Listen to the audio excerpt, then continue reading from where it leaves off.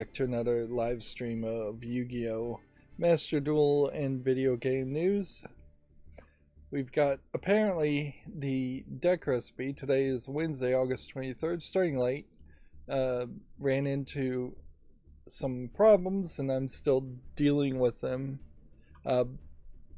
In particular, something changed my audio, which caused me to change my audio, and now I'm getting a ridiculous amount of just echo. Either I can get echo or I can get very, very muffled sound effects in my hearing, and not actually hear myself at all, which at a certain level, I guess that is what echo should be. I guess what I should try here is just not listening to not monitoring my microphone anyways. Let's see. What does that sound like? See, the problem with that, though, is that my headphones are just so good that I can't hear myself through my own headphones. So I would prefer to have echo, and this is something that literally only I can hear. But I would prefer to have a time-delayed echo, or reverb, I guess, is probably a closer description of what I'm hearing, just because the audio is going into the microphone and then coming back out. But I'd much prefer that than to sound like I'm not speaking at all, or that my ears are clogged up. Apparently you can get the deck recipes for the champions and runner-ups of the World Championship, but to do it, it's going to take you to a website, so there isn't even really a system built for even the creators of the game to share a deck. Where wouldn't it make a lot more sense for there to simply be a structured deck available for free for the World Championship, or a special deck for free? That would make a lot of sense to me. So let's see. We see if we have any legacy packs. We have 6, so we'll open those up. So today's Wednesday, August 23rd. I was testing out and trying what said I was going to do, which is to live stream as reruns my recordings of a series on Twitch, at least until I satisfy the requirements on Twitch to have enough to upload videos.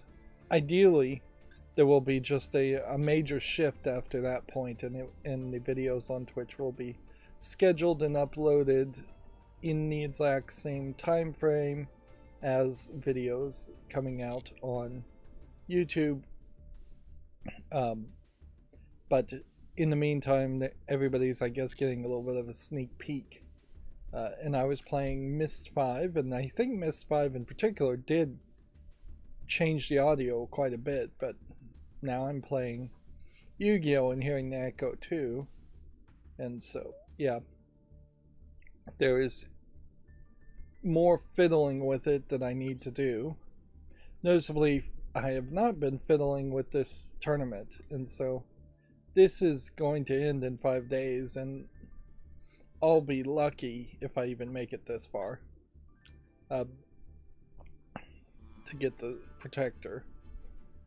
I'm definitely not putting a lot of focus or attention into playing extra Yu-Gi-Oh! In fact, Marvel Snap just came out with what they're calling their official PC version, where it was just like a beta PC version.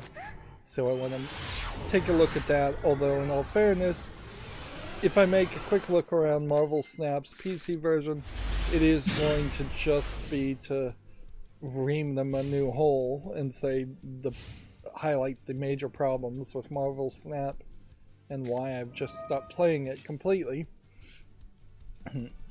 um, I played all of Myst 5 End of Ages. It's not really worth playing. You are better off playing Myst and Riven and either stopping there if you really love those games, and then if you really need more content, then playing Myst 3, Myst 4, Uru, or Myst Online, whichever. Whether you want a single player experience, Uru, Myst Online, if you want the multiplayer experience, I think that's the difference. But Myst 5 is just not a Myst game. It really isn't. There's empty rooms with no decorations, no red herring items to look at, no banners on the wall, no extra books. There's like 0 extra books talking about anything at all. There's basically maybe 5 puzzles throughout the entire game, and 2 of them are in the final area, which, yeah, actually there's 3 puzzles in the final area, and so maybe they get you up to 6 or 7 throughout the entire game. But the first area, there's a puzzle. There's literally just like 1 puzzle with 2 parts, and there's a ladder. If you want to argue that learning that you have to put something down to free your hands to climb a ladder is a puzzle, that's ridiculous to make that argument, though. And the second area, which would, I can't even remember. Let's see, the first area is the nice area. The second area is either the space area. Yeah, the second area is the space area, and it's actually glitched at that point in the game. You have to turn on, I had to turn on vertical sync to make the telescopes work, and you can't solve the puzzle without looking at the telescopes. And then there's a lot of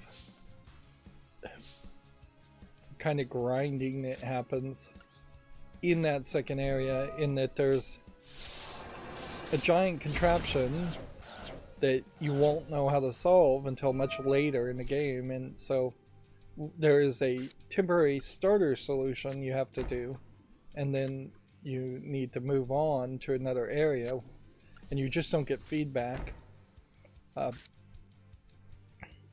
The biggest problem with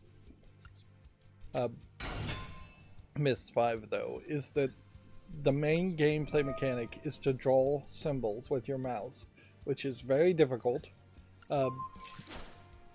and then have this 2005 era technology try to recognize the drawings of the symbols to interact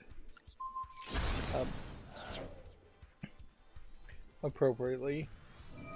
And even on that idea, the symbols boil down to 3 or 4 teleportation shortcut checkpoints that you find, and 1 action symbol for each of the 4 levels.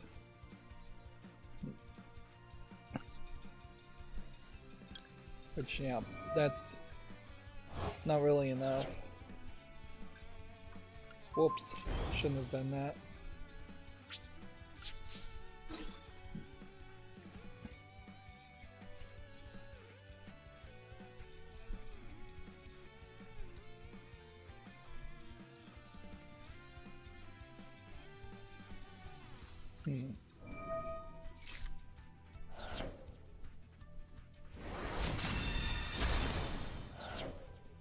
I don't know if there's real value in doing that, but whatever.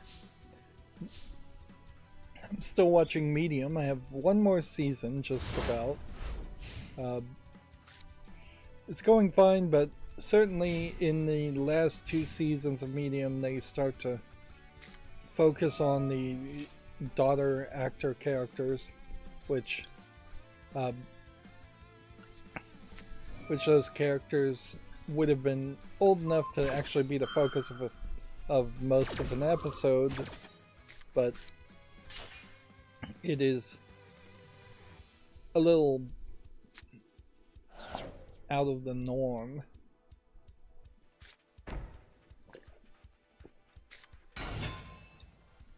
course, by the 6th season, they probably were running out of ideas, too. How many different ways can you make an episode where you have a dream of somebody being murdered, and they basically had to be murdered?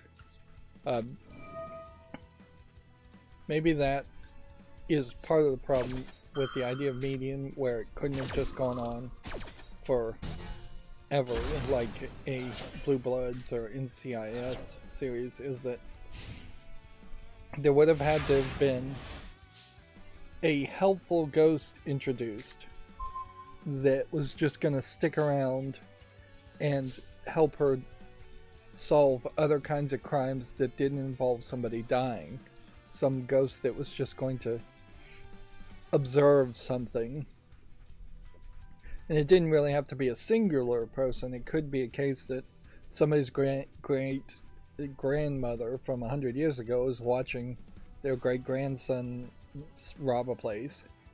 But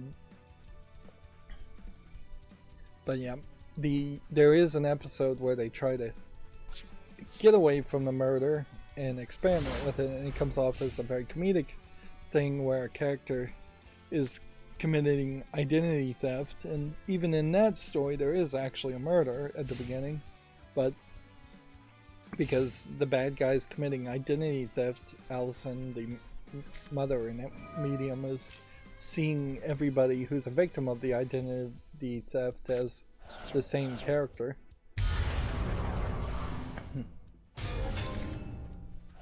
It does, by the 6th season, certainly kind of blur the entire series together in kind of a good way, because I would say after the 3rd season, 2nd season, just churning out slightly better than average episodes fixes some of the rough patches in the first 2 seasons. But yeah, I'm still spending a lot of time watching that. I did watch the latest Futurama too. In that series, it's really hard to appreciate Futurama at this point. You can appreciate it as a thing of the past, certainly, but the idea of them doing anything new doesn't even seem like it's a possibility. They made a parody of Dune, and that's basically all it is that it will be a decent, timeless comedy episode that parodies Dune, but it's not going for any big narrative reveals or changing of the status quo, because they just can't do that with Futurama. And that's the danger, I think, of TV series in general going too long, is that eventually you're still thinking in that syndication mentality where episodes would air out of order. And that is one thing that streaming did mostly fix, is that nowadays almost no show is thinking from the idea that the episodes would air out of order or people would miss episodes. And so we are getting a lot more consistent narrative storytelling. Take note here, though, that I'm talking more about Futurama and Medium and live stream shows I'm watching, TV I'm watching, effectively, than I am Myst 5. Myst 5, on top of breaking kind of a social contract with a completely different style of gameplay mechanic and not really having puzzles or books to read in, which is what Myst is known for, it changes a lot of what the story is, or it recontextualizes a lot of what you know about Atris and his family, or the Dunny people. It basically says that all of the ages, all the success of making the ages are on the backs of a slave race, and so there's this effective guilt by association that you are given, that you're enjoying the missed ages in the game, thinking they were being created by a master artist just writing in a descriptive book, and then it turns out no, there's actually a whole other slave race that is being used to um, to create things and craft things. And then there's also crystals that they used in some way, and the crystals are coming from a like arena slaughter fest, like the Coliseum of animals. And so the Dunny people are having animals fight to the death, and then cutting the crystals out of their skulls, or their skeletons at some point, like pearls in an oyster, except for you can actually get pearls out of an oyster, although usually you don't. The oyster usually doesn't survive when you try to remove a pearl from it.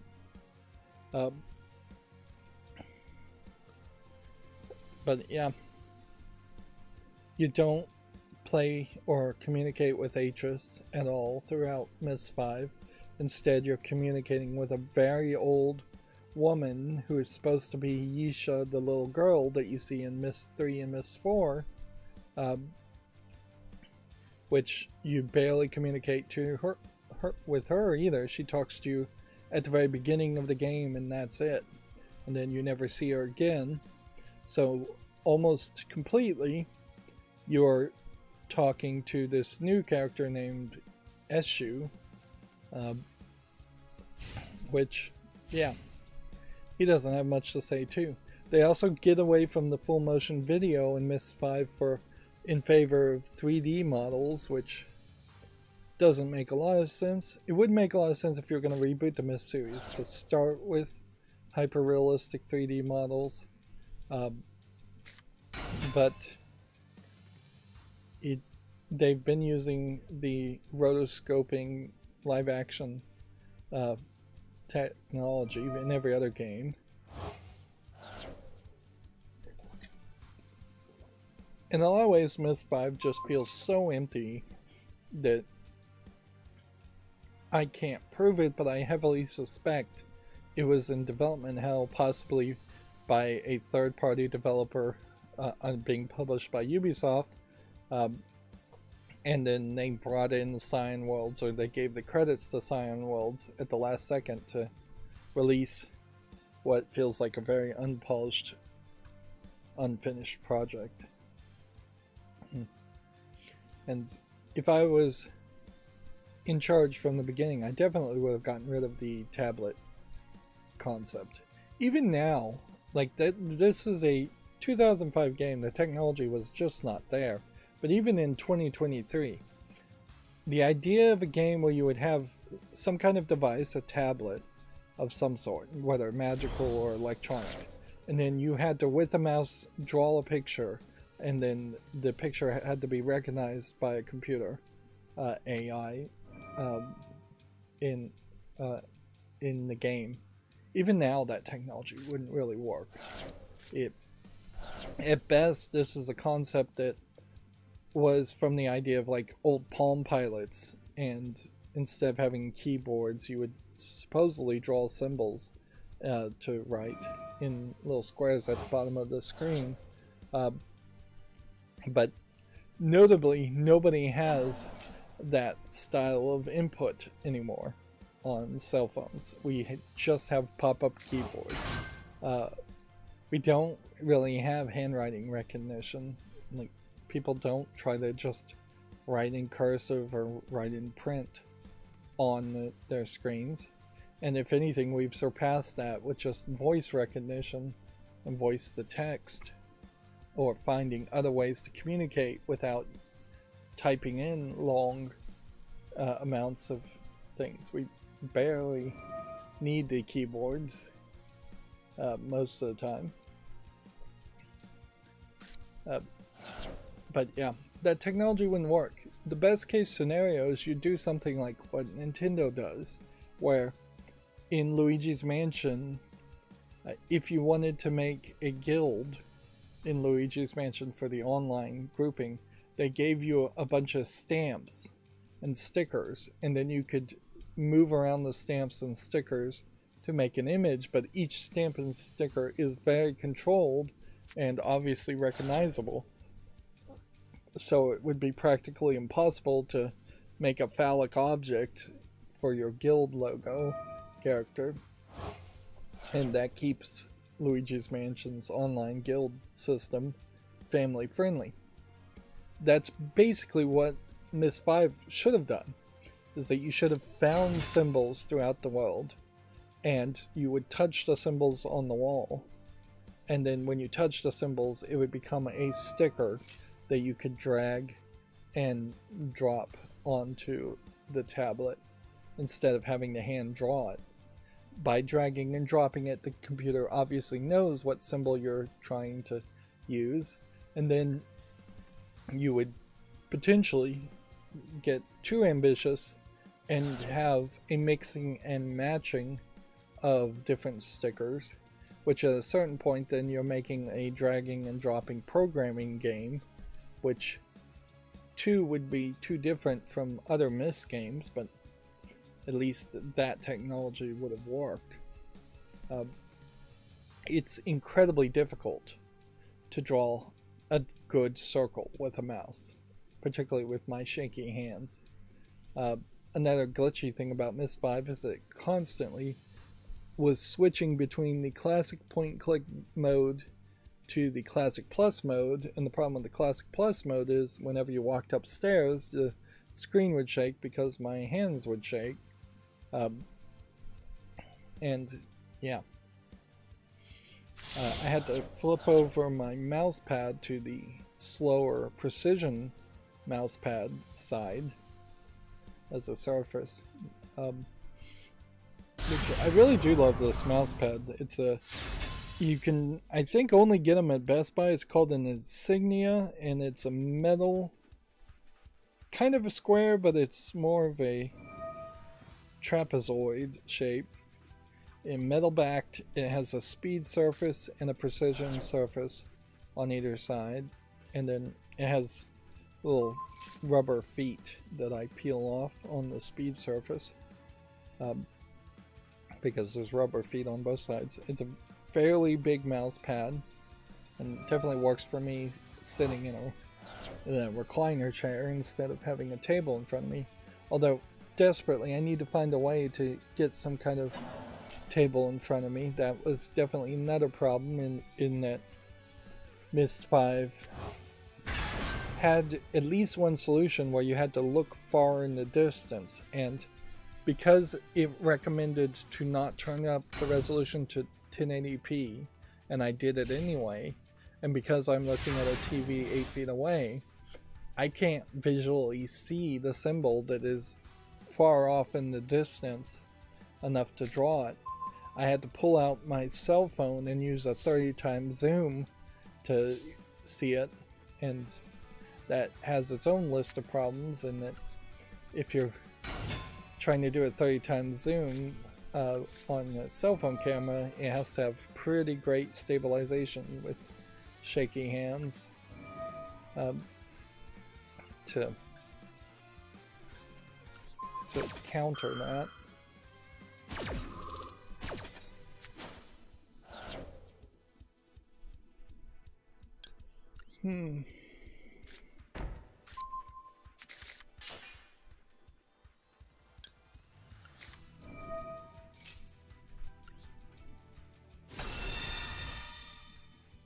Still desperately just trying to win. I need to know what these do. Don't want to do that.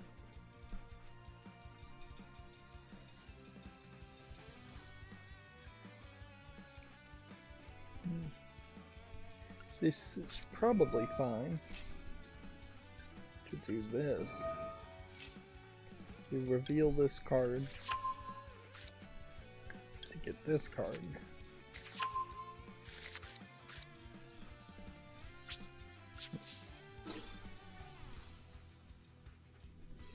So yeah, I started late, so I should really go through the stream fairly quickly. I did watch the Gamescom opening night live presentation. Not a ton to say there, but obviously there's a decent amount of announcements that we'll cover.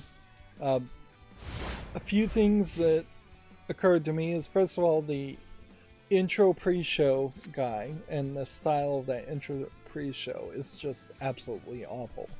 Like, it should not exist. They might as well not have a pre-show if they're going to have what is effectively just a weirdo sitting on his couch presenting some videos that didn't make it to the actual show, and he's doing it with these really dumb skits. Like, it definitely isn't hyping you up for the opening night live, or it's anti-hyping, if anything. And that's a issue, I would say, because yeah, that's starting off on the wrong foot. And then they like started off on a kind of awkward foot in that one of the very first presentations, yet another person got on stage who shouldn't have been on stage. I believe he was calling for the release of GTA 6, which, okay, I guess that's something video game related versus a troll getting on and thinking his Rabbi Bill Clinton, which is what happened in the previous presentation. Although I would say there is a decent tinfoil hat conspiracy to think that may have been completely staged and done in a way to potentially show that Jeff Keighley can handle stage crashers better than the way they handled it before. Because the first time, the kid that got on, the troll, in the previous presentation, he got on with a group of people as they were giving their award reception speech, and he was just able to stand in the back. And nobody rushed the stage, nobody stopped him. They let him get all the way to the mic and say something. They basically let him walk off the stage and grabbed him after the cameras were rolling. Jeff Keighley was not on stage at this point.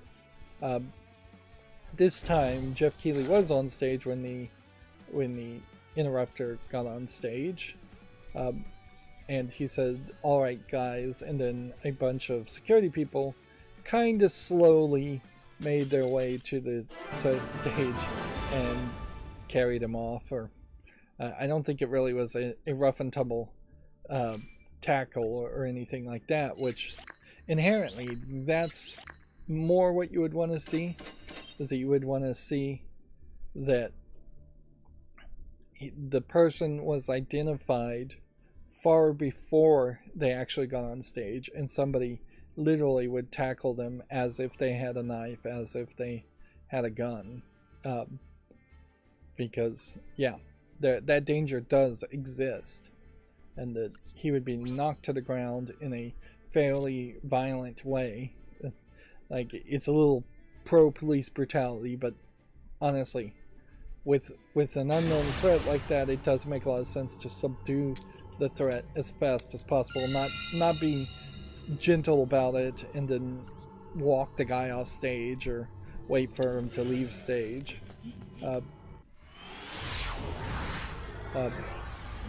But yeah, I kind of don't really believe that it was staged, but it kind of felt like it might have been staged, although it doesn't really prove much if it was staged, unless it was just a dumb idea or a bad skit that went poorly, which it didn't really lead to anything. I don't think they would joke about the release of a game that hasn't been announced yet, even if it is GTA 6.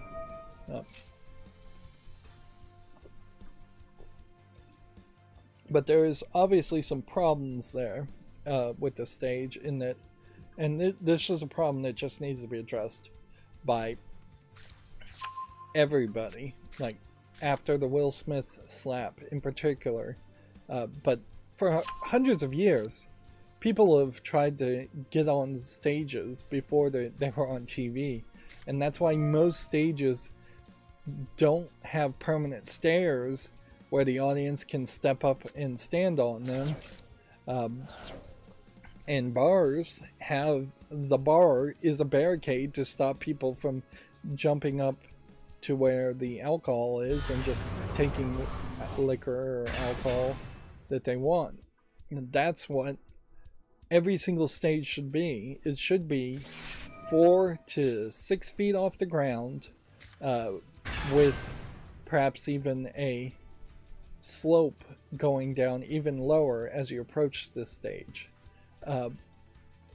If somebody is called to the stage to receive an award, they should probably go through a door, they should probably go through a metal detector, and that door should lead to the backstage, and then all the potential winners should be in the backstage. You could even have like a special side audience that was directly connected to the stage, and then have security do a checkpoint to get to that side stage. So there could be a nominations booth, basically, where you could even have a nomination booth on the left side of the stage, the right side of the stage. But the idea that somebody is called to win an award and you just walk straight up some stairs and you're on the stage there should go away for every kind of presentation. And for opening night live in particular, they weren't giving away awards, so there wasn't ever a need for there to be stairs there at all. Now that gets to my second point, which is opening nights live looked way better than the video game awards, and I can only assume that is because Jeff Keighley is effectively using Gamescom's funding to have a better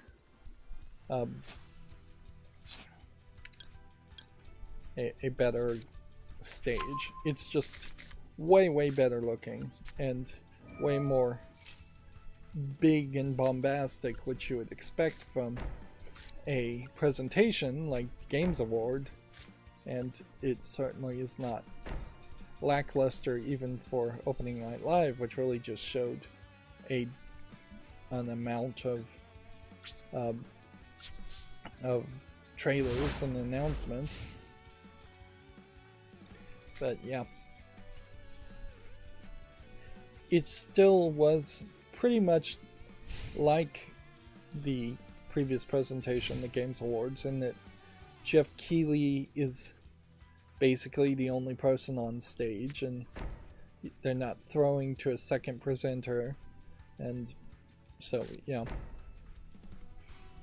I think there's perhaps some ego in that needs to be turned down a notch, and it definitely would help to have secondary presenters. Almost every event has at least one backup presenter.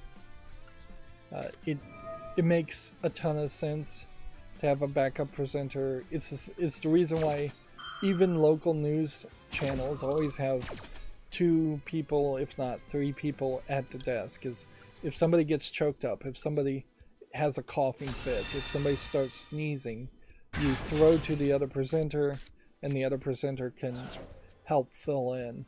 But it also just creates a visual change, effectively introducing a different character, which is just a better experience in general.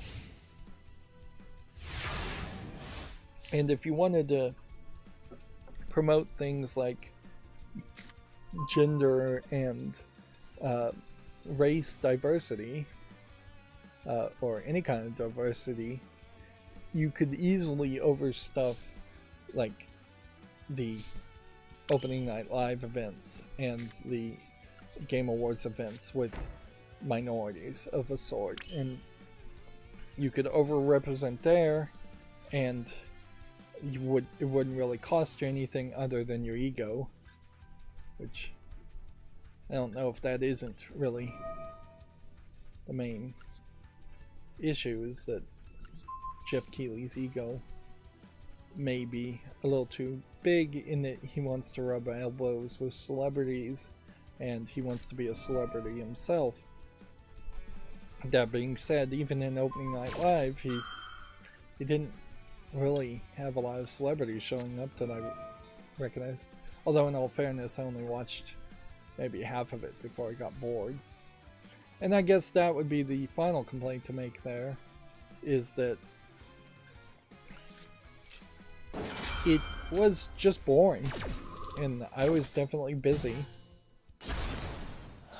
So, yeah.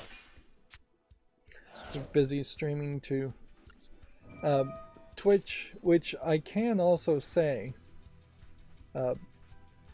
there is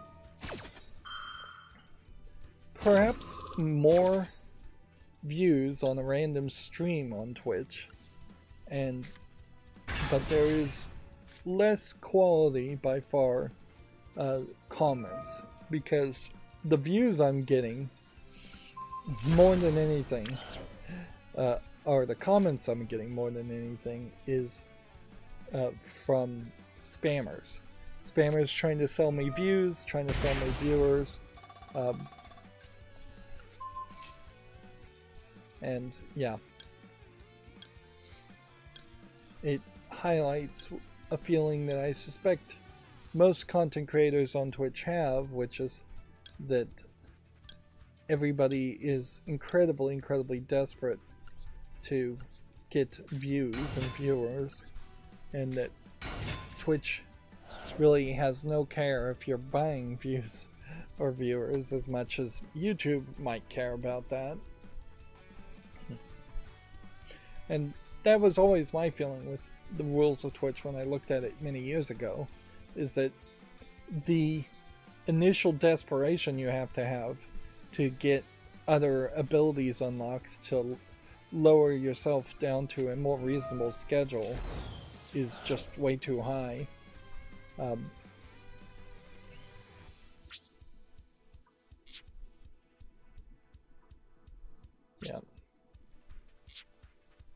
I guess I'm just ending here.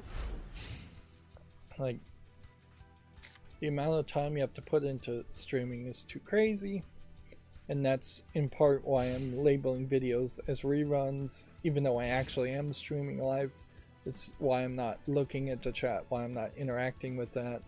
I don't like that style of de-emphasizing actual content as far as gameplay or criticism in favor of just using gameplay as a background noise to interacting with the chat. I just can't personally handle that much interaction. I can barely handle 2 or 3 people in the chat, and I really have no idea what I'm going to do.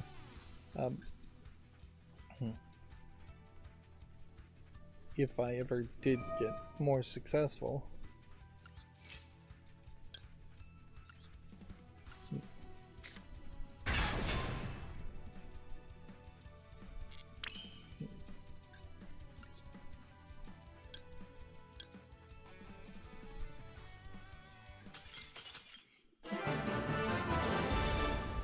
Yeah.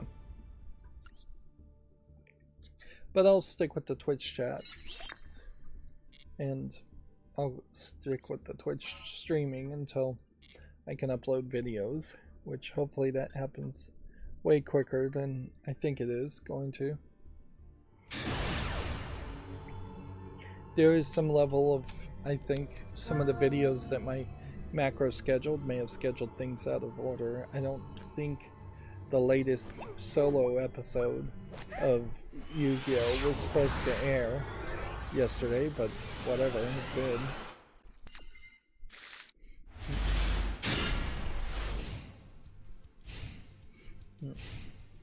I watched a YouTube creator insider talking about shorts, and they're not really saying anything or being helpful at all, and then immediately the YouTube algorithm auto-played to another video by just some random YouTuber about shorts, and it was this interview of a guy making YouTube shorts that are obviously clickbait and obviously garbage. And he's like, yeah, I'm so successful by trolling the trolls and putting in mispronunciations on purpose so people will correct me and get angry. And it's like, oh, so you're just not making good quality content at all.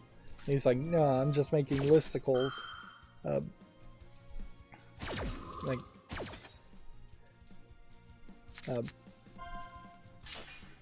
the problem with that, certainly, is it might get you some views and some, maybe even subscribers, but in the long run, if you're intentionally trying to make your audience angry at you or trying to get them to correct you, they're going to figure out that you're not listening and that you're intentionally mispronouncing things, and you're building an audience that you deserve in the fact that your audience is going to be full of angry people correcting you, which is going to eventually wear you down. Eventually you're going to go, wait a minute, my entire YouTube channel is just full of people yelling at me and correcting me, and they're not actively wanting to watch my content because of the content, they're just wanting to watch it because of, so they can hate watch it. Which, yeah. Trust me, if you get successful enough on YouTube, you'll have enough haters by default. You shouldn't try to build an entire level of success around haters. So I don't want to activate that one, I guess. I want to do this, this, and then move this.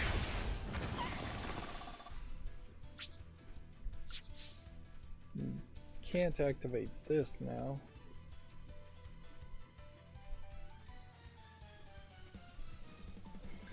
I could potentially summon something here.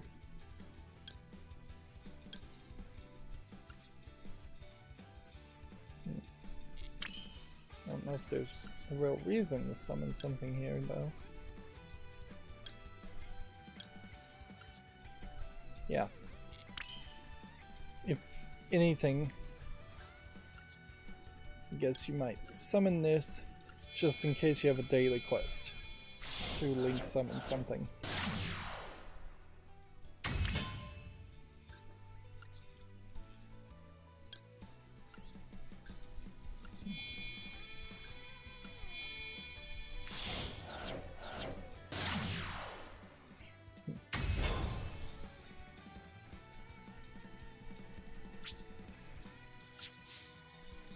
Yeah, that's about all you can do.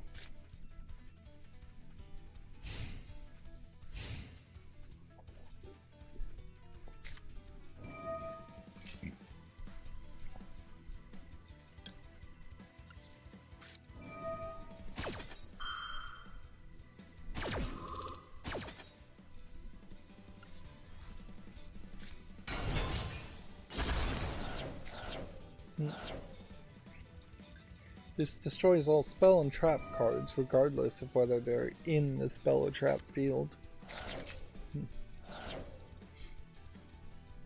So we got some news, and I really should just be going to the news. This should probably be the last game we play today. Denuvo is now on Switch, including a new technology to block PC Switch emulation, which, if you're doing proper emulation, there's no way that the software would be able to tell that it's being run in an emulator. Games already don't run particularly well on the Switch. The idea of adding Denuvo is definitely something that would be questionable, particularly when you start to think about what is Denuvo really designed for. It's either designed to do anti-cheat or digital rights management. If you're uh, making ROMs for Switch games, you're going to have to rip out de novo, so that may stop a few ROMs from being released, but probably not. Like, every version of de novo for every game is slightly different, but it usually is somewhere between weeks before the game actually launches to maybe 3 months at most. De novo games are uncracked, then they get cracked open, and then people can run them in emulators. And if you can crack the de novo, that's not going to stop PC emulation from running the cracked version of software. As far as anti-cheat, there's very little online going on Switch anyways, and I think there's even less percentage-wise cheating going on as far as just running an app or running an emulator to run some kind of cheat software on the Switch. And in all fairness, I misspoke. De novo actually is just the digital rights management. It's not even anti-cheat. De novo has been consistently trying to make itself be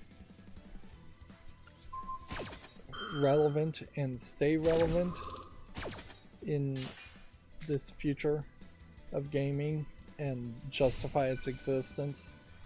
It is basically a insurance style product that companies love to use and spend budgets on. It is almost certainly something accountants make an argument for versus game developers make an argument for, or publishers make an argument for, to protect their investments. And it is possible that publishers do have numbers to back up the valid reason you would use de novo. They may very well have sales numbers that they are truly believe would have been higher had their games in the past not been cracked. But I, in part, would also assume they are just obsessed with piracy being the problem always. In the same way that, like, in the 80s, everything was drug related and all evil in the world came from drugs. Once you start selling that narrative, you get kind of committed to it.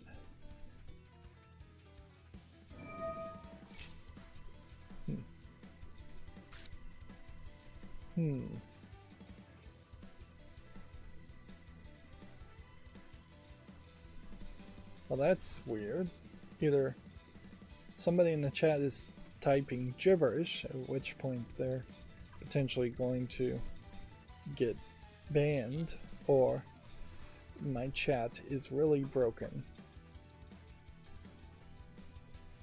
I would think it's somebody in the chat typing gibberish,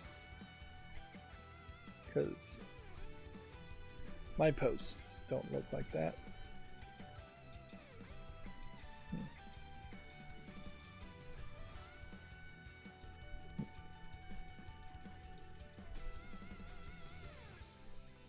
One of the problems with the chat being integrated into OBS is that the buttons don't work. The pop-up screens and things don't work. So, yeah, there's room for improvement. As part of the attempt to fix my audio echo issue, I updated OBS and reinstalled Voice Meter Banana and changed a whole bunch of settings, but yeah,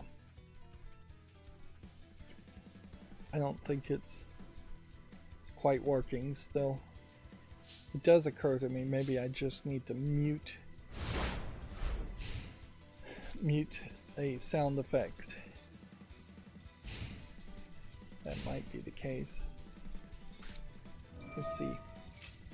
Before I forget that, let me do some do it live and see if that screws some things up. Let's see, if I bring up the voice mixer and then I mute OBS, I can't hear myself, but I'm still hearing the echo and the microphone, which means that there is a different audio input that needs to be muted. But what is it? Can I?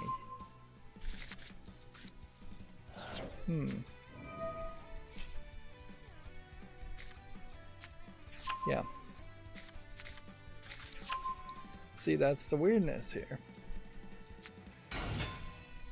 OBS is playing outward to a couple of different inputs and outputs.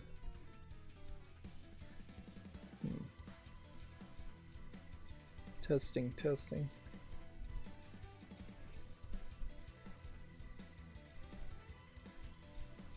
It very possibly has something to do with voice meter bananas settings too.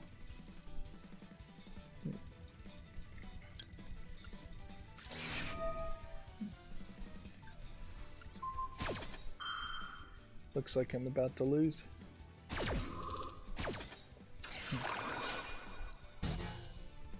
Yep. So, yeah, OBS is, the setup is very weird. Certainly. And there is definitely room for improvement to just walk people through how the audio should go. In part, I fixed this whole problem if I just got a Rodecaster Pro and had an exterior soundboard instead of using software, which is, but that may just be trading one confusing scenario for another confusing scenario. There's probably a mix minus that needs to be set up if I had any way of doing that. I don't know how you would do that in software to subtract some, if not all, of my microphone input.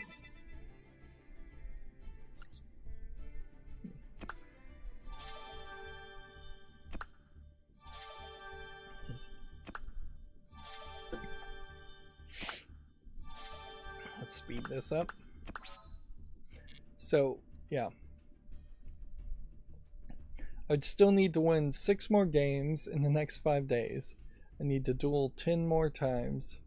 And then there would just have to be a hope that I got really lucky to potentially win this title.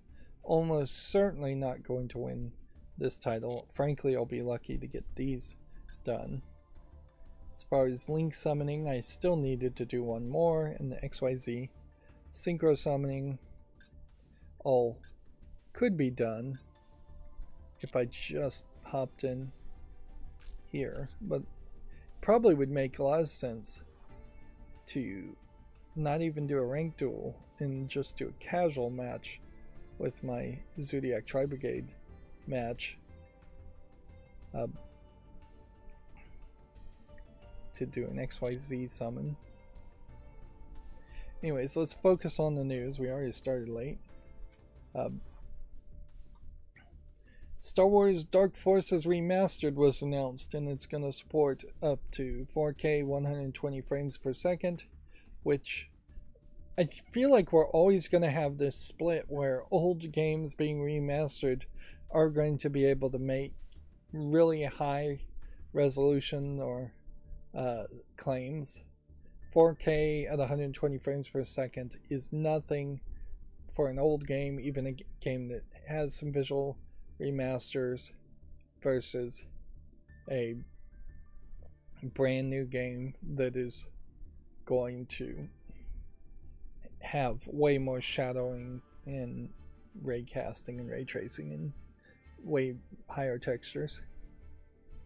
This is from Night Dive Studio, and several Night Dive Studio games, or as a remaster maker, were announced, which inherently this does just highlight that any video game company could have become Night Dive Studio. Night Dive Studio literally is made by two people who were barely programmers and knew nothing about actually making running a company.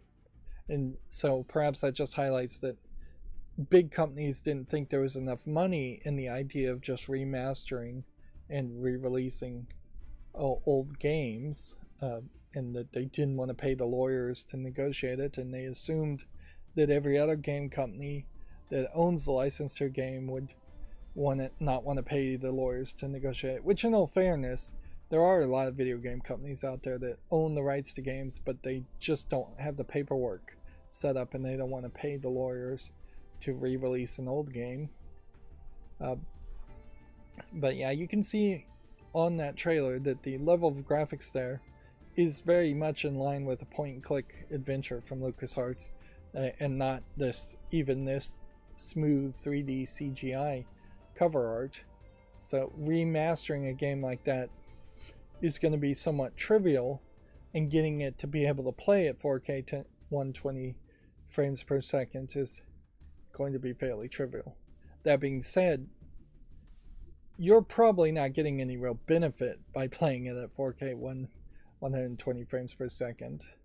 Like, those extra frames aren't going to change much, and it being at a higher resolution is almost certainly just going to make things seem a lot smaller, or they're going to have to scale up all of the images by 4 times at minimum, and then shrink them back down, which is what ScumVM also does. Is it has a 4x scaler that it takes every 1 square pixel and turns it into a 2x2 grid of square pixels, just to get the resolution higher but maintain the size of the objects. Turok 3 is also getting a 4K remaster. It'll be the third of Night Dive Studios' Turok remasters. The Turok series always stood out as a visually interesting series that I never got around to playing, in that you have these kind of Native American characters fighting aliens or dinosaurs. It's a different spin on something like Duke Nukem or Doom. Clearly, for the time these games would have come out, you're trying to sell a little bit on the sex appeal of both the guys and the girl here. It is a series, though, that where you would hope that this would renew some interest in the Turok series so that you could get a true reboot. It would make a lot of sense for there to be a Turok reboot, more than in the same way that the Tomb Raider reboot originally made a lot of sense. You can take the concept and tweak it a little bit and modernize it, and the general idea of having a Native American character is still good, or multiple Native American characters is still good. In 2023, you'd be a lot more woke about how you treated the Native Americans. You'd bring in actual Native Americans to talk about their actual culture, and you'd call them First Nations instead of Native Americans, or Indians. But yeah, there definitely is a way to have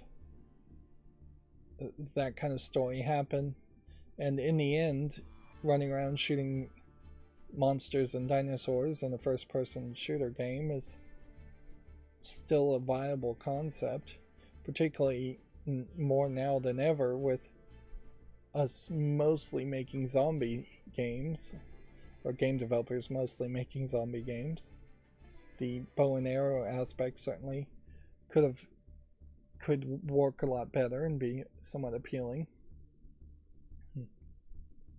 In a lot of ways, Turok could have the elements that the Tomb Raider reboot missed, in that Turok would have dinosaurs and aliens that you're fighting, whereas the Tomb Raider reboot tried to be too realistic for its own case, and you're only shooting humans with human weapons in the Tomb Raider reboot.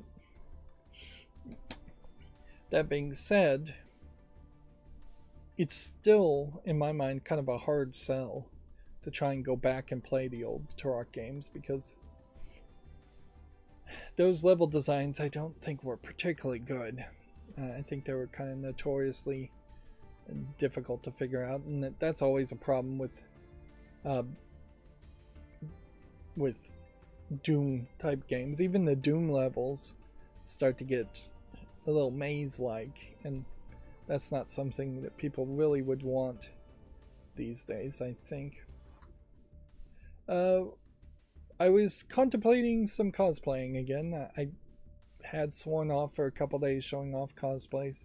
What caught my eye, and I am definitely of two minds here, and we'll see it in some of the other cosplays, is there was a cosplayer who did a damaged, no, it wasn't a damaged cosplay where their clothes were torn. Another cosplayer did that, but it was skimpy clothing of Princess Peach, and for some reason, I'm not sure I really understand it myself, I had kind of a reaction there where you had Zelda, not Princess Peach, from Breath of the Wild in such skimpy clothing, and it felt like it was a little out of character, a little inappropriate. It's not really out of character and inappropriate to do the Ada Wong from the new Resident Evil. Like, this is basically the outfit she's wearing here, so this is a very valid cosplay in my mind as far as that. But when you start getting into like lewd cosplay like this, which is a damaged suit of a damaged Zero suit outfit of Samus Aran, that feels a little inappropriate, because that never really happens in the game. It's not really canonical to anything. If anything, the Zero suit is supposed to be very strong, I would assume. Although in all fairness, it doesn't really affect me as much to see a lewd cosplay of Samus Aran as it does Zelda. And let's see if I can find that other one. I don't know if it really does occur to me. Like, I barely even think of this outfit, for instance, of the way Harley Quinn is depicted as being lewd. Like, if I saw a cosplayer walking down the street in this, I would just be like, okay, that seems about like average clothing. You definitely see a lot more on a bikini on a beach, and I definitely, even though Harley Quinn was created for the Batman the Animated Series, a cartoon for kids, although arguably some people would say it actually wasn't created for kids, that the animated series was actually for adults of fans of Batman more. Harley Quinn was always described as a character as being the cheesecake, the male gaze character, the object of desire. Even in the animated series, when she had the ridiculous outfit, she was the object of desire of the Joker, at least. And so I guess maybe over time I have been worn down to just always recognizing Harley Quinn as being the femme fatale type character that she really wasn't originally created as. So that one doesn't strike me as too odd either, but maybe that's just because I see a lot of Harley Quinns. And it may just be that familiarity breeds a level of numbness to it. Did I lose that? No, here we go.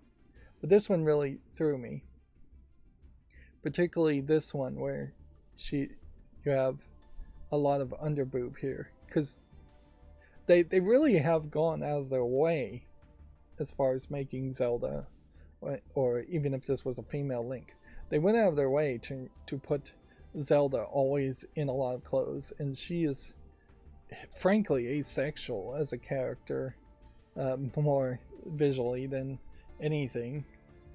So yeah, maybe it was just a slight whim on my part, but it does seem like it would be a little inappropriate. And yes, if I was at a convention and I saw this amount of underboob hanging out from an outfit, I would say, all right, that's going a little too far.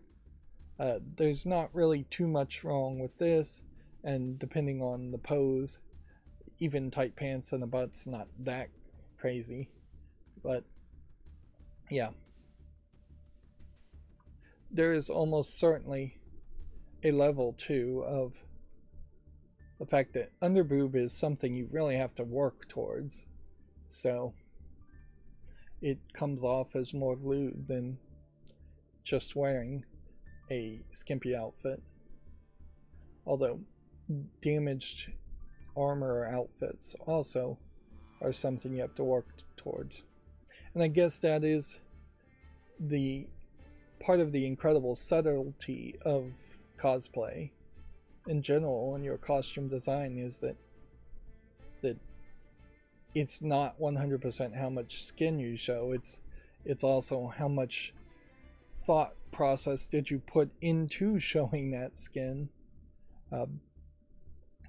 And probably not even in cosplay, probably that's the case in general, is that if you were walking down the street and somebody ripped your shirt off, did you put any thought process into being topless, whether you're male or female? No. So that would be fairly forgivable by most people's standards, versus if you ripped your own shirt off, you put a lot of thought process into that, and thus that would be less acceptable. Although most people say toplessness of men is fine, and a decent number of people say toplessness of women is fine in similar situations. Moving on to video game news, though, I guess that was just a thought I was having. Midwest Games has been established by ex-Netflix and Harebrained Scheme staffs. It is a company in the Midwest, although what is the Midwest, really? You would assume that's Midwest United States instead of being Midwest, which would be like the UK, France, Italy, Africa, parts of Africa. That would be the Midwest of the globe, at least if you assume that the United States and California and Hawaii is the west of the West, and Japan is the east of the East on a map.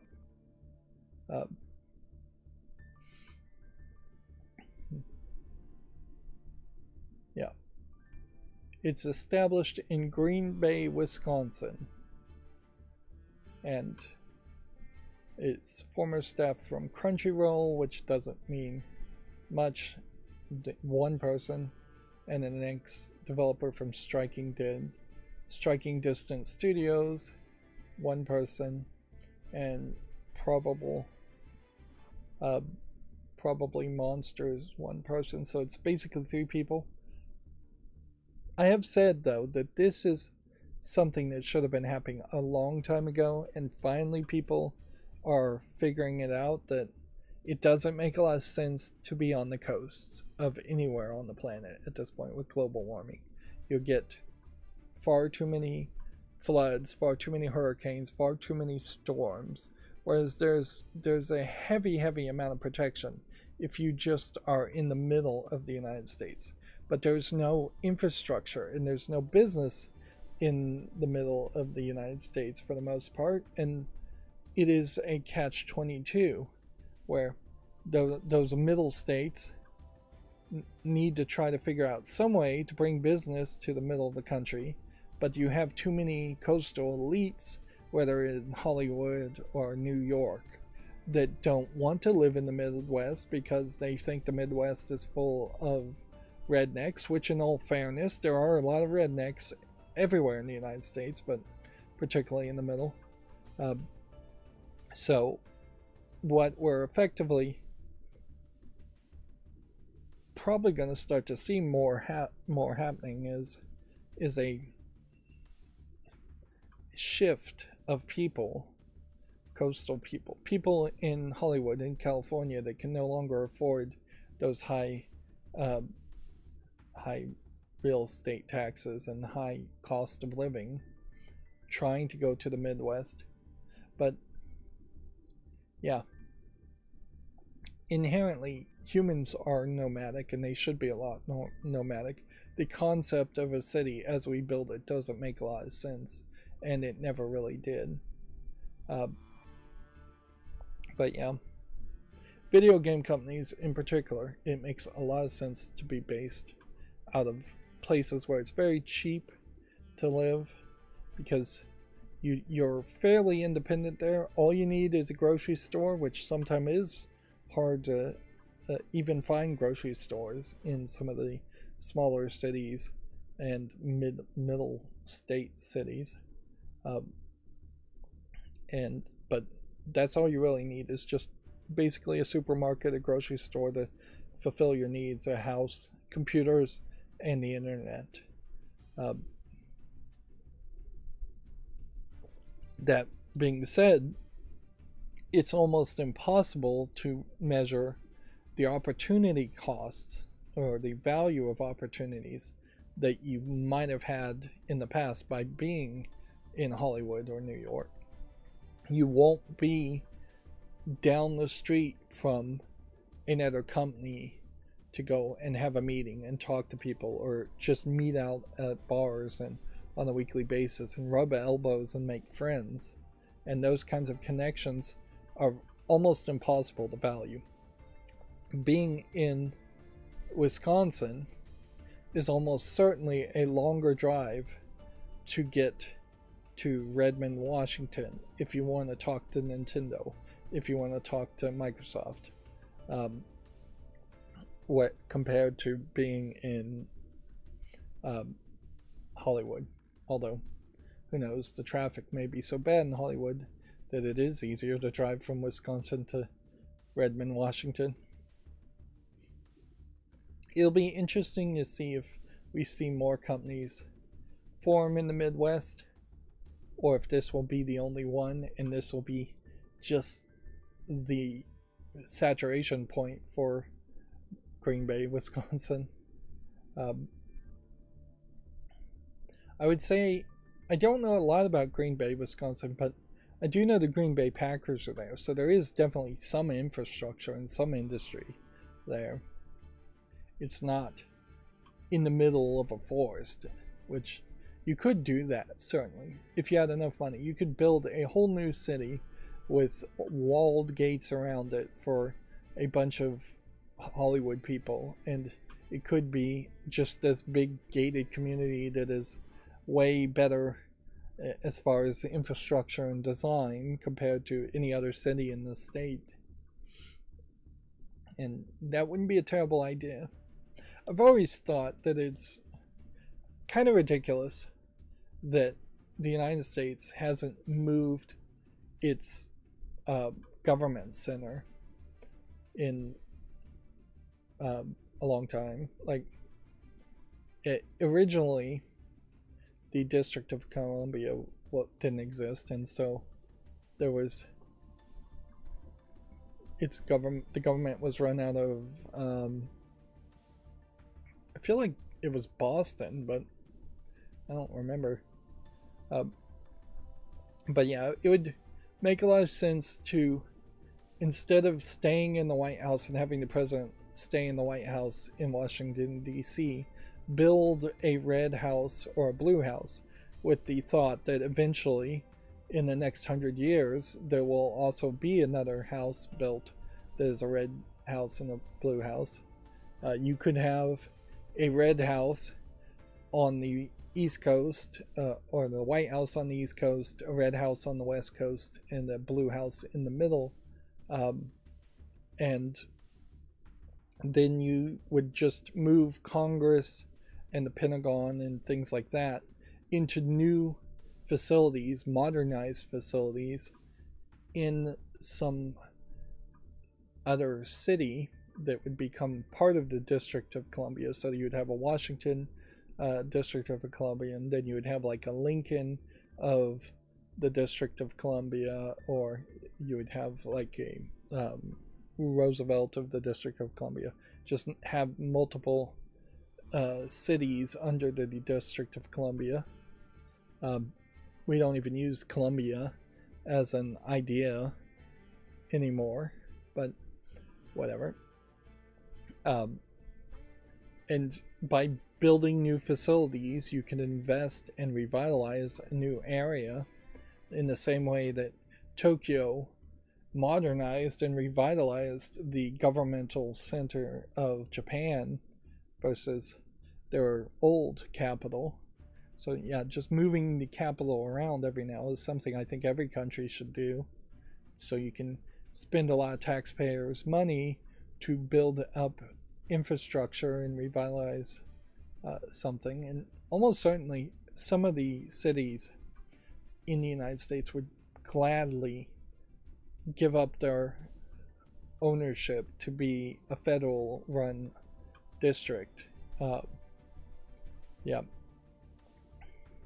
there are plenty of ghettoized areas that if you put a ton of money into it, they could become very much revitalized. In the same way that building a base, a military base in a city, actually benefits cities quite a bit. But that has nothing to do with video games. I'm going on a rant when I don't have time. So yeah, we talked about this before as far as the Gamescom opening night live being disrupted. He had an Austin 316 sweater on, and just look at how close he was allowed to get to Jeff Keighley. I mean, he is less than a foot away from grabbing the microphone. He is mere inches away from Jeff Keighley. Even if Jeff Keighley had a stab vest on, which I imagine he doesn't, or bulletproof vest, his head is exposed. You could easily, in his hand, have a knife and just stab him in the neck and murder him. And that's too big of a risk to take for any reason. The second somebody got out of their chair, like, there is a decent argument for these events to have like weight pressure sensors on every single chair, and for an alarm to go off if you stand up out of it, and that signals some kind of silent alarm to people.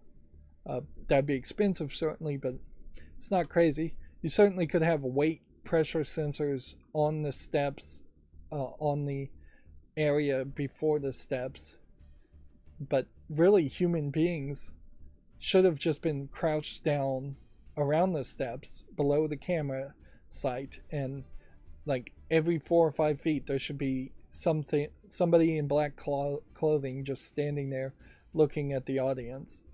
Crouching down looking at the audience. But yeah. Oh, he claimed Bill Clinton wants GTA 6. But yeah. See, somebody else walked in front of him and didn't grab him, and then the camera zooms way out here and you just don't even see what happened there. But so even if this was a tinfoil hat idea where they wanted somebody to jump on stage to show that they would handle it a lot better, that tinfoil hat conspiracy thought gets thrown out the window in the fact that the camera zooms out and that they don't do a great job. Like,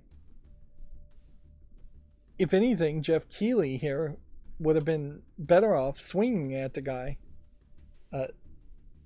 But yeah, You can see there's all these security people from very far away wandering up here.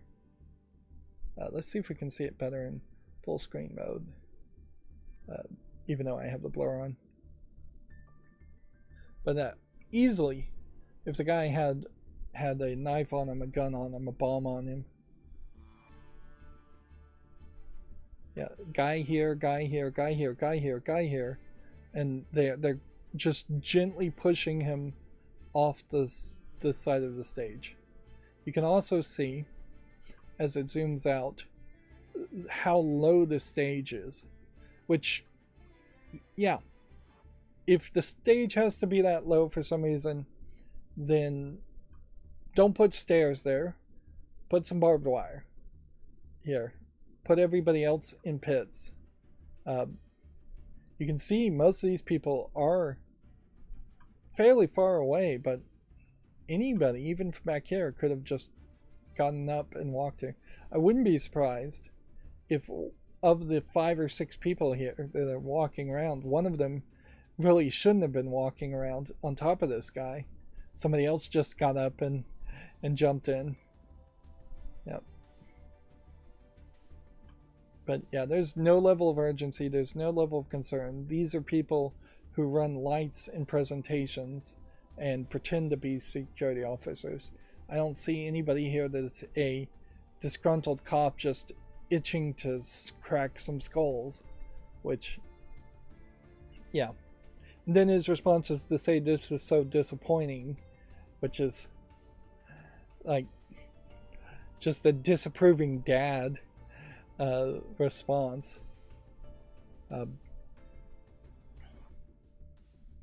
But yeah, honestly, if you were gonna tinfoil hat this, just have him slap him across the face like that. Which, yeah, that probably would tell you at that point that it was a skit. It would have been funnier if it was a skit where he had somebody come out and then Jeff Keighley just slaps him across the face. But I bet Jeff Keighley actually wants to be friends and rub elbows. I wouldn't be surprised if Jeff Keighley actually has run into Will Smith. And so he probably wouldn't do that because that would make Will Smith angry. But yeah, there's a total lack of security at Gamescom in general. And that's more on Gamescom, but it's also on Jeff Keighley. Like, he's got to run his own show and protect himself. Oh, the other part I wanted to show here, though, is just the stage in general. You have this giant stage with a walkway in the middle for kind of no good reason, because then half your audience can't even see you head on. But yeah, big stage here, lots of lights presenting Starfield videos. It is way better decorated and better visually. You've got this big screen on the back with playing than what the Game Awards was, where the Game Awards felt like a very tiny stage that didn't really make a lot of sense to be. I would have preferred the Game Awards stage to be this big and the opening night's live stage to be smaller.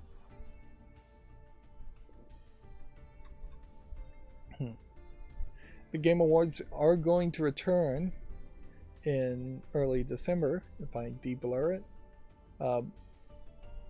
So December 7th will be another Game Awards, which the last presentation I guess wasn't actually a Game Awards. I've been calling it a Game Awards, but come to think of it, it was the Summer Games Fest that I'm actually talking about, with a small stage and kind of a disappointing presentation. Maybe the Game Awards will have a little bit more polish to it as far as stage design.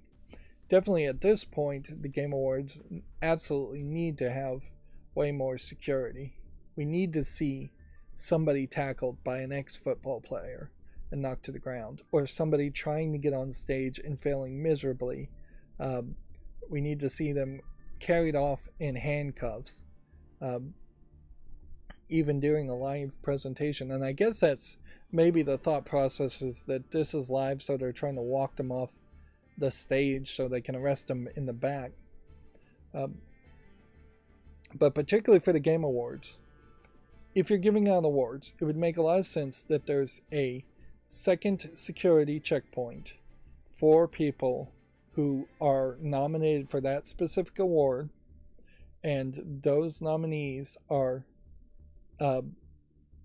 sitting in that separate segmented nominees booth section. That would be easier to film too, to have all the nominees sitting next to each other, or sitting in two booths on either side of the stage instead of having them in the crowd. I don't really understand when you see the Oscars that all the nominees are just mixed in the audience, which almost certainly the Oscars probably spends hundreds of hours thinking about who they should sit next to whom and who likes who. I wouldn't be surprised if it's a major popularity contest. But yeah, there definitely should be a audience that's much further back, and then there should be some level of security for VIPs, and then there should be a extra third level of security for nominees. With the exception of the slap from Will Smith, we've never had a situation where... No, we've had several situations actually where celebrities have jumped on the stage when they shouldn't have.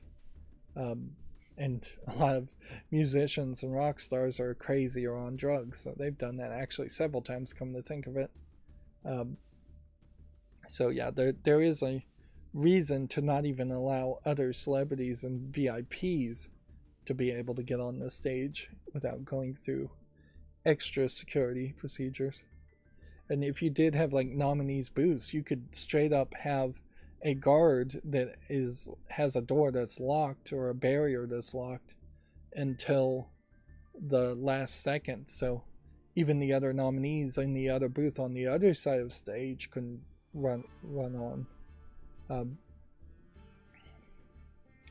I do think, I don't know how you get the qualifications for a job like this, nor do I think I have the energy for it, but I do think I would probably make a great security designer.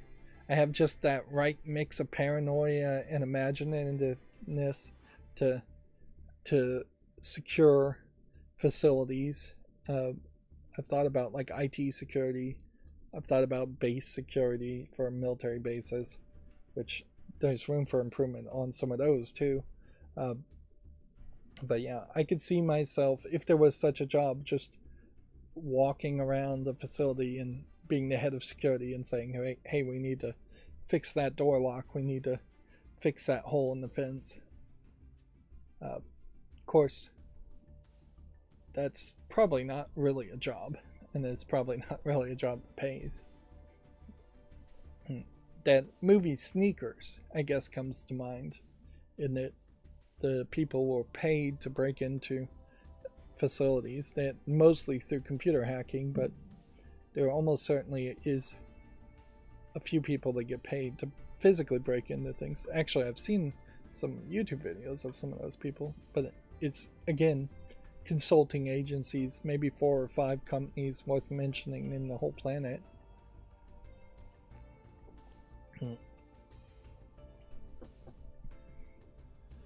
Back to video games.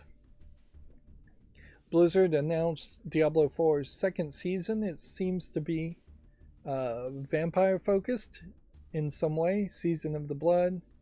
It introduces a new quest line for you to uncover vampiric powers to wield against their originators, which you're fighting vampires, I guess, but you can also get vampire powers.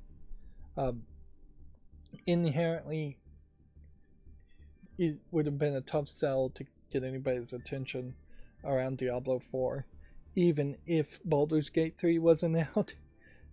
People were not hot on Diablo 4, even when it first launched, and there is definitely a decent argument to play Path of Exile or one of its competitors instead of just playing something called Diablo 4 because it's called Diablo 4.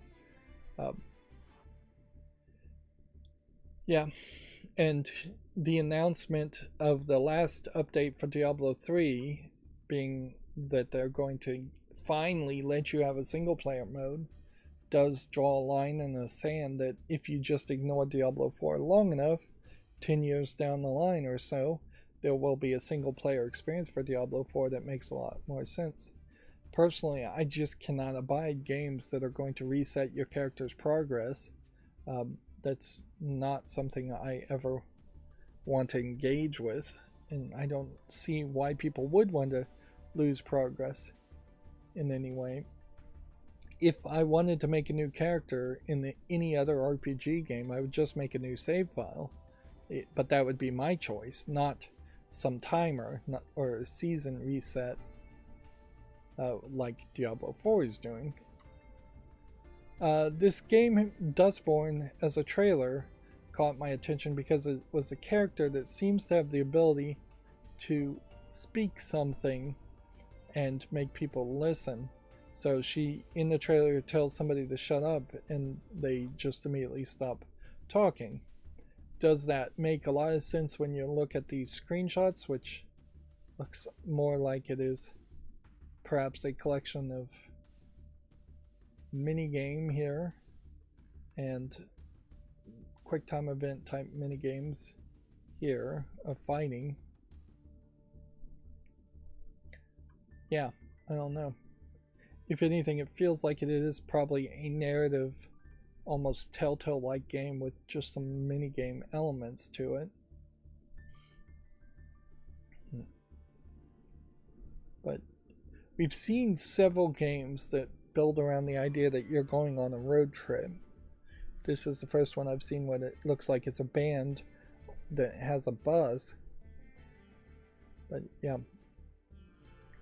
seems almost like it's trying to take the ideas of something like Life is Strange and mix it with some of the road trip games. Although, I don't know why either one of those genres feel like they are particularly good enough to justify people making clones of them.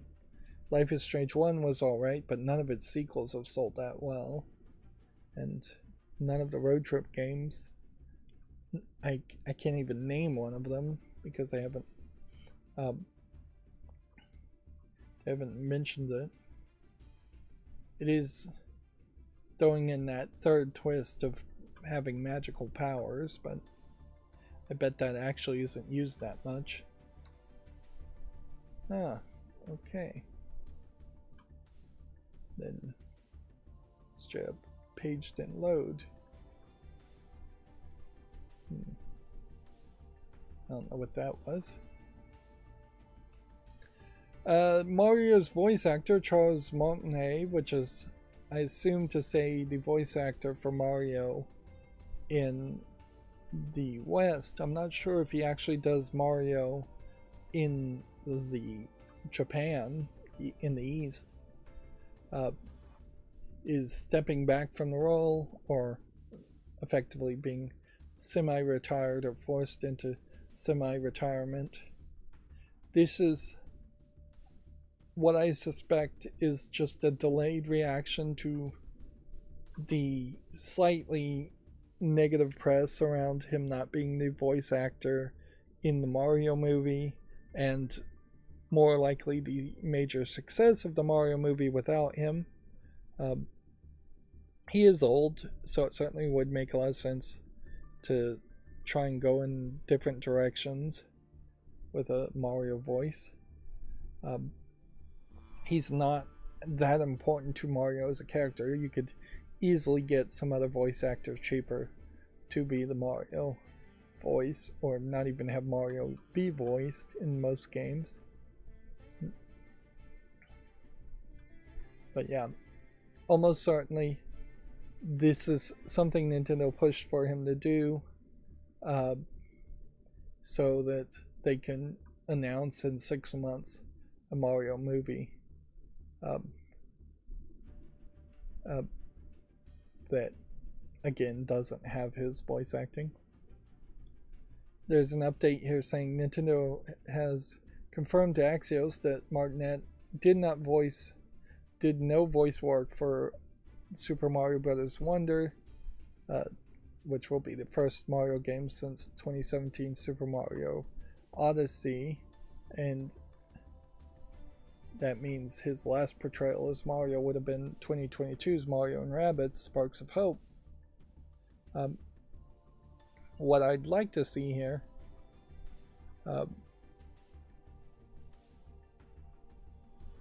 is what his first voice acting would have been. Probably Mario 64. I don't think Mario spoke before Mario 64.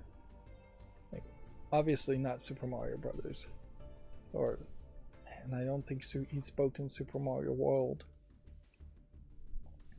They say they will credit whoever they hire to play Mario, but they are not saying who they're going to credit to play Mario in Super Mario Wonder.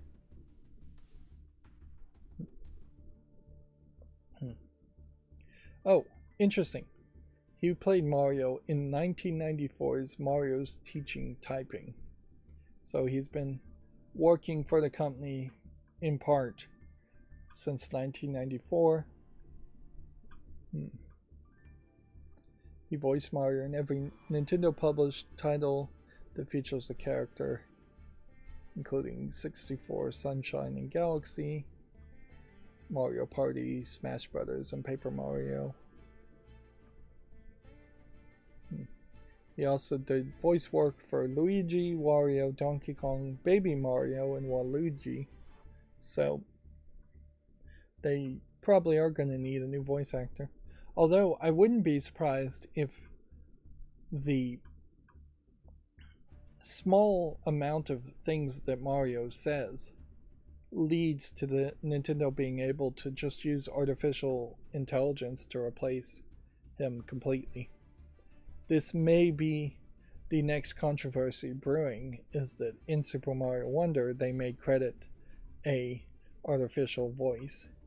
And I wouldn't be surprised if companies say, actually, we're not crediting a voice actor for playing Mario because no voice actor did play Mario.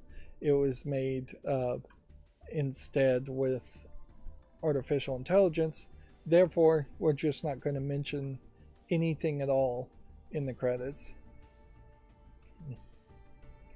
Which, yeah, I think companies could probably get away with that in a few cases, to just leave a character uncredited and then not explain that it's uncredited because they didn't actually pay anybody. Even if they didn't do artificial intelligence, there's probably enough voice work that they could just reuse voice lines from previous Mario games. It's not like Mario learns new phrases or says new things that much.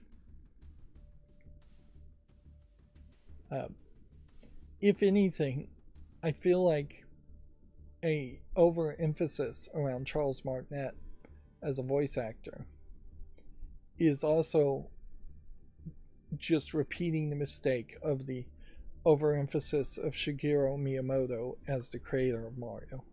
And theoretically, he's often sold as the guy in charge of making all the Mario games, when it's just not really true.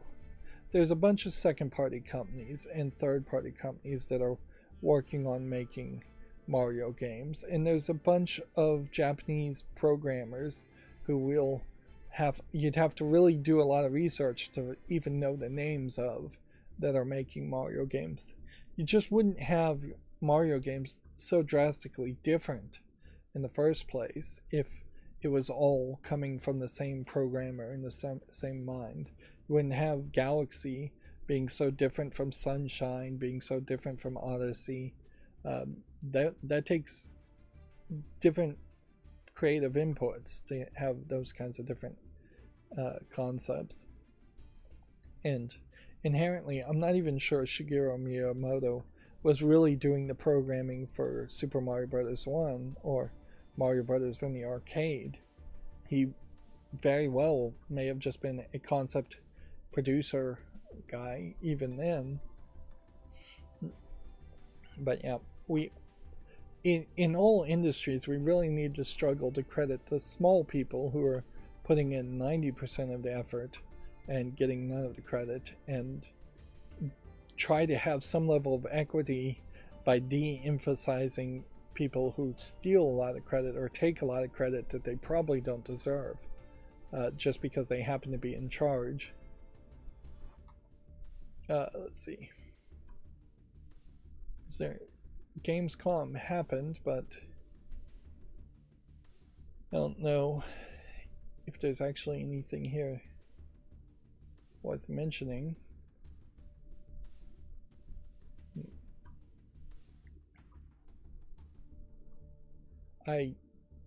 Gamescom would have been in Germany, so getting into the thing, you have some kind of ticket system here to walk through, but doesn't seem like there's metal detectors.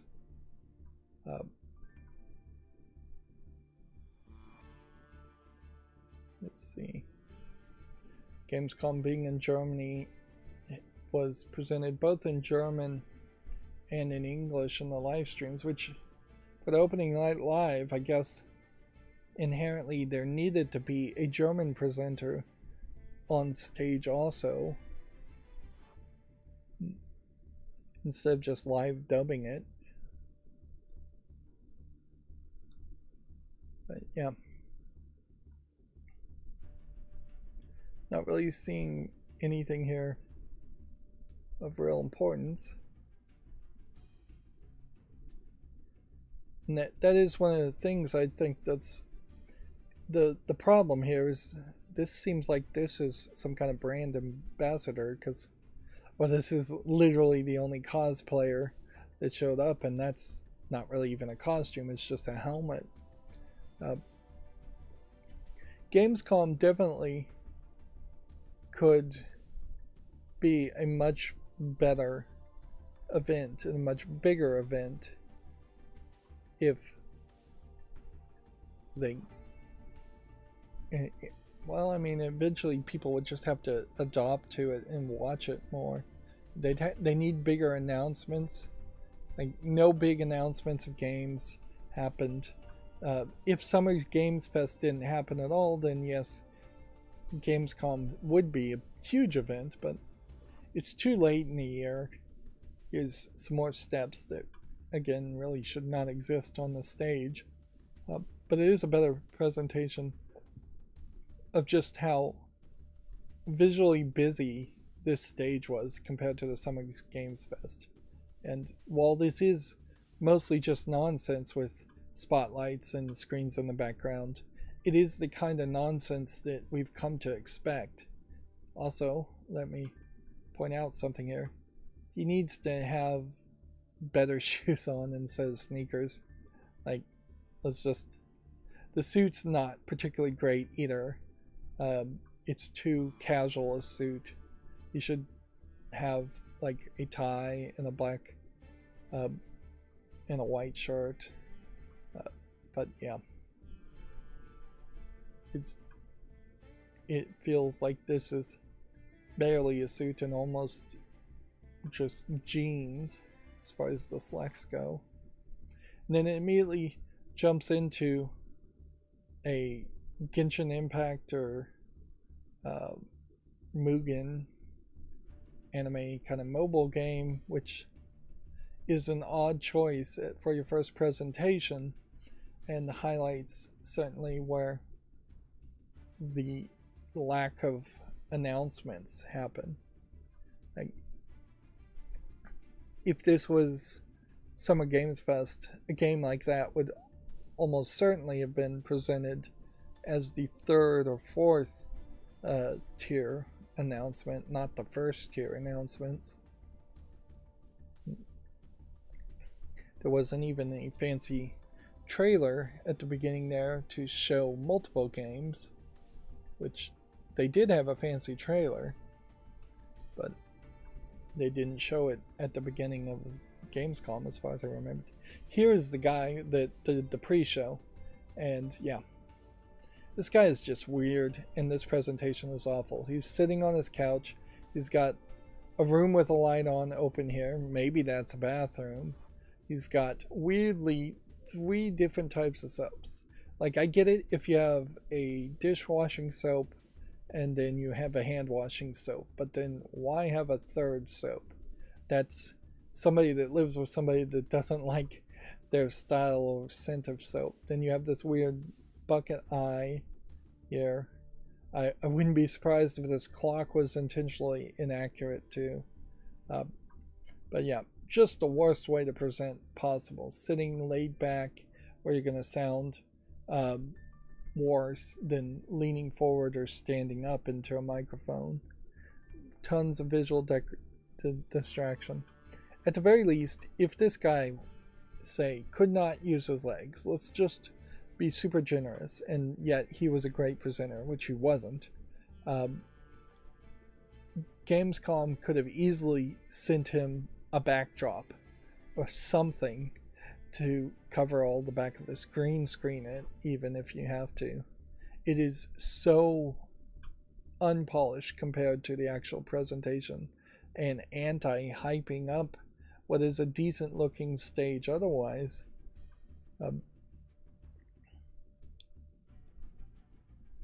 But yeah, I'll leave that at that. Bulletstorm VR apparently launches December 14th, according to Gamatsu, which this would be, I feel like, the second time Bulletstorm has been released for VR, but maybe not. Maybe this is more of a case that Bulletstorm was released originally, then Bulletstorm was remastered and published by Gearbox Publishing, and there was the debacle around that, and now Bulletstorm VR is being released for PlayStation VR 2 and Steam and Quest by Incuvo as being the developer, and being directly published by People Can Fly, the makers of the original Bulletstorm, which, yeah, I guess they've been on quite a journey in that People Can Fly made the original Bulletstorm, didn't really have any success there, felt like they were probably close to bankruptcy, then resold and republished their games through Gearbox with no major success and small controversy around the fact that there was no discount for getting the remastered versions if you already owned the original version.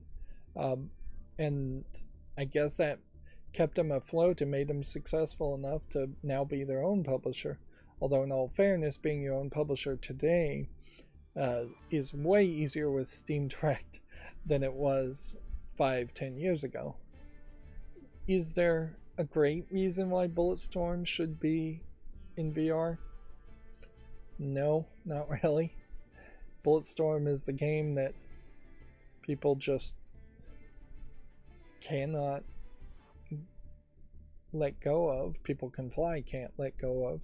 In part, that is because they don't have anything else. Like, they have failed miserably to make any new games in what feels like 15 years.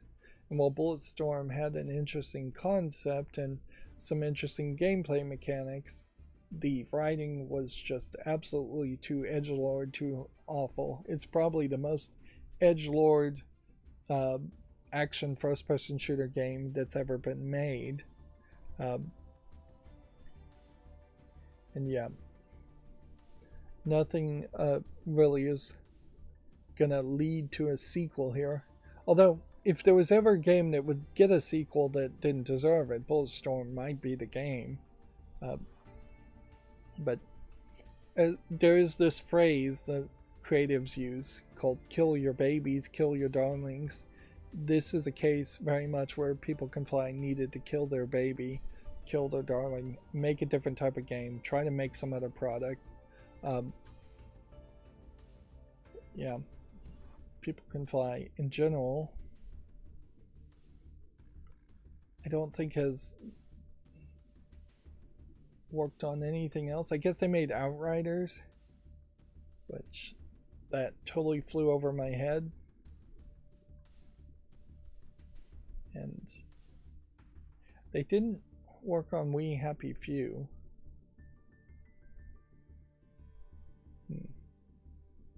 So, yeah. 3 years ago, they announced Outriders. I guess they started working on Outriders. So that's what they've been doing. Whereas, I guess, if 1 year ago was the announcement of co-op.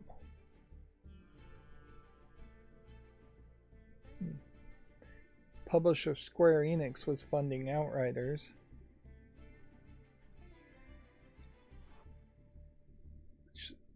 If I could see a review of Outriders, that would be helpful.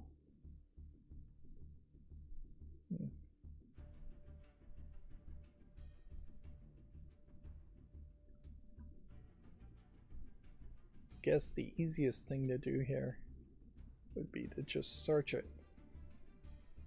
Outriders on Steam will tell me where they are here. 2021 game. In the last 30 days, it's 74% positive. Overall, it's 65% positive. The peak today was 280 people, which is way too few of people for a game that has online co-op, or even for a game that's just single player. When it first launched, it was received particularly well by these people, which is to say basically nothing. Most of these people you wouldn't even recognize as reviewers, or you wouldn't trust their reviews.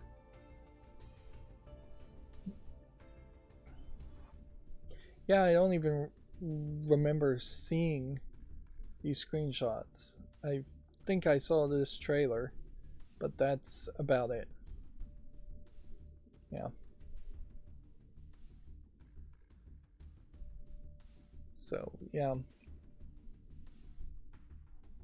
That would be People Can Fly as a developer, which full clip edition is now rated very positively. And then mostly, I guess they are living off of the hope that they would at some point get back to the Painkiller series and maybe reboot that, but they seem like they are not interested in actually doing anything with the Painkiller series, which would make a lot more sense. In this list, the original version of Bulletstorm is no longer being shown, and the original version of Painkiller is no longer being shown. So, yeah. But yeah, you have a 2007 game here. It's 2023 now. It would be very logical to announce a reboot and make a new Painkiller,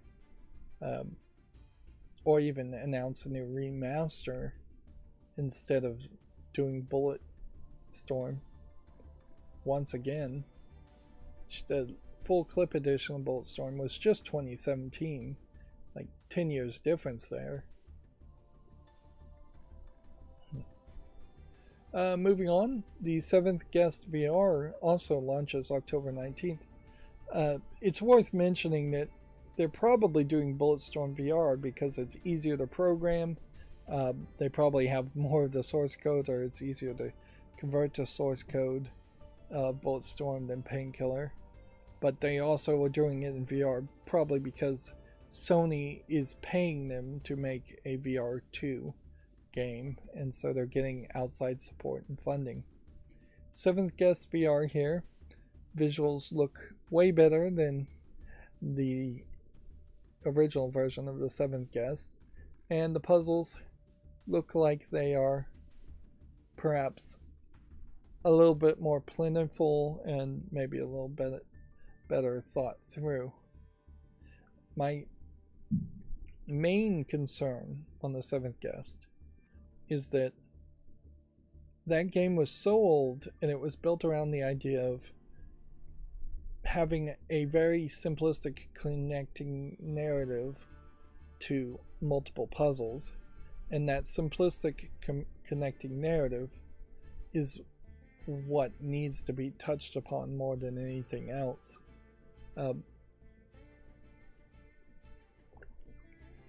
It isn't going to be a great experience if the ending is almost exactly the same as the first game. You have these ghostly hands in VR, and these are definitely different puzzles. The environment looks to be a lot bigger, and it looks like it makes a lot more sense that you would wander around more. The house itself in Seventh Guest wasn't that big. So on a real level, it's just going to be the amount of content that is in this game, because Seventh Guest in VR, and I hope they make a non-VR version of it too, at some point. It needs to be about 2 or 3 times the size of the original Seventh Guest game, with a slightly different ending and more story and conversation in general. It does show a certain sign of the times in that we have now a level of fairly decent hyper-realistic CGI animation of characters. So this isn't people in front of a camera, it's people in front of a camera with then 3D models built on top of those images, which means if you need to remaster this game in the next decade, you'll have a lot less struggle there. Whereas if you were going to do full motion video capture, you would have to probably have some 4K 3D scans of the characters, and that would be more expensive. Now, honestly, I question if any game really should have full motion video in it.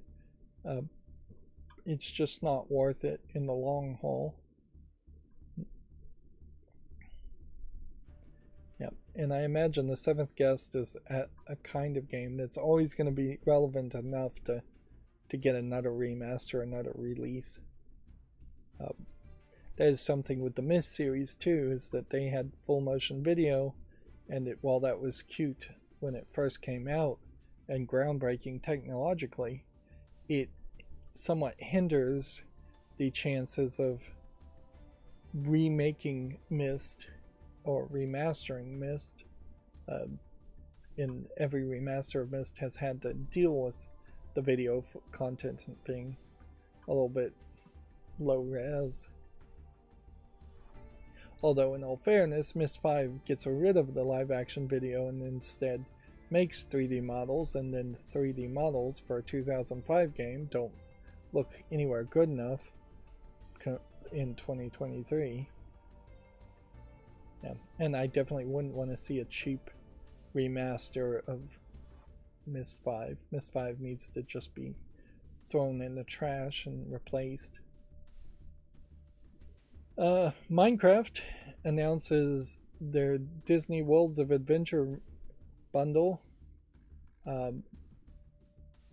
which you have little Minecraft skins for Aladdin characters, Little Mermaid characters. Notably here, it is the red-haired, tan, white-skinned Ariel and the Flounder from the original Little Mermaid. Lion King skins from the cartoon, you can pretty well tell, instead of the live-action Lion King. Alice in Wonderland skins.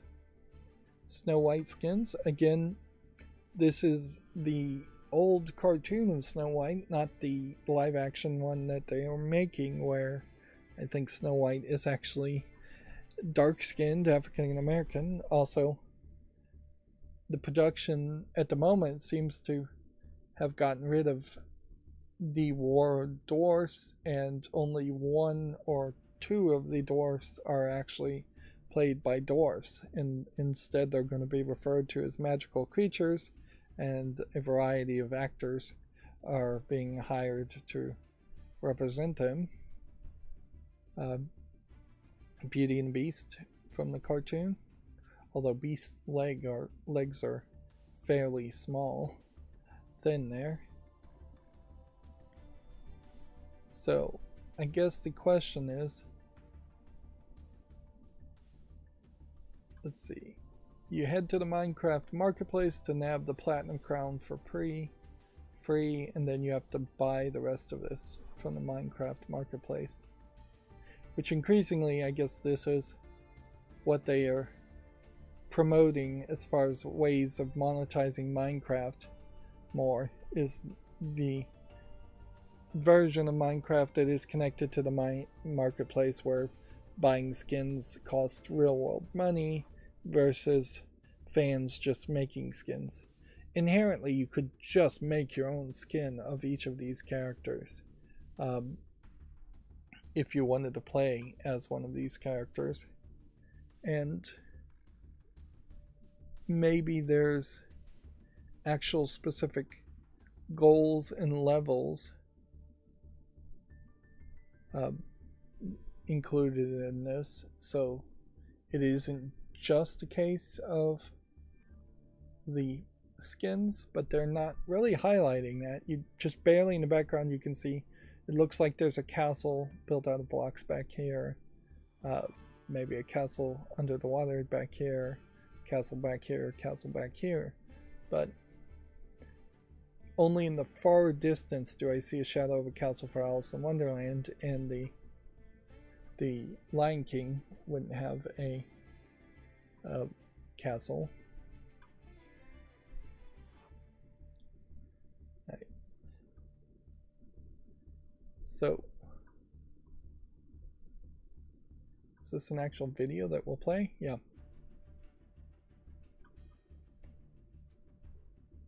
So yeah, it is entire worlds that have been built, so they have put more work into it. They really should have promoted that more. At first glance, it really did look like it was only the skins and nothing else. You're in this kind of catch-22 where you would almost think if it weren't Minecraft, they would have made special spin-off versions of Minecraft to have these kinds of content, and they would have tried to sell it to you as a spin-off game instead of selling it as maps. It probably takes a lot of scripting to have him bow like that.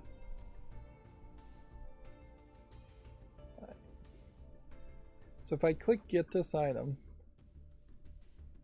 it pops up a short link to, I guess, the Minecraft launcher.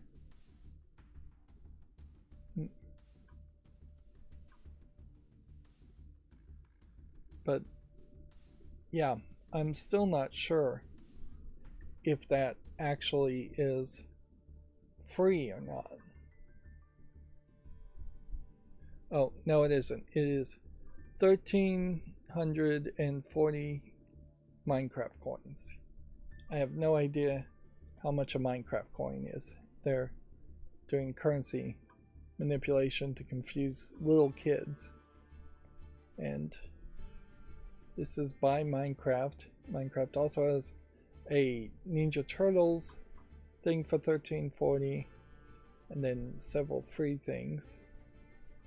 When you see this in particular, you can see how Minecraft has maintained its relevancy amongst little kids, is that they are making a marketplace. They are making new content for people who are running out of their own creativity in Minecraft. Little kids almost certainly running out of some creativity. I definitely know at least one kid that is obsessed with Minecraft to an unhealthy amount and is frankly starting to get a little too old to be into Minecraft. He's ready to, he should move on to another obsession, I'm sure. Moving on.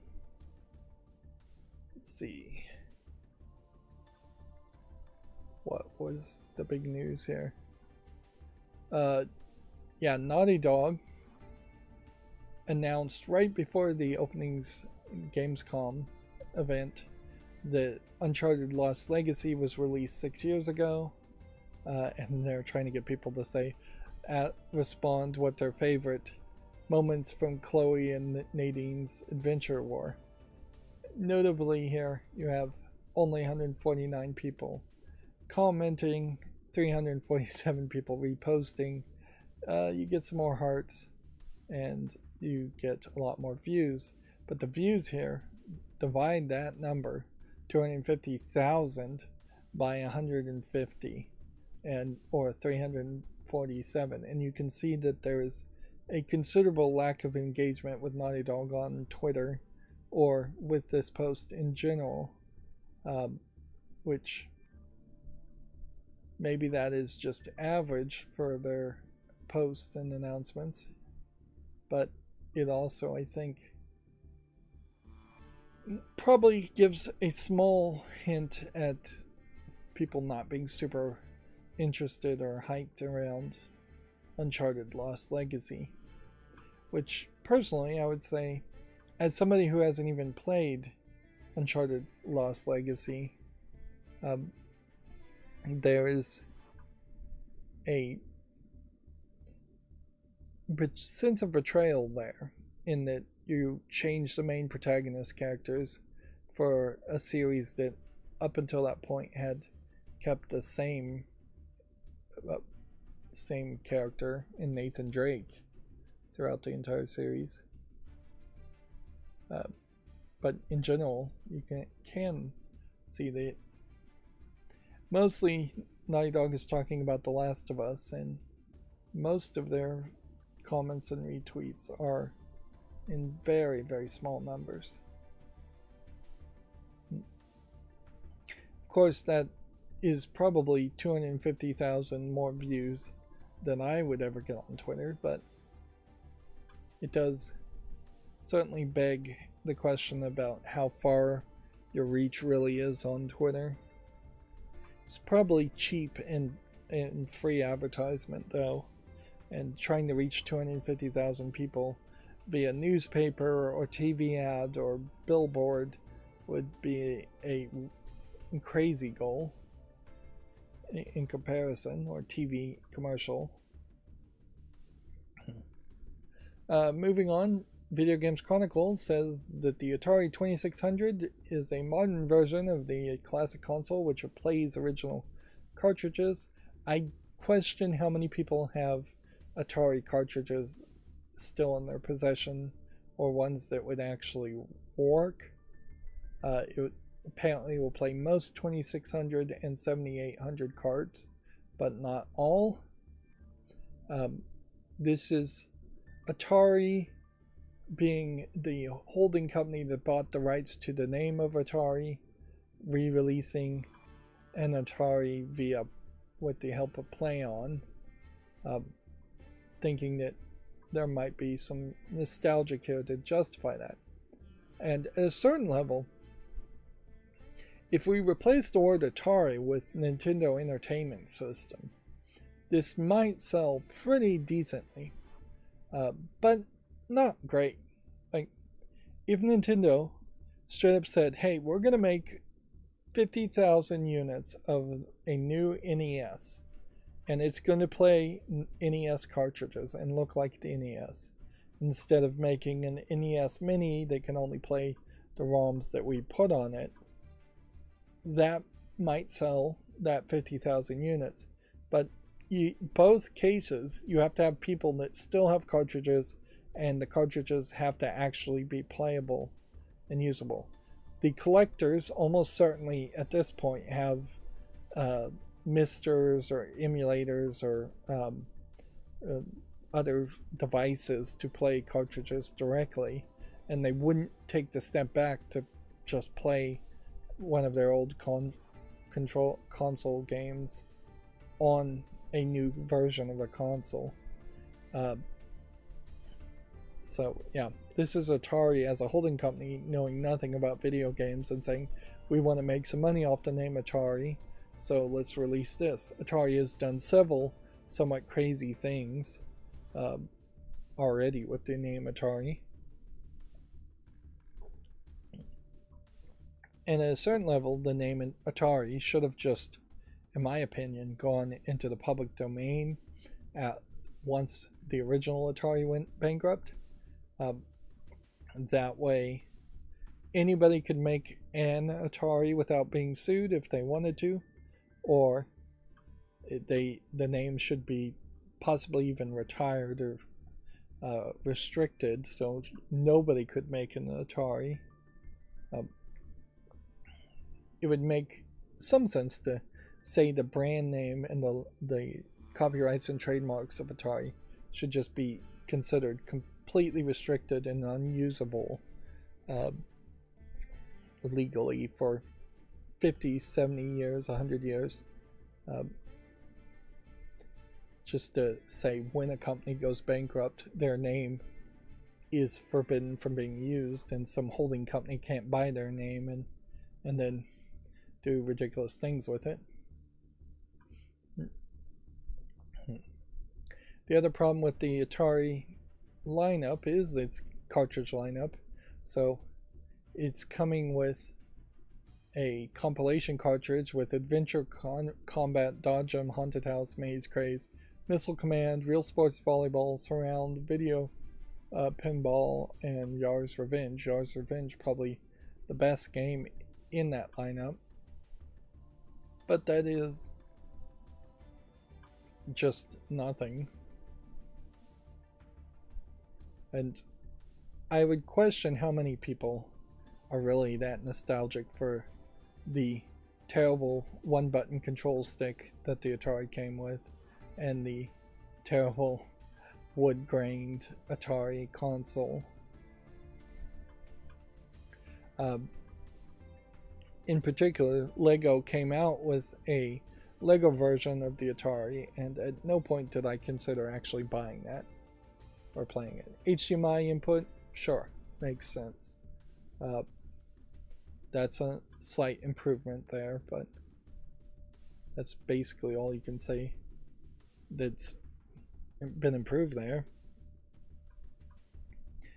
And weirdly, it looks like it may only have HDMI output on it, so you would potentially struggle to get a composite screen or analog signal out of it.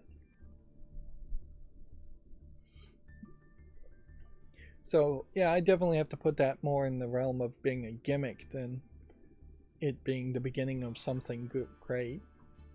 Atari also has been trying to make new games, or somebody has been trying to make new games using the name Atari, and I don't think they've gotten very far with that.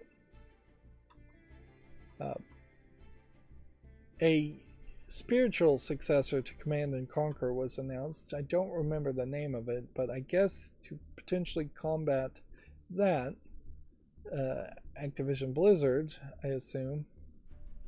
Well, nope. This is Level Infinite has announced Command and Conquer Legions for the iOS and Android.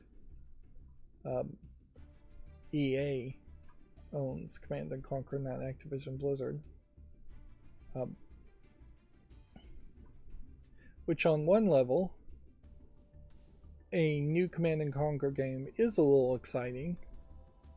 Particularly on mobile, it would make a little bit of sense because those games are super long. But it would feel like any kind of new real-time strategy game would need the ability to pause it, particularly on a cell phone. You need to be able to just minimize the game and all action would freeze.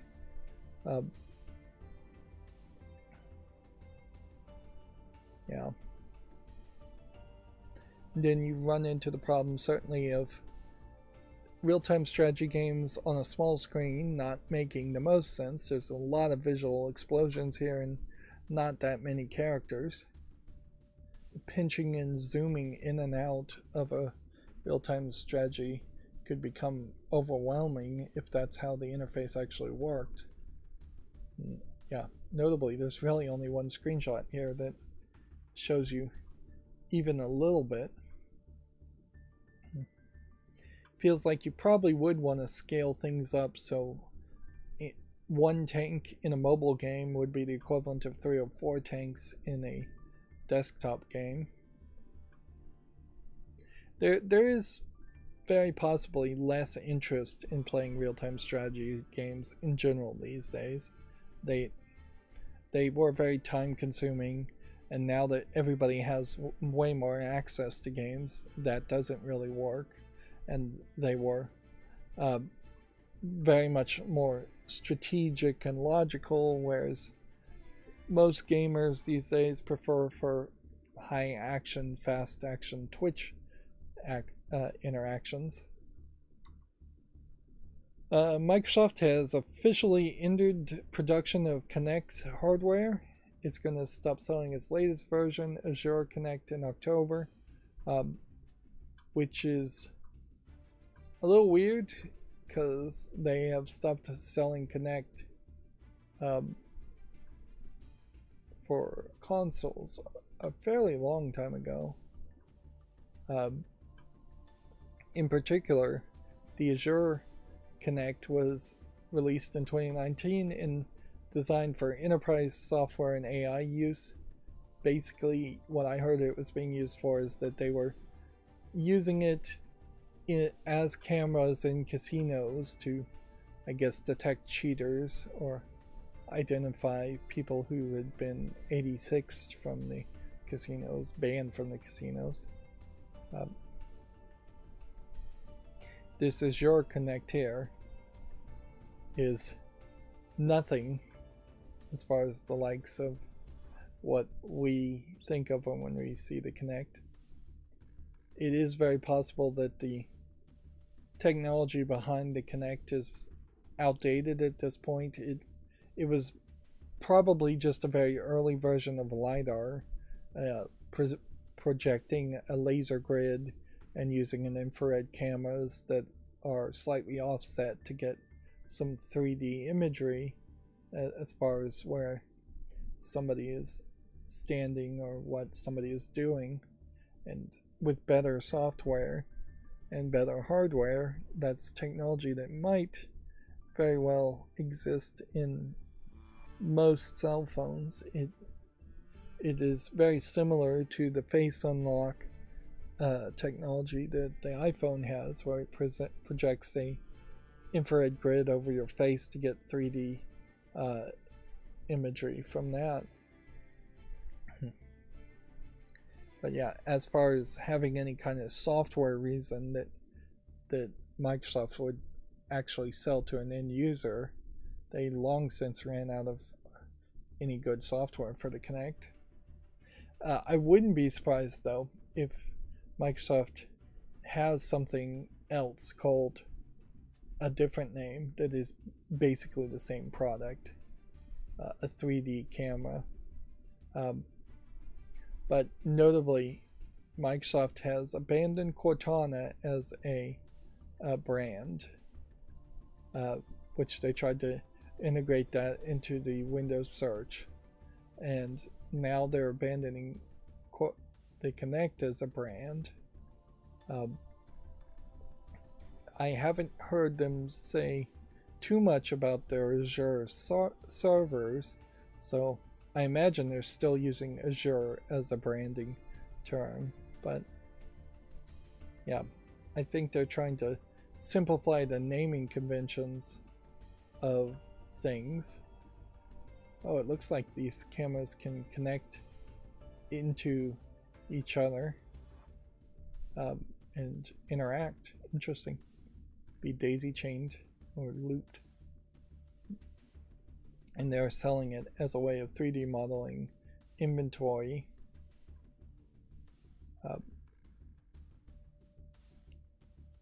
But yeah, I wouldn't be surprised if Microsoft is trying to narrow down its names and simplify things. It wouldn't make the worst sense if they came out with a Windows that wasn't called Windows even. Like, there's been as many bad versions of Windows as there are good versions of Windows. So if they came out with a Windows by a different name instead of just Windows 12, and they went in a very different direction and they abandoned a lot of backward compatibility, that might work very well.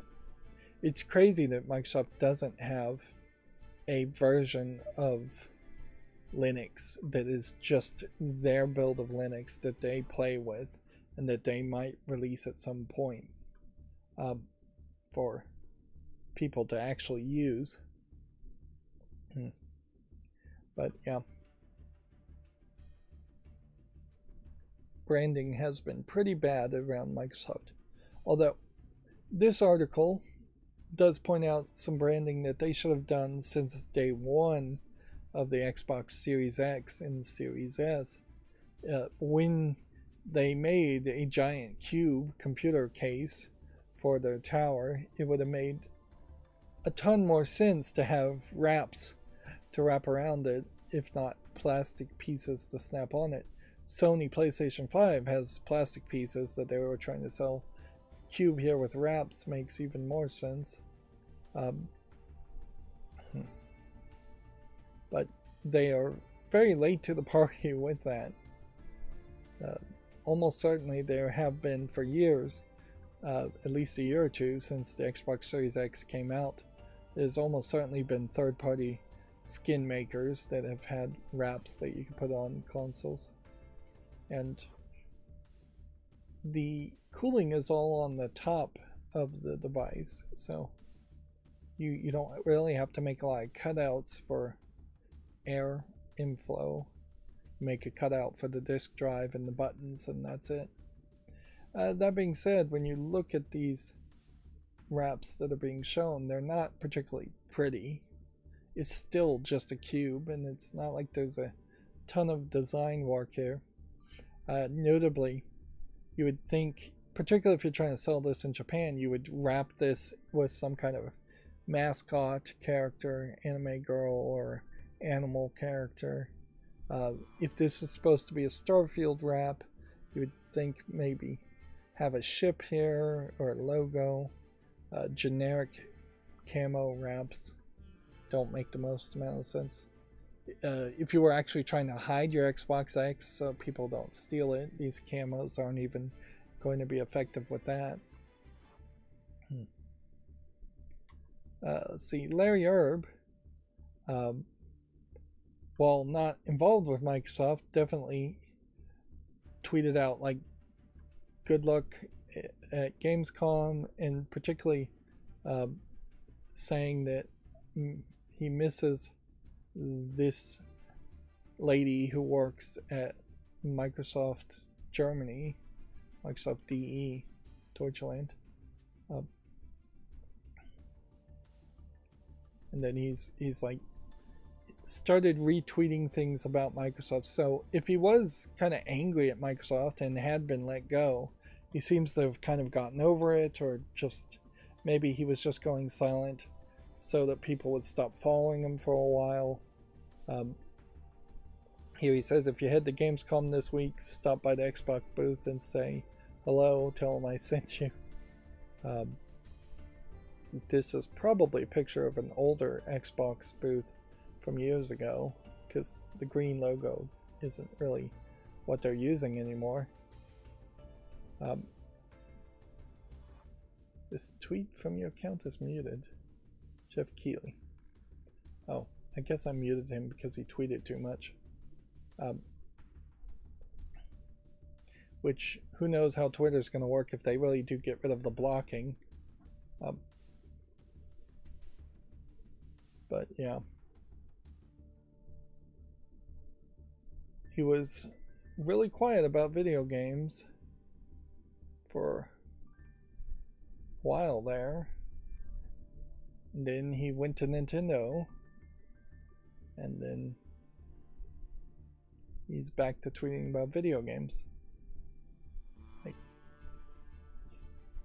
the question, I guess, is going to come down to, should people follow Larry Arb if he's talking about video games as a pundit, or should we just all stop listening to him because he's not working in the industry at the moment? And I guess we'll give him some time. But yeah, he was talking about like Pee Wee Herman's actor dying, Tony Bennett dying. He was very quiet for a couple weeks there. Moving on, the Behavior Interactive has acquired the Dutch studio Code Glue. I will leave it at that. Sony's PlayStation Portable handheld is going to release later this year for $200. This is, as I understand it, a streaming device inside your home. We'll try to get into the details of that later. I need to really hurry up. Apparently, the Broken Sword designer says AI was necessary for the remake to exist. Controversial use of AI.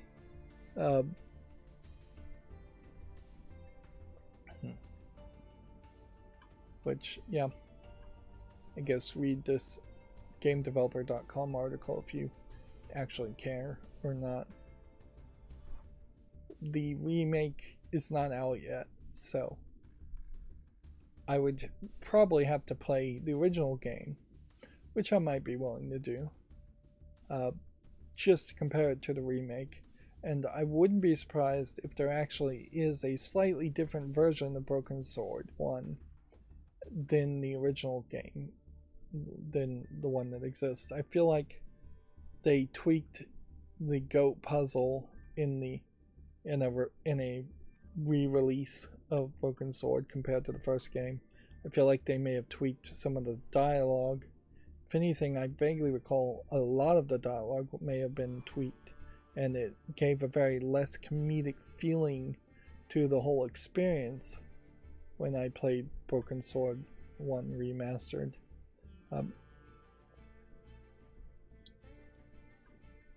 Which, yeah, that didn't make a lot of sense, that you would change any of the dialogue at all, because you knew people were going to be nostalgic. But, yeah, there is definitely an argument that Broken Sword as a concept should be rebooted, not remade.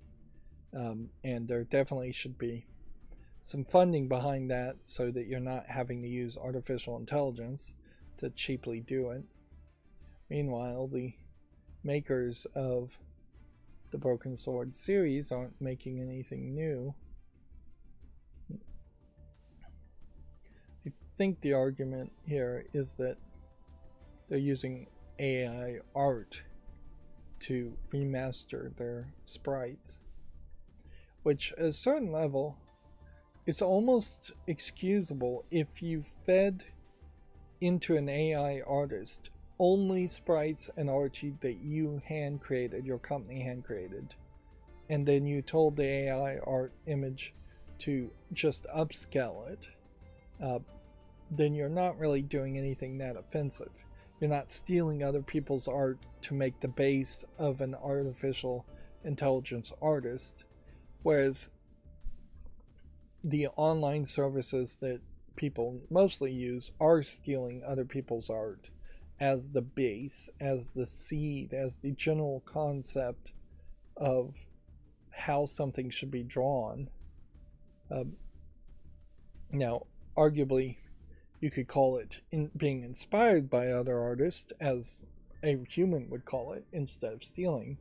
But the perfect memory recall that a AI artist has is different from what a human has, which is not a very non-perfect memory recall. And in the same way that card counting in your head is different, at least in the minds of a lot of people, than card counting using a device. And, well, card counting in your head is not illegal in Vegas. Having a card counting device on you as a cheat device probably is. Moving on. A side-scrolling platformer called Symphonia has been announced for consoles. We'll probably see that article a second time.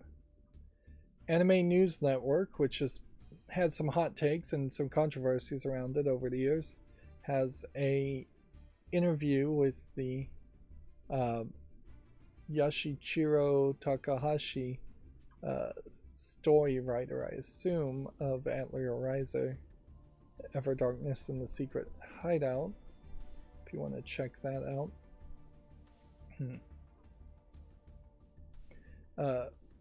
Unfortunately, if you're big into anime to the point where you need Anime News Network is the most name recognizable one, but it's not 100% independent, I don't believe, as you'd like it to, and it's inherently fairly dependent on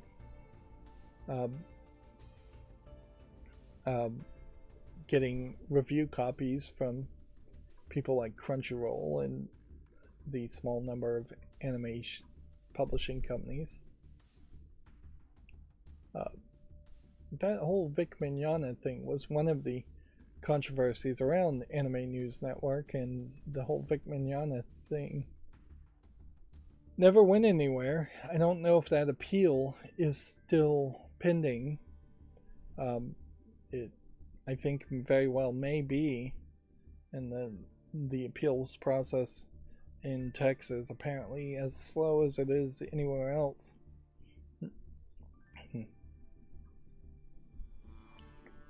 But yeah, half of the legal system in the United States is, I think, built around the idea of taking so long that everybody just gets bored and eventually gives up, which isn't the worst idea as far as conflict resolution.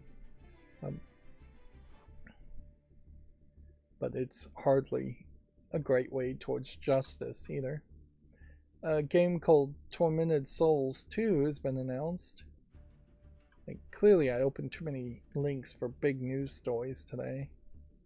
Lord of the Rings Return to Moira launches October 24th for the PC and PS5, and then early 2024 for the Xbox Series.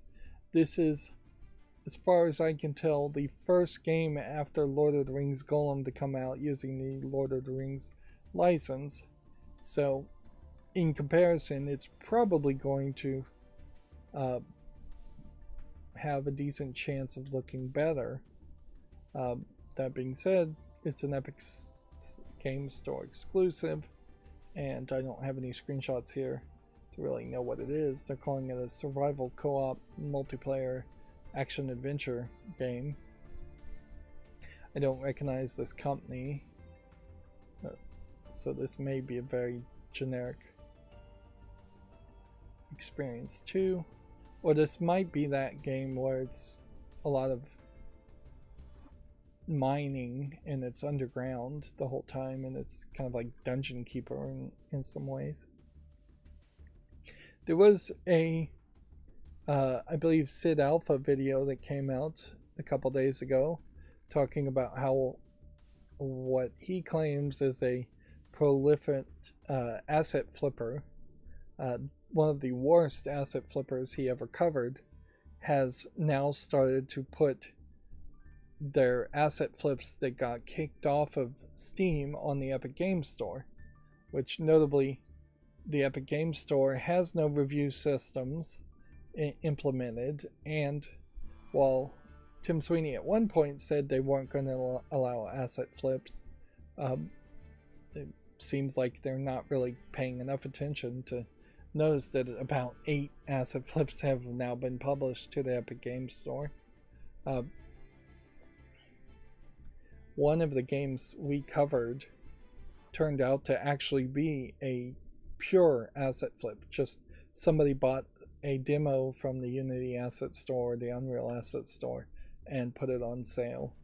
And while I use the phrase asset flip in a more generic term, I never actually do the research to know if it is a game that is 100% just being asset flipped and no work is being put into it at all to make it anyway different from the demo or the asset. So yeah,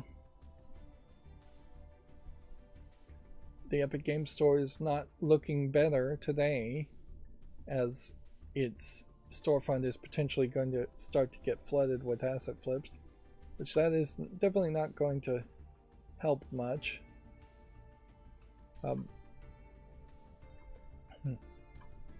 It is questionable, certainly here, as far as what Mario Ambassador really is going to mean. If anything, it seems like Nintendo's going to throw him a few dollars here and there to go and do meet and greets and maybe maintain his Twitter and things like that. The semi-retired type job. Or arguably you would just call it a bribe for him to go away and not cause trouble, which at a certain level that is something that Hollywood has failed to do in a few places. Like the guy who plays Pinhead in the original Hellraiser movies, had he been given enough money to become the Hellraiser ambassador for some of the movies where they cheaped out, not hired him to be the actor, he wouldn't have come out against the movies and said negative things. There are several directors and actors that are like that, where they become too expensive, they out negotiate themselves. The production companies are just being cheap and don't want to pay what the actors are worth, is probably more accurate way to describe it. And then the actors disparage it. Obviously there's some people that did not have tight non-disparagement clauses in their contracts,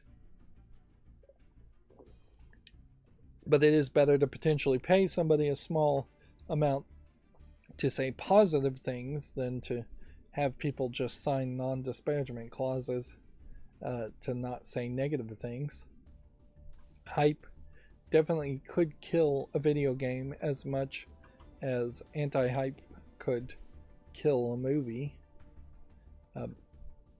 People like the voice of Mario, not really knowing much about Charles Martinet. I imagine people like him. He looks like a friendly enough guy. So that Nintendo is going to be wise to keep them on his good side, keep him on their side. If he came out with like a tell-all and revealed that Nintendo was underpaying him or treating him poorly, that would be bad for Mario as a series and Nintendo in general. And so many people come out of the woodworks years later and try to cancel people. So it almost should be the standard experience that all employees for the rest of their lives need to be kept happy with the company.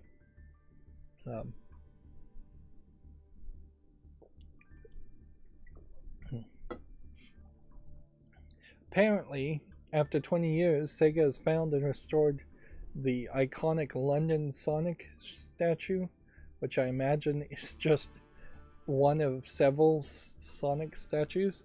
And honestly, I wouldn't be surprised if they just made a new one and said it was the old one. Wouldn't be too hard 20 years later to say, oh, we found it and we're bringing it back.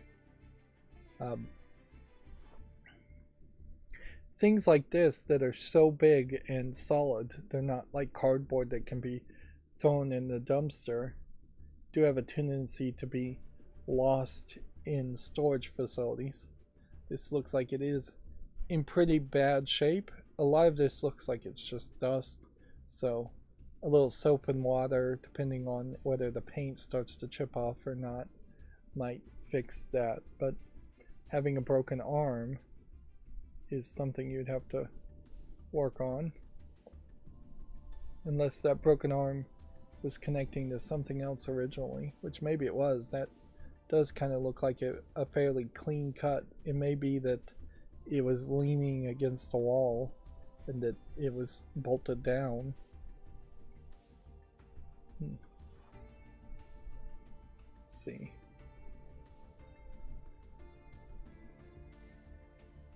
This is this video. Sega World. So here's footage of the Sega World London store, which almost certainly is not there. It's a big arcade, and Sega had a bunch of big arcades in Japan and shut down most of them during the pandemic. Yeah, that's a clean cut on the Army. So it's supposed to be leaning on something. And then there's this giant finger. At a certain point, it is the question as far as just if you're fixing or replacing so much of it,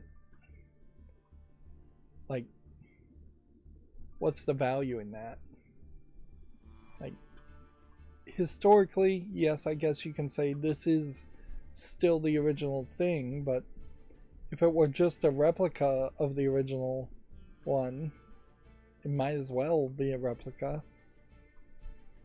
It's one of the things I kind of like about the National Video Game Museum's way in which they, for the most part, have a lot of things that are probably replicas on display in such a way that a kid could actually run up and touch it and it wouldn't ruin something that was incredibly valuable because it's one of a kind. Like, yes, you would clean up this, but maybe you just clean it up and don't try and touch up the paint or restore any of it. Maybe you just let the Mona Lisa crack and age naturally, and then you put a replica of the Mona Lisa on display for people to see. Like, I don't really think there's as much value as people think of seeing something very old when it's been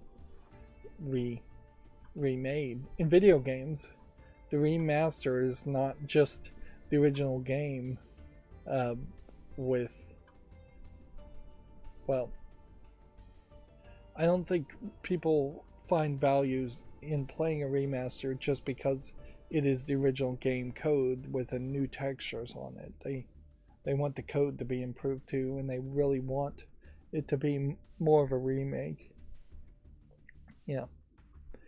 And inherently in the real world, that's what I think they could have done here, is they could have just remade all of this, that statue, make 5 of them, send them around the world, lie and say they are the original if that gets you more sales, or just put them on display. Particularly a device like this that is obviously supposed to be on display. Obviously it's supposed to be something kids can run up and take their picture next to and touch.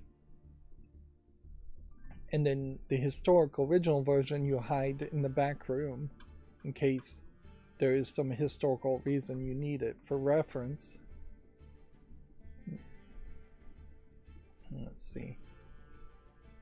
OBS 30 beta. I'm looking forward to OBS 30 coming out. That doesn't mean much, but adding YouTube Live control panel while streaming is an interesting thought. I really need to hurry. I talked about that. Apparently, a game called Luck Be a Landlord has been evicted from 13 countries on the Google Play Store, UAE, South Korea, and other countries because it violates gambling policies. Which, okay, we don't hear these stories very often, but we probably should hear more of these stories. it seems to me like this is very possibly a game that has only in-world currency, but still has a gambling gameplay mechanic, which, yeah, it has no real-world gambling, they say, but that inherently admits it does have gambling, and I wouldn't be surprised if there are rules against gambling at all, whether there's real-world currency being involved or not. And I can kind of agree that if you don't want your kids or your citizens, in the case of a country, to engage in gambling of any kind or learn that behavior, then you would ban a game like this. Although, in fairness, a lot of countries where individual freedoms are more important, the ability to gamble is less restricted or completely unrestricted. I don't think it's ever completely unrestricted. Inherently, everybody thinks some level of gambling is bad. Harry Potter Magic Awakened has a new card, Golden Snitch card. I just had that open because I was going to schedule those Harry Potter Magic Awakened videos I made, which I really wish that game was more of a game, because I like the art style, but almost certainly this game is going to be ignored and forgotten in a year. Maybe we'll see a new game with that art style that's a different gameplay mechanic. Ubisoft made further appointments to the future of the Far Cry IP. The Montreal studio veteran Sandra Warren has been promoted to vice president for the brand. Which, yeah, it definitely seems like some big changes are happening amongst the leadership of Far Cry, which probably means Far Cry 6, or the next Far Cry, whatever it is going to be somewhat different. Although, I wouldn't be surprised if it's not that different. I imagine there's still going to be a crazy bad guy. It's still going to be an open world game where you run around and shoot people. It'll be, the devil will be in the details, certainly. Roblox is facing a class action complaint over child gambling allegations, so we have two gambling stories. Check out this article on gamedeveloper.com if you're interested. Then there was some Bayonetta cosplay here, which Bayonetta is still very popular and a fairly complicated cosplay to do. You've got to potentially make a gym here, you've got to make this custom gun, you have to make the ribbon, you have to make the giant wig. At a certain level, Bayonetta may be the black-haired, giant-haired character that people most recognize over Elvira, as Elvira gets older and lesser known. You have a leather leotard suit here that is not anything that special, but it is in line with the hair outfit and the little sashes to imply hair, and then the giant gun boots. There's a lot of props to do Bayonetta. Certainly. But she is definitely still a popular character to cosplay, even though there really hasn't been a new Bayonetta game since Bayonetta 3, ignoring the play as Bayonetta as a child side game, which nobody's talking about that game anymore. YouTube here is still trying to get people's attention and be somewhat helpful. But what's funny is they put out this question again, as far as what do you do immediately after uploading, and the responses before was post on social media, and I feel like it was a poll before, and so now they are putting it out as a tweet. Notably, 714 responses, which, if anything, this just shows that YouTube creators, much like Naughty Dog, not getting a lot of interaction. In fairness, I don't comment on other people's tweets either. It is very one way. But yeah, YouTube creators, like most of the YouTube Twitter accounts, fairly broken. They are wasting people's time and wasting their own time. And then we have a lewd Lara Croft outfit here showing a lot of butt cheek. Lara Croft still being very popular. The old Lara Croft outfit in particular being fairly popular. It's an easy cosplay too. Get some boots, get some hot pants, shorts, get a tank top, get some guns. That's all you need. Maybe get some gloves. Get the right haircut, makeup. Background is pretty good here too. Let's see. That was me trying to install Voice Meter Banana and get that to work. Alright, well, we're at nearly 3 hours already, and we haven't even gotten into the news, so I just really need to burn through this very quickly.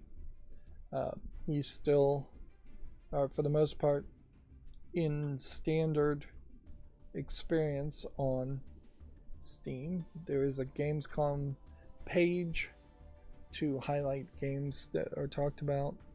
Cyberpunk Phantom Liberty, really with this DLC trying to emphasize this new character to be the figurehead of Cyberpunk.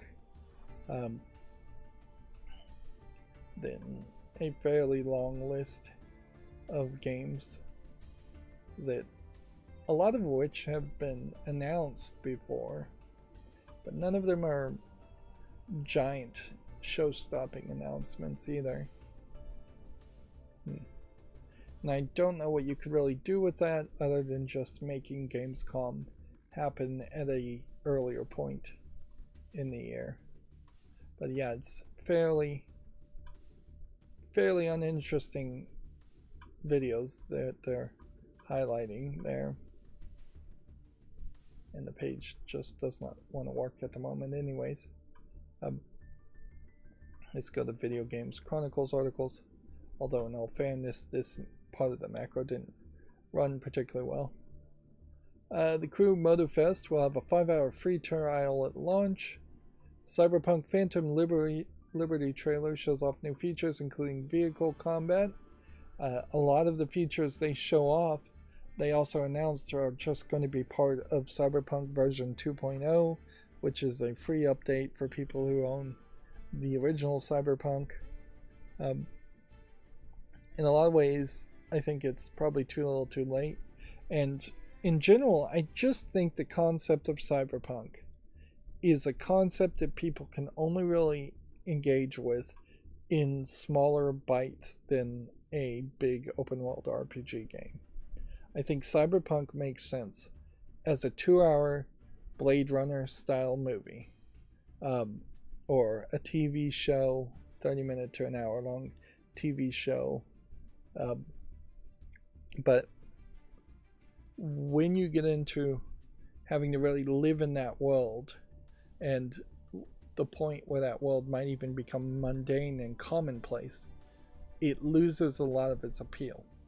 Even compared to like playing Cyberpunk tabletop games is nowhere as interesting in general, I think, to tabletop gamers than fantasy settings like Dungeons and Dragons, or even live action role playing of Vampire the Masquerade. Those settings just are more popular. I don't know if there's really a good reason why. So I kind of feel like the Cyberpunk concept is a failed concept to start a game with in the first place. If anything, it probably should be a world that is just on the edge of becoming cyberpunk, which probably means that wouldn't actually be cyberpunk, uh, so that you could experience the whole new world and be in awe of it. Um, Cyberpunk in general tends to imply that the technology has become so commonplace that people don't care about it and they just use it. There was Ghost in the Shell is kind of a great example of that. Ghost in the Shell movie, the first one, is a very classic cyberpunk story that works very much for that one story. Once you get into Ghost in the Shell standalone complex, you then have a TV series where it continues to just push it and push it and push it. And to avoid that becoming boring or uninteresting, the standalone complex has to have a case that they're investigating, has to have a mystery, has to always have a level of technology that is new, that is drastically changing the status quo. Whereas I don't know if there's anything like that in Cyberpunk 2077. I don't know if there's a new drug that people are getting addicted to because of implants. I don't know if there is a new code or hacker out there that's changing how people interact with their implants or their technology.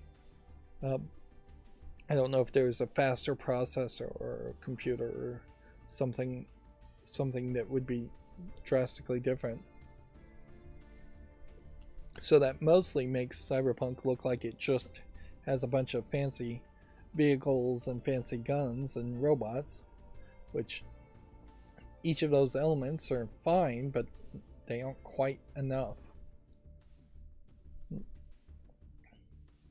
And I would say that Phantom Liberty, for the trailers I've seen, feels more like they're focused on the characters and a narrative story than it is any of the technology, which maybe that's the smarter move anyways.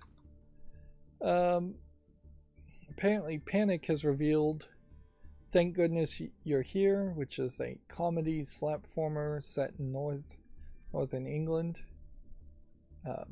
Panic, I guess, is a video game company. That is a different kind of like art style. I wonder if it would be fair to call this a English animation style. I don't think I've seen enough English animation to think that they actually do have a consistent art style.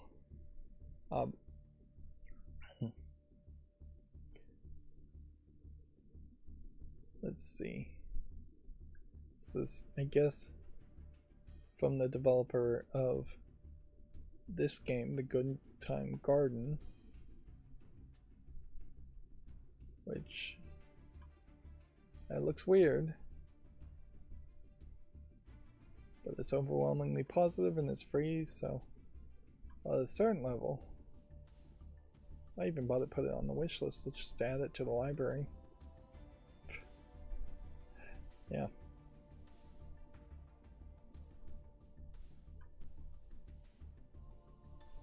So yeah, slightly different art style and types of characters for Thank Goodness You're Here.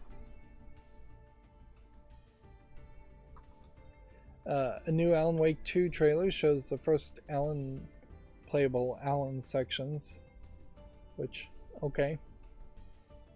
Maybe I'm getting slightly more hyped around Alan Wake 2, but only slightly, and I suspect it's going to be released in the next few weeks. And then, having not really liked Alan Wake 1, I still very much am in the case where I would not want to play Alan Wake 2. And it's coming out October 27th, not just a couple weeks away, about a month away. No, actually about 2 months away.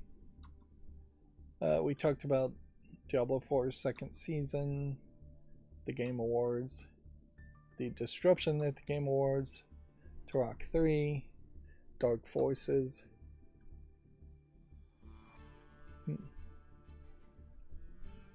Gamescom's boss apparently said it's prepared for security breaches like the opening night live stage. Events head said he was expecting this type of incident to be attempted. Well, you did a really bad job as the boss then, if you expected it and that was your solution.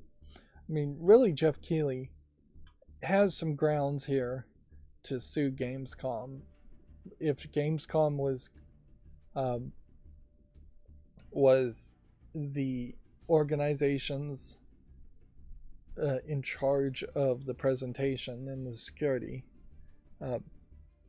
because that is real mortal risk there. That, I mean, I don't think I'm being paranoid when somebody gets on stage and is right next to your main presenter or anybody that is working for you, really. Like, let's not give special protection to Jeff Keighley.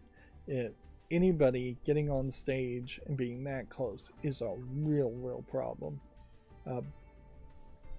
To the point, like, if somebody was on the airplane and they jumped up on an airplane and got into the cockpit and were standing right next to the pilot in the pilot seat, like, you would expect after the events of 9/11 that person should be shot by an air marshal, and frankly you would expect that they should be shot as soon as they tried to get into the cockpit, and arguably they probably should be shot if they stood up and started running towards the cockpit.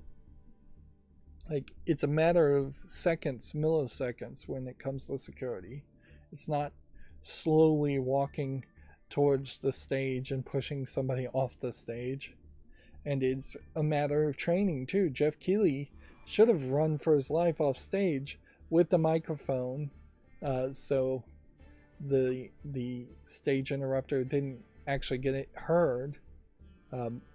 As soon as somebody stood on the stage, he should have run off. If he didn't run off, there should be somebody, particularly that is the personal security for Jeff Keighley, that should have grabbed him and pulled him off stage, or grabbed him and at least put themselves in between the stage interrupter and Jeff Keighley. Although, you know, we've seen even some of the Secret Service do a pretty poor job of that for presidential candidates in previous years. So, yeah, security is just not as good. They think of scenarios and then don't act well enough, and it makes a good argument for robotic security guards. Which, yeah, at a certain point, you could have something crazier like that. You could have big old high-pressured water hoses hanging above the stage, and it just shoots water at anybody that tries to come up on the stage, and knocks them down. I did see a gadget of a potential fire extinguisher like that. I don't know if it really would work, where it sees a fire in a big factory and then shoots water streams towards the fire from many feet away. But I'm supposed to be talking about video games. A peripheral maker called PDP has announced a new line of controllers with figurines inside them, which maybe highlights the truth that there isn't a lot of need for controllers to be as big as they are as far as the internal components. They do need to be that big for people's hands. Although, I don't know if this is actually a 3D figurine and then the rest of this is just a circuit board that's been painted. To me, it looks like it's a circuit board that's been painted. And this translucent plastic is probably going to look particularly dirty or faded if it's in the sunlight. It'll probably get dirty. And the handles being empty here implies that this controller doesn't have vibrators, force feedback haptics in them, because that's where the vibrators would be. It's not really a case where you would want to encourage kids to take apart their controllers anyways. So clearly this is a gimmick. This is not the kind of controller you'd want to buy, and it's playing on the exact kind of gimmick that I imagine a bunch of little kids might fall for, is that it has their favorite characters licensed on it. Yep. Let's see. Apparently Denuvo's new Unreal Engine protection may make it harder to mod some PC games. The Anti-Tamper company's new features designed to deter game modification. I don't know if there are too many people, even people who are using Denuvo, they really want to deter modification in completeness. Sure, Skyrim trying to sell horse armor might be one company as an example, that they wouldn't want you to be able to make your own mods so they can sell you mods, but most companies recognize that if your game is moddable, that can add potentially a lot of value to a game.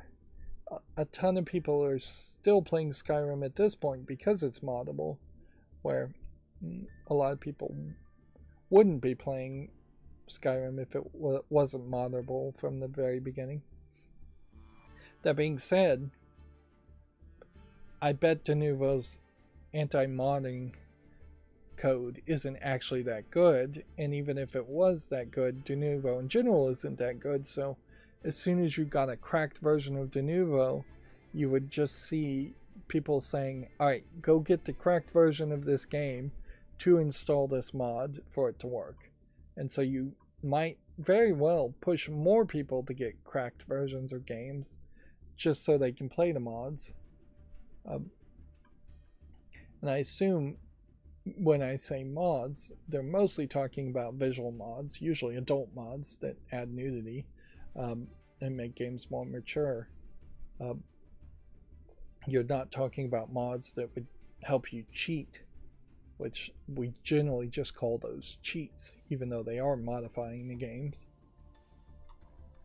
We already talked about Denuvo on the Switch. So Sony's Remote Play handheld was called Project Q. It's called the PlayStation Portable, and it's going to cost $200.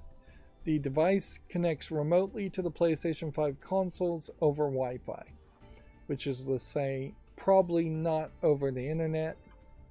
And so if you're using this in bed, for instance, or on the couch, you can't have somebody else playing on the PlayStation 5 as far as I can figure.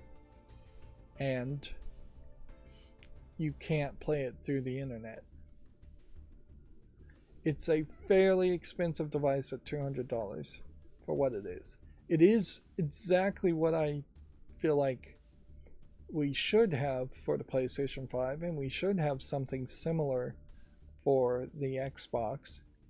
But if you compare it to the Switch, which obviously it will be compared to the Switch, you're paying $200 for a device that has no level of playing games if your PlayStation 5 is broken, or if you're out of the house, or any other weird scenario, your Wi-Fi is down.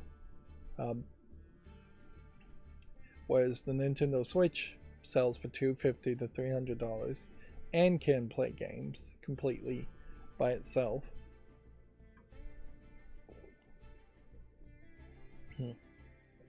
I heavily question this price.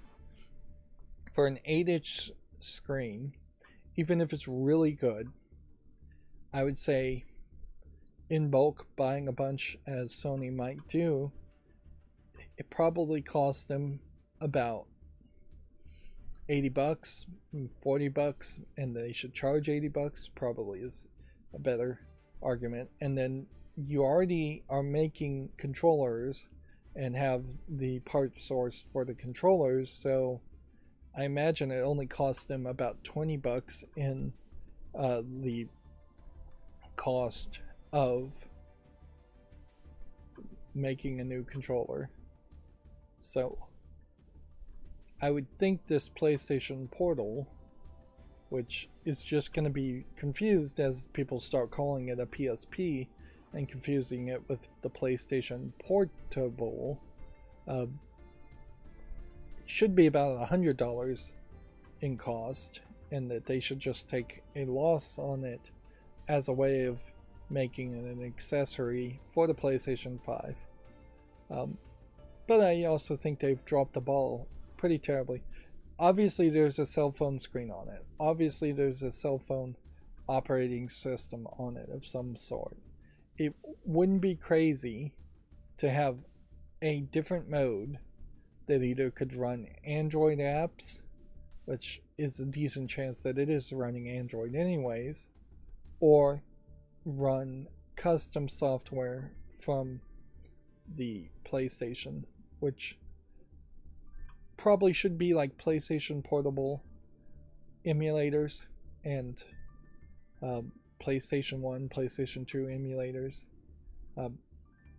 That way they could give you a few free games with it to play if the Wi-Fi is down.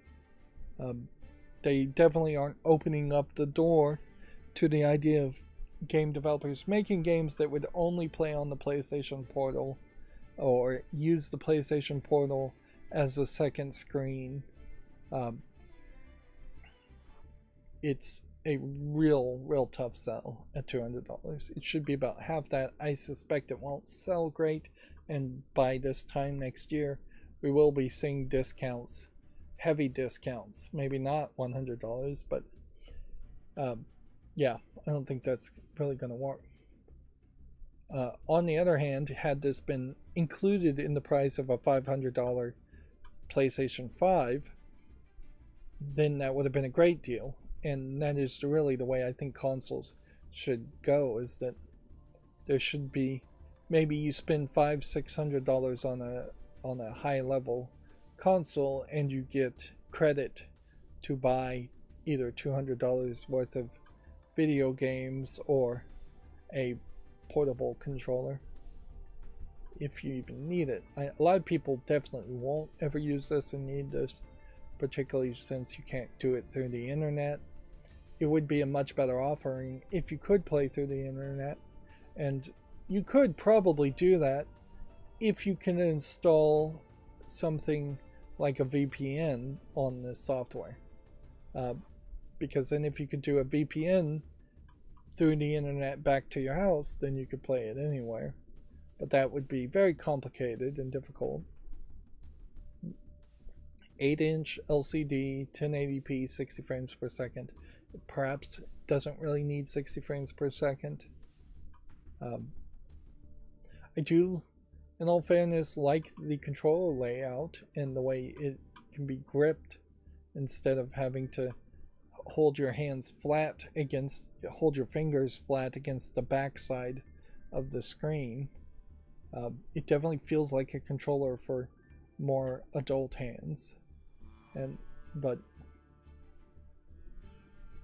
really these controllers should be separate, and then the screen should be some snap-in screen that could be a Switch or a separate device that is an Android thing. I guess we'll have to just wait and see though as far as other people's reception. Age of Empires 4 has been released for Xbox consoles and Game Pass, which, yeah, I guess that's a bit of an exclusive, and it is a different style of real-time strategy game. And then, let's see, this is where things stopped working on this macro, so let's just see.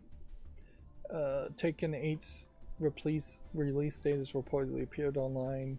A game called Little Nightmares 3 has been announced. The date has now been confirmed. Destiny's The Final Shape expansion has been revealed. Hyper Light Breakers early access release has been delayed to 2024. Forza Motorsports has a Nuremberg circuit revealed with the Nordschleife track coming in 2024. I don't know if I pronounced that right. Starfield's opening is leaked online.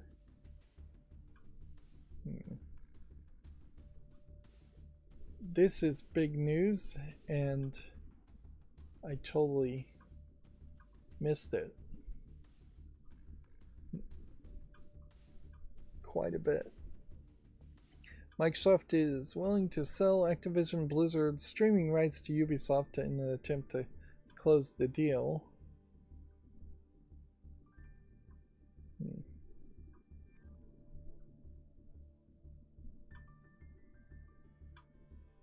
Let's see. A lot of these news stories feel like they are getting pushed back, or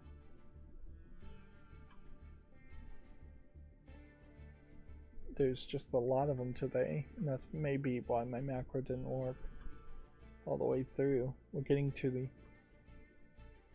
4th page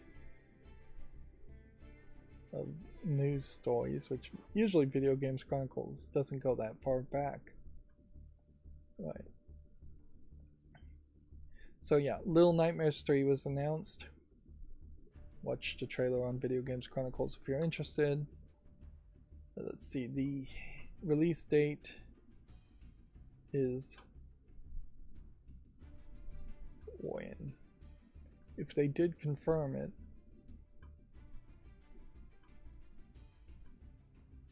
it says update, the date has now been confirmed along with the new trailer. Well, what is the date? Yeah, January 26, 2024.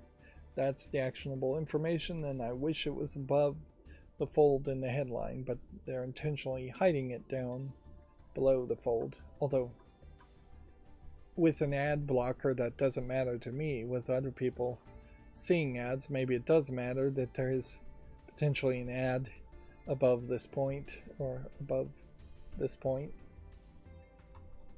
Destiny 2's The Final Shape expansion has been revealed.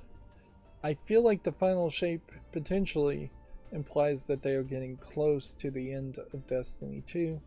That being said, I don't think they can just announce a Destiny 3 and expect people to really hop into it and play it. I think Destiny, like a lot of game series in modern times, is best with a first game and maybe a sequel, and then put it on the back burner for a few years, make a different game, come back with a reboot, remaster, or new series. But the idea of game trilogies is pretty much dead these days. It never really works very well. It never worked in the past very well. There is diminishing returns every time. Hyper Light Breakers early access has been delayed to 2024. I guess there's nothing more to take from that article than this track announcement. So, opening has leaked. Almost 40 minutes of footage has been published ahead of next month's release. 40 minutes of footage is probably not a ton of footage for Starfield, so I imagine you're not going to do yourself many favors if you do spoil yourself and find this footage, but I guess it's somewhat newsworthy to say there's enough of a hype that somebody leaked it, although very possibly Bethesda, ZeniMax, or Microsoft leaked it intentionally. A demo release for Berserk Boy, a retro-inspired platformer with music by Sonic Mania's composer, which, okay. I kind of would like to know what Berserk Boy looks like. Yep. It is a high-speed platforming game. Looks like it probably is somewhat Mega Man inspired too. And at a certain level, I would like to play games like this, but what kills me on games like this is when I get halfway through them and they become super difficult and frustrating.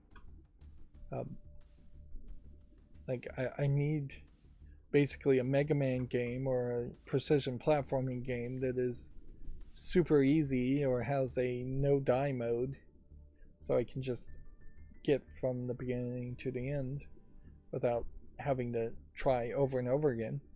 Even Shovel Knight, which really shouldn't have been that difficult of a game, turned out to be too difficult for my arthritic fingers. I really don't know why so many articles are relevant enough to talk about a canceled Immortals Phoenix Rising sequel. This almost certainly is just a somewhat disgruntled Ubisoft employee putting out information. I doubt it's a case where they're leaking out information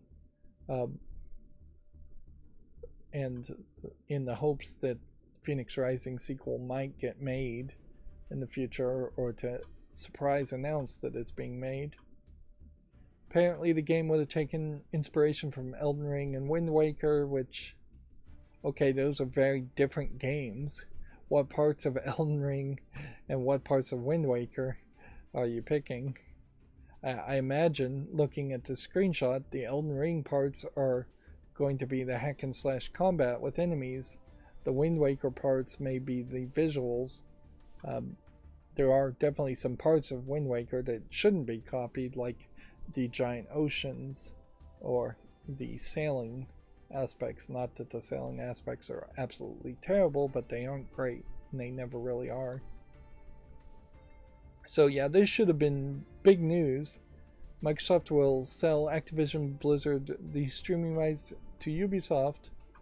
Activision Blizzard's streaming rights, it should be with an S, to Ubisoft in an attempt to close the deal. The revised offer would be considered by the CMA UK regulator, which had totally blocked the original idea. Of course, they were also considering appealing that decision. The UK is basically the only people still being the last roadblock to the merger going through. And I would assume what this is doing is not selling the streaming rights outside of the UK, but only selling the streaming rights to Ubisoft inside of the UK.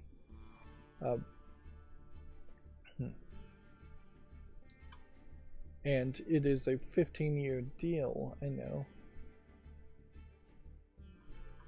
To address the concerns of the impact of the proposed acquisition on cloud game streaming raised by the UK Competition and Markets Authority, we are restructuring the transaction to acquire a narrower set of rights.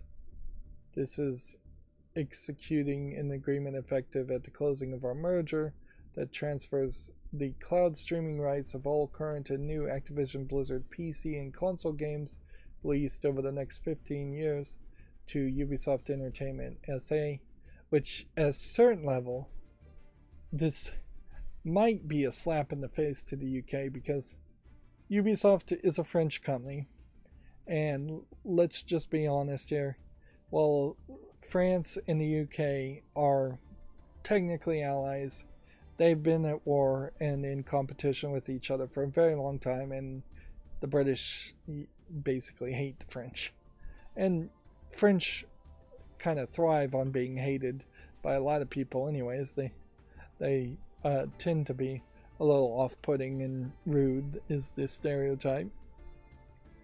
So I wouldn't be surprised if the CMA just finds some new offense on this offering, in that they were hoping instead that Microsoft may have sold off the streaming rights to the likes of some UK based company, although in all fairness, there really isn't a UK-based company that has streaming rights or streaming setup. They could sell it to Epic, a US-based company. They could sell it to Apple or Google, US-based companies. They could sell it to Ubisoft, and then you're really scraping the bottom of the barrel as far as other streaming services at that point, like maybe Netflix, Square Enix, like Sega. You're just picking video game companies that have no streaming service after that. Sell to Amazon, another U.S. based company.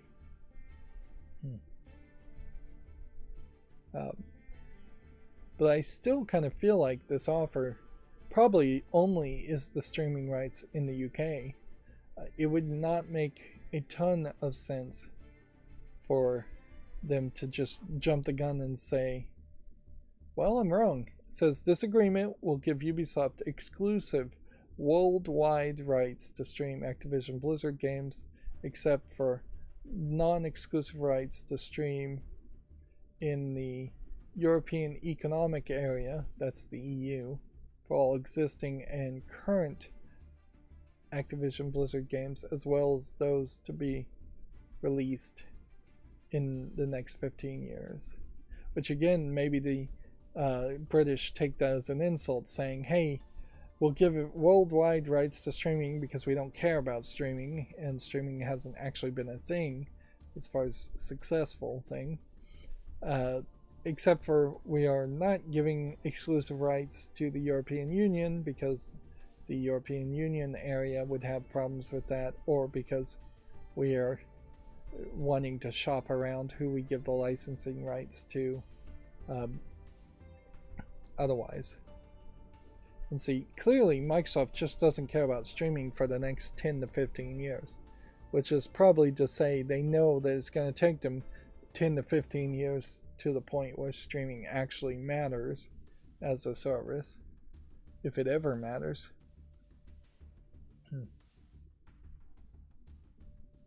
Yeah.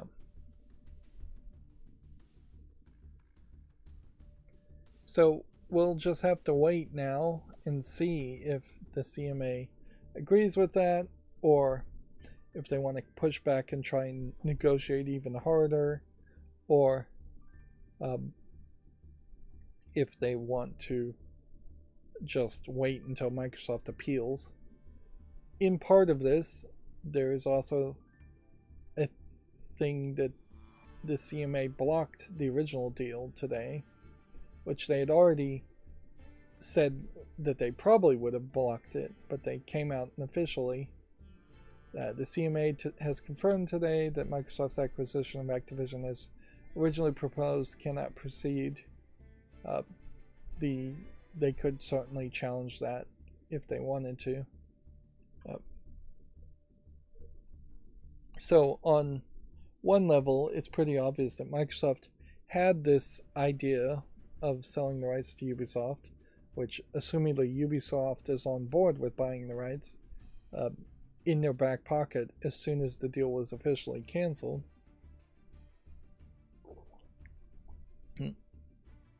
That being said, I think Microsoft still has several options they could do. They could appeal it and go through the legal system, which would take too long. They could pull completely out of the UK, which would piss off a lot of UK citizens, and still do the deal. They could do the deal anyways and just see what kind of penalties the CMA can impose or tries to impose, and then they could just tie that up in court. The truth is, multinational corporations around the world have more leverage and more power than most, if not every individual country in the world.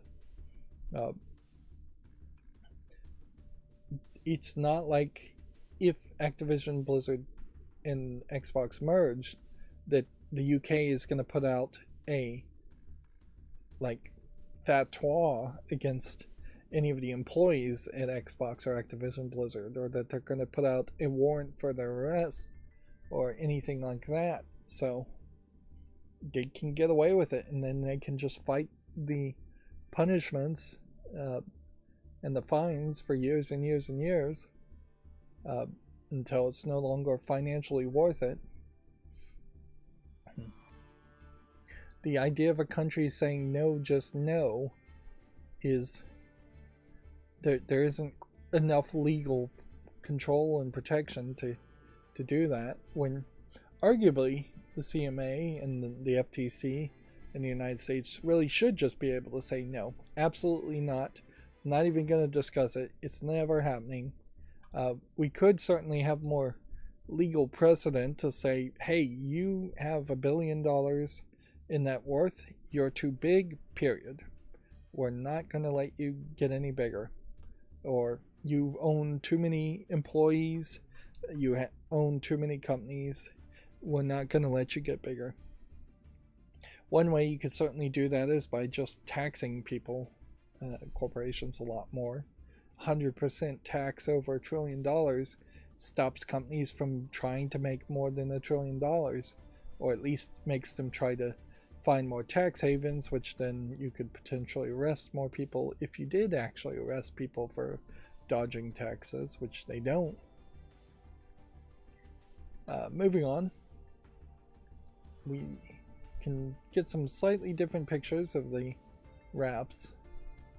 It is just these 3 wraps though, and they're doing a bad job presenting it because they have the background blend in with the wraps, where ideally you would just want a black background for this white wrap and maybe a black background for this camo and then a white background for this camo, so it stands out more. These are far too simplistic wraps for a game console that's been out this long. And then you also have the problem though, where the people that make wraps, like Duelist was one of those companies, where they make wraps for all kinds of devices, and they let you upload any picture whether you own the license to it or not. So you can just go get, say, a picture of the Neon Genesis Evangelion characters and make a skin for that and put it on your personal Xbox. And for personal use, that probably should be legal, but it isn't, as far as copyright goes. But yeah, as far as competing against that, they really are not competing at all. In fact, yeah, I'm going to research that. Not that I have free time to research anything, but after this stream, I'm going to see if I can get an Xbox Series X gel skin or wrap and put my custom art on it and see what that was. They're not really even saying the price here. $50, that's pretty expensive. Yeah, for that price, you could almost certainly get a custom one from a company like Duelist, although Duelist may be out of business at this point. Konami has confirmed that Metal Gear Solid Master Collection resolution on each system. Current gen systems won't run the games at 4K. All platforms except for Switch will be doing 1080p at 60 frames per second.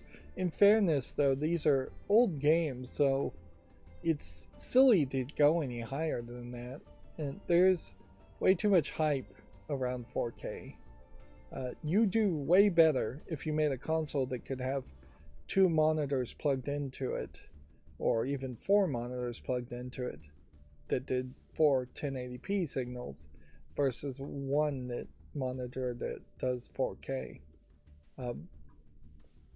I think it is kind of amazing that no console has ever thought to have 2 monitors plugged in at the same time for split screen co-op effectively, except for VR. VR technically has 2 monitors, one for each eye. The Switch docked mode gives you 1080p 30. The Switch handheld mode gives you 720 30. And in fairness, if the PlayStation Portal let you play games that were only at 720 30 and they were small little mobile games without having the remote stream, that would still be way better of an offering. And yeah, there was that other element there. Yeah, the PlayStation Portal also is really failing in comparison to the Steam Deck. Like the Steam Deck by far double your money and get way more opportunity. There you have way more games almost certainly that you could play on the Steam Deck. You could get a refurbished Steam Deck for even cheaper at the lowest end. You can play without Wi-Fi. You can play outside the house. You can play without internet. You can play over the internet and stream games from your PC. You can stream games from your PC. The controller layout is different on the Steam Deck. That's one thing, certainly. But yeah, the lowest end Steam Decks are like $350 anyways, $200, $300.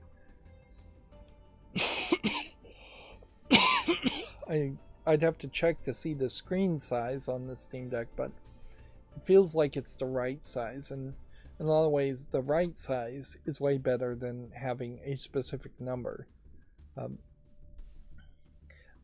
Yeah. I wouldn't be upset though if the Steam Deck 2 came out and it had a controller that was much closer to the PlayStation Portal as far as the grips go. Moving on, Vampire Survivor developer has confirmed that the recent director's cut footage is legit. All its extra content will be coming to the main game in some form or another. So that wasn't just a fake mock-up, but it also does seem like they are not ready to make any announcements. And I think at this point, the Survivor series and the Survival clones are starting to become a little passe. I'm not seeing a lot of hype around twin stick hyper action top down shooters. And then we had pretty much already talked about this, that some content may be considered outdated, and it's going to warn the players for Metal Gear Solid Master Collection, although it is still purely speculation as to what that content is. I wouldn't be surprised if we just start to see, particularly for Japanese games, this warning showing up for the release of all old games. Even if there isn't anything specific they're thinking about, they'll just try to put some kind of warning and some context there. And in all fairness, almost every game, it would make sense to say, hey, this game was made in 2005, so it may be outdated. Some concepts and content may be outdated. Even if there's no specific actual problems or reason to make that warning. And if Japanese games in particular just made it commonplace that the warning always showed up, and it just became like the FBI copyright warning or the anti-seizure warnings for people who don't have seizures, if it just becomes so commonplace that you ignore it and don't recognize it's even there, then that really hasn't hurt the game creators in any way. They've bought themselves some insurance for very little work. Moving on to the Gamatsu articles. A game called Post Trauma was showed a trailer. He's a weird looking guy, to say the least, as far as your main character. But the overall game seems to be a horror. I guess it's a survivor game. In a lot of ways it feels like it is taking specific visuals from Control and just straight up copying them, which, yeah, maybe there's actually a game there, maybe it is just something else. It almost feels like it might be a parody of Control. or it might just be a generic horror game. Let's see, Warhammer Age of Sigmar Realms of Ruin launches November 17th. So that's already on the fall list. Guess we have a release date now. Delta Force Hawk Ops reveal trailer.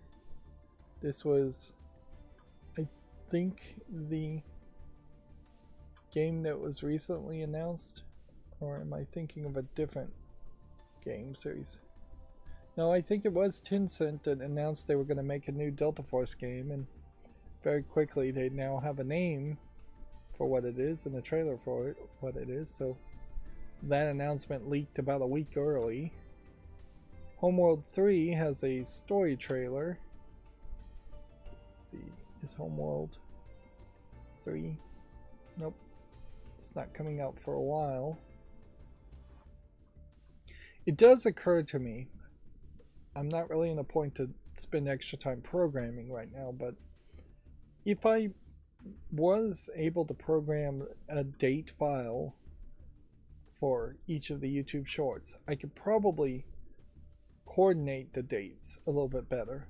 Like, make it so the file name has a date. So if it says like February 2024, then I would just say, okay, that's 2/28 would be the last day of February. I'd have to do some programming there.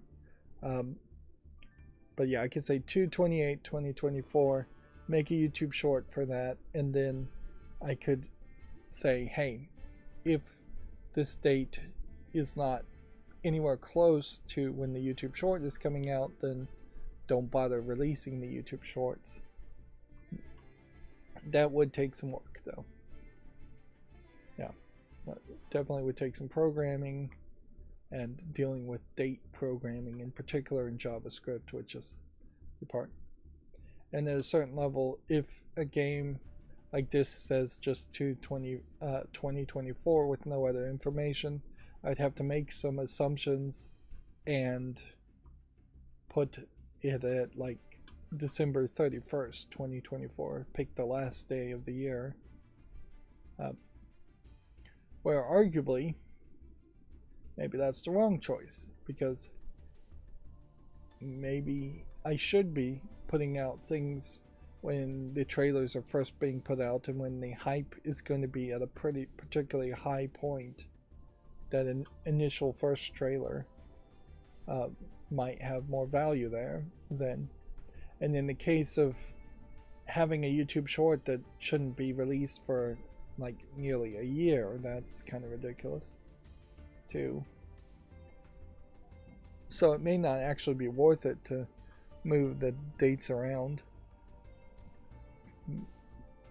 It would just make the YouTube shorts more accurate as far as, is this actually a new game that's available for purchase versus is this a game that is trending because it has a trailer, or a new game just because it announces itself as a new game. Wulong, Black Myth Wukong, not Wulong, that's a different game, has a gameplay trailer on Gametsu if you want to check that out. We already are having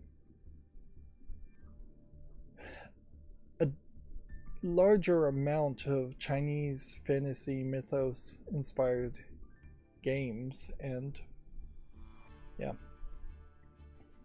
we'll have to see how many, if any, of those games actually sell, particularly in the West.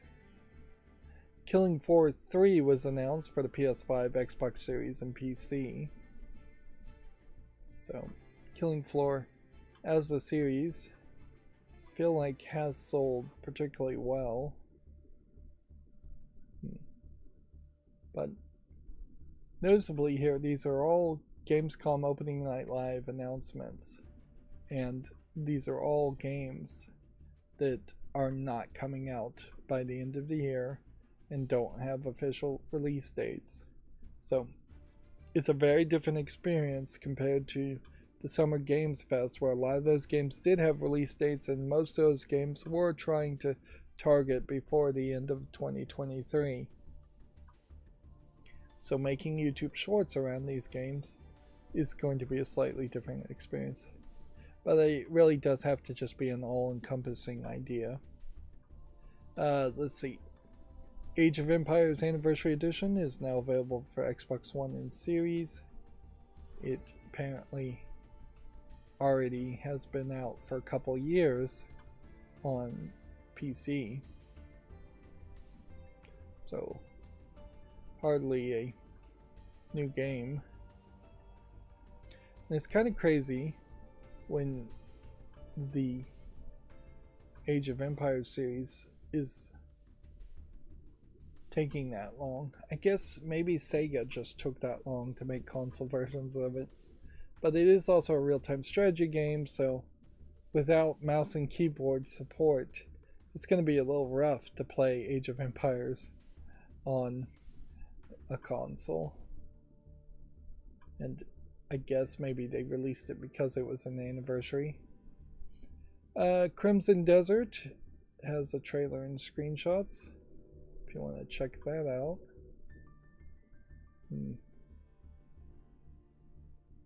Guess I really don't care enough. Assassin's Creed Mirage, the Round the City of Baghdad trailer is available, which, looking at this vantage point, it definitely feels like this city is much, much bigger than any of the cities I saw in the early Assassin's Creed games. Perhaps way too big, because it feels like there almost has to be invisible walls and districts just to make this region reasonably playable. And that is how the original Assassin's Creed games worked, is that depending on what scenario you were in, there were all kinds of invisible walls that would stop you from going any further. They weren't even invisible walls, they were very clear walls to block you. But yeah, this, with that level of size, makes me wonder if that is the entire map of the game and you just never will get to any larger any other sections, which could be very boring too. If you just have a mission to go to the left side, and then you have a mission to go to the right side, and a mission to go here, and a mission to go there. I suppose this is probably somewhat historically accurate of how Baghdad may have been at some point. I don't know if that's really how it looks now. Probably not. If anything, it feels somewhat like the Sarate in Bleach, but in all fairness, having a central hub building in the middle and then a north, south, east, west gate is not that crazy of a concept. It's basically standard. Tekken 8 launches January 26, 2024. Let's see, I doubt we haven't made a YouTube short on Tekken 8 yet. Call of Duty Modern Warfare 3 Campaign Premiere gameplay walkthrough is available if you want to check that out on Gamatsu. Nightingale is apparently a game that launches in early access on February 22nd of 2024. This was the game, if I recall correctly, where you are going through portals to different realms to fight different kinds of monsters. Let's see, set out on a journey of survival and adventure into the mysterious and dangerous Fae realms, fairies, and monsters of Nightingale.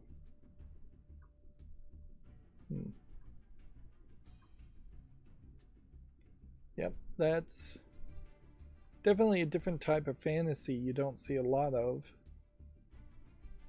It'll be interesting to see how far you can get with that, though, as a game.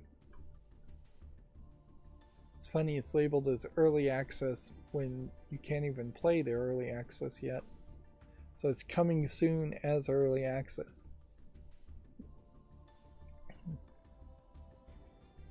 Yeah.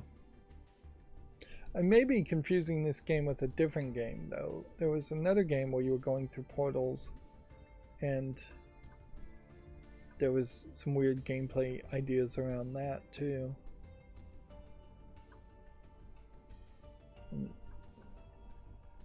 Yeah. I'm not sure. And it kind of doesn't matter if it is the game I'm thinking of or not, because whatever game I'm thinking of has to come out, and I need to see more gameplay around it to get a better understanding. Grand Blue Fantasy Relink launches February 1st in 2024.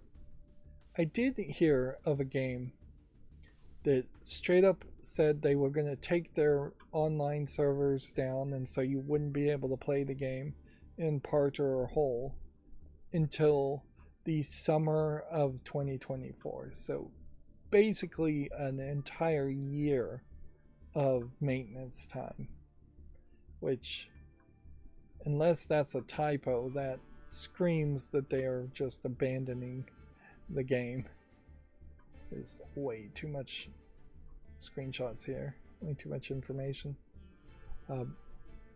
Yeah, nobody's gonna stick around and play a game that's in maintenance for an entire year.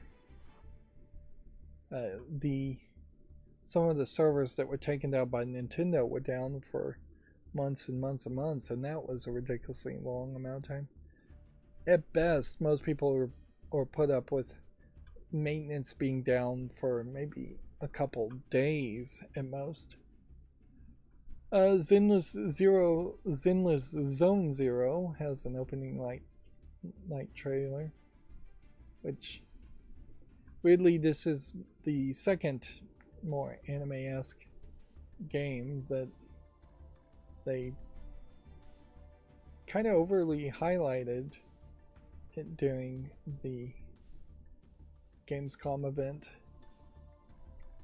In all fairness, I think the anime art style is more accepted and more popular in Europe than it is in the United States, because you don't have as much of a anti-cartoon puritanical mentality amongst a small percentage of the populace as you would in the United States. And yeah,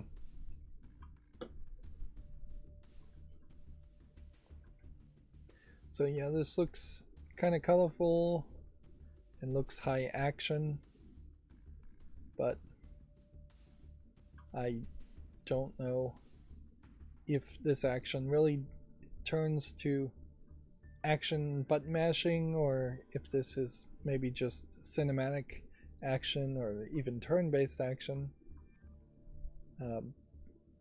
It's funny they call it a special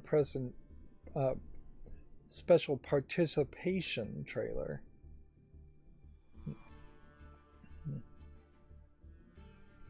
Yep, it's for PC, iOS, and more. Read more about the game here.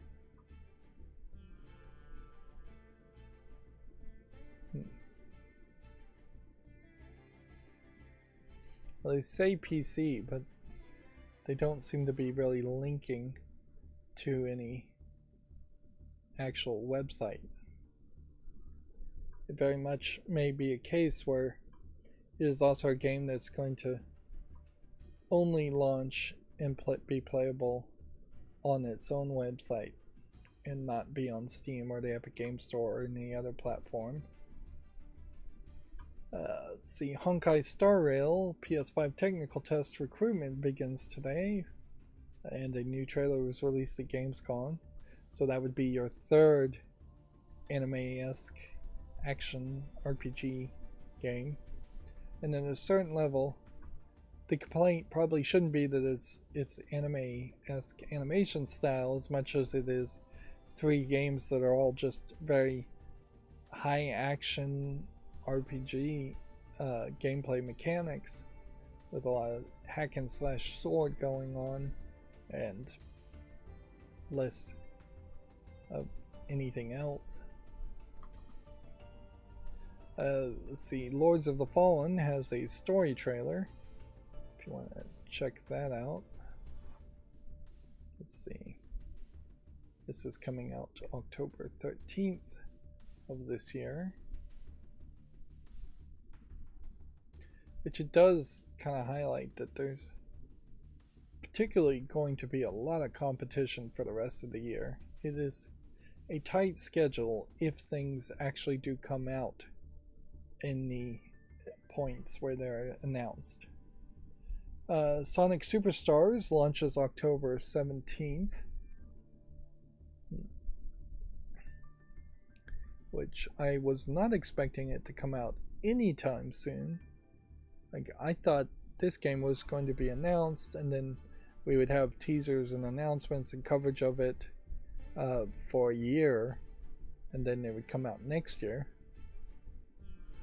This was also the weirdness as far as the intro trailer of Gamescom or Opening Night Live, in that they threw in Knuckles and Sonic in their cartoony CGI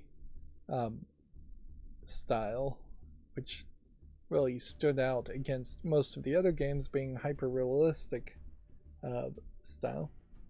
Sonic Frontiers, a different Sonic game, has the Final Horizon update launching September 28th. Tails, Amy, and Knuckles will join the fray. Which, is this a free update for the game, effectively saying, hey, we're done with Sonic Frontiers? I don't think it would be a terrible idea, depending on how the story ends, for them to potentially try and make a Sonic Frontiers 2 and be fairly quick about it, because Sonic in a more open world environment, I think, will supplement the other Sonic games fairly well without cannibalizing the other Sonic games. The people who want to experience the nostalgia of the original Sonic games are not threatened, particularly by Frontiers, and then newer kids who want to be fans of Sonic are probably way better suited with Frontiers than going back and playing Superstars and reliving the nostalgia that they don't have for the original Sonic games. A game called The First Descendant has a trailer.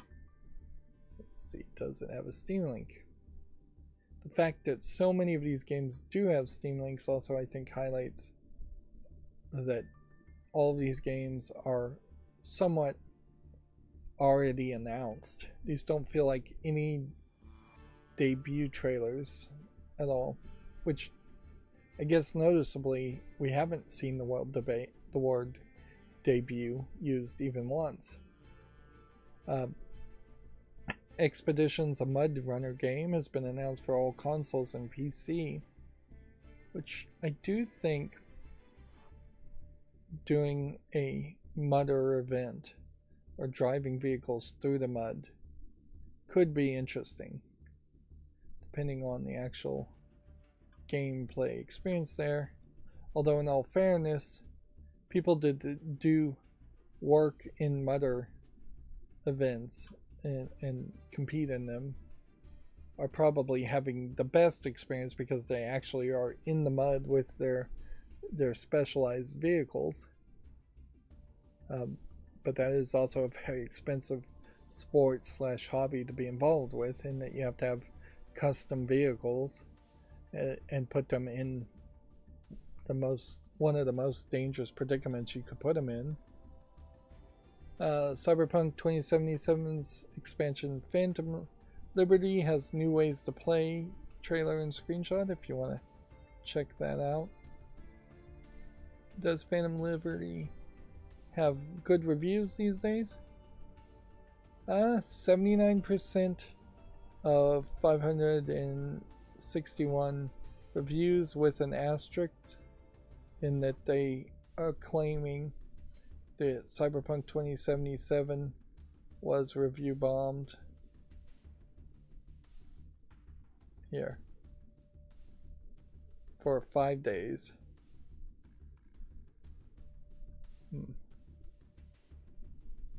Which if anything, it looks like it was positively review bombed.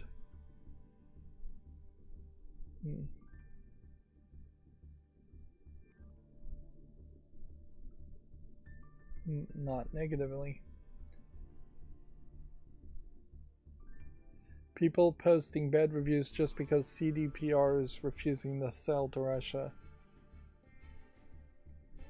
Interesting. So it was counter review bombed with positive review bombings, if such a thing is going to be used as an excuse, because there was this this idea that it was getting review bombed by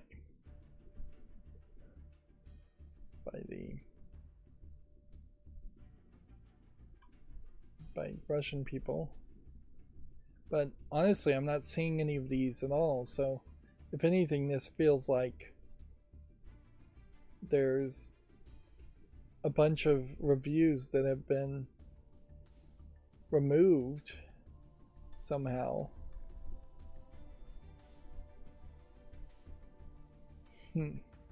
But the review bombing alone is still being used as a marker. If anything, what's weird here is the fact that even in the initial launch of Cyberpunk 2077, there is just a ridiculously high number of positive reviews to make up for every negative review. I find that fairly suspicious.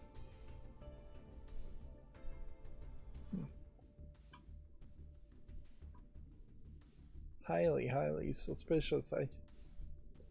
I guess maybe it's, if you're gonna assume that there's no like nefarious thing happening here where CD Projekt Red has managed a way to delete reviews off of Steam, which that would break trust in the Steam review system completely.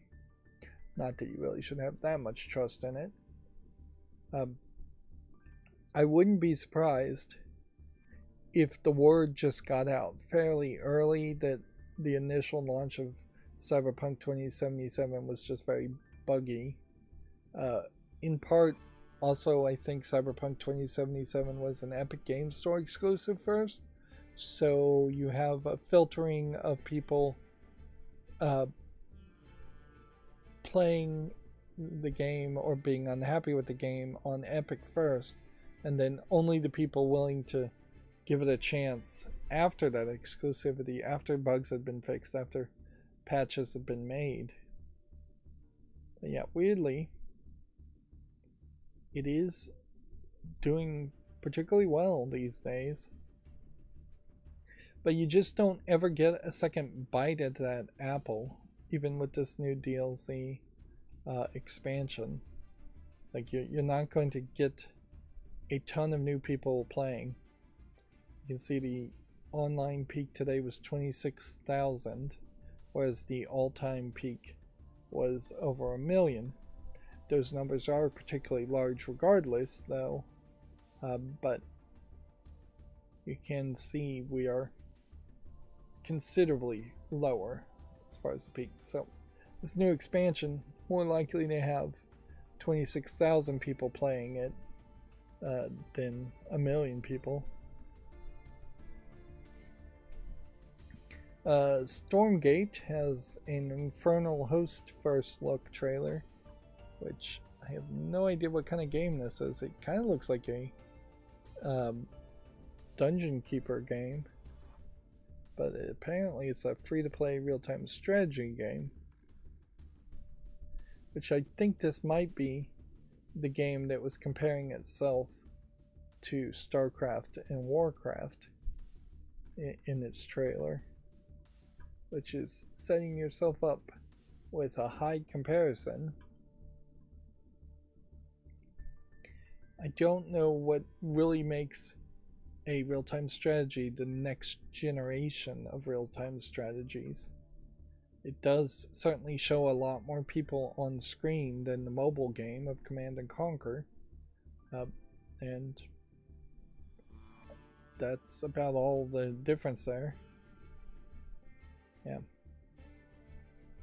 So we'll have to just wait and see how well people receive that. Marvel's Snap is now available on PC. Effectively, all I think it's doing is stretching out the interface a little bit more, whereas originally in its beta early access form, Marvel Snap just had a 16:9 ratio with black bars on the side. It's not really changing how the game plays in any way, and I'll check it out certainly, but there is not a lot of hope that I would get back into Marvel Snap or find something I like about Marvel Snap. And them putting out a animated intro as a teaser for Marvel Snap is fine and all, but really this should have been something that was put out in the initial launch. You can't really have your cake and eat it too, and pretend like the last year it feels like it's been going of Marvel Snap. Maybe it's only been 6 months, but you can't pretend like the last few months of Marvel Snap haven't existed on mobile, and that this is the actual beginning of Marvel Snap. They're several seasons in. They've changed the gameplay mechanic with the conquest mode somewhat.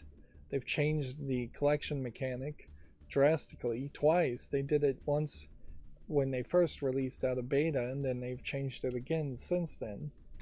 The concept is still too simplistic, and while I do like the games being short, it doesn't lead to enough rewards, and then the rewards, when you do get them, are just different visual variants of the same characters over and over again.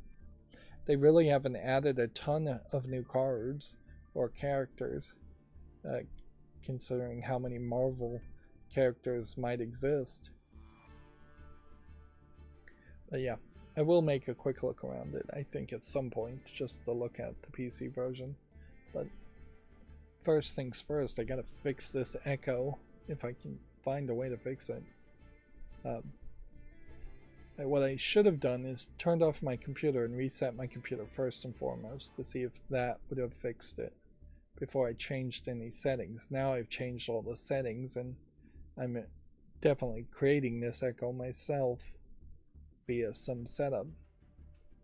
Moving on, a game called Warhaven launches in early access on September 21st. Which, okay. Looks like it's some kind of swordplay MMO type game.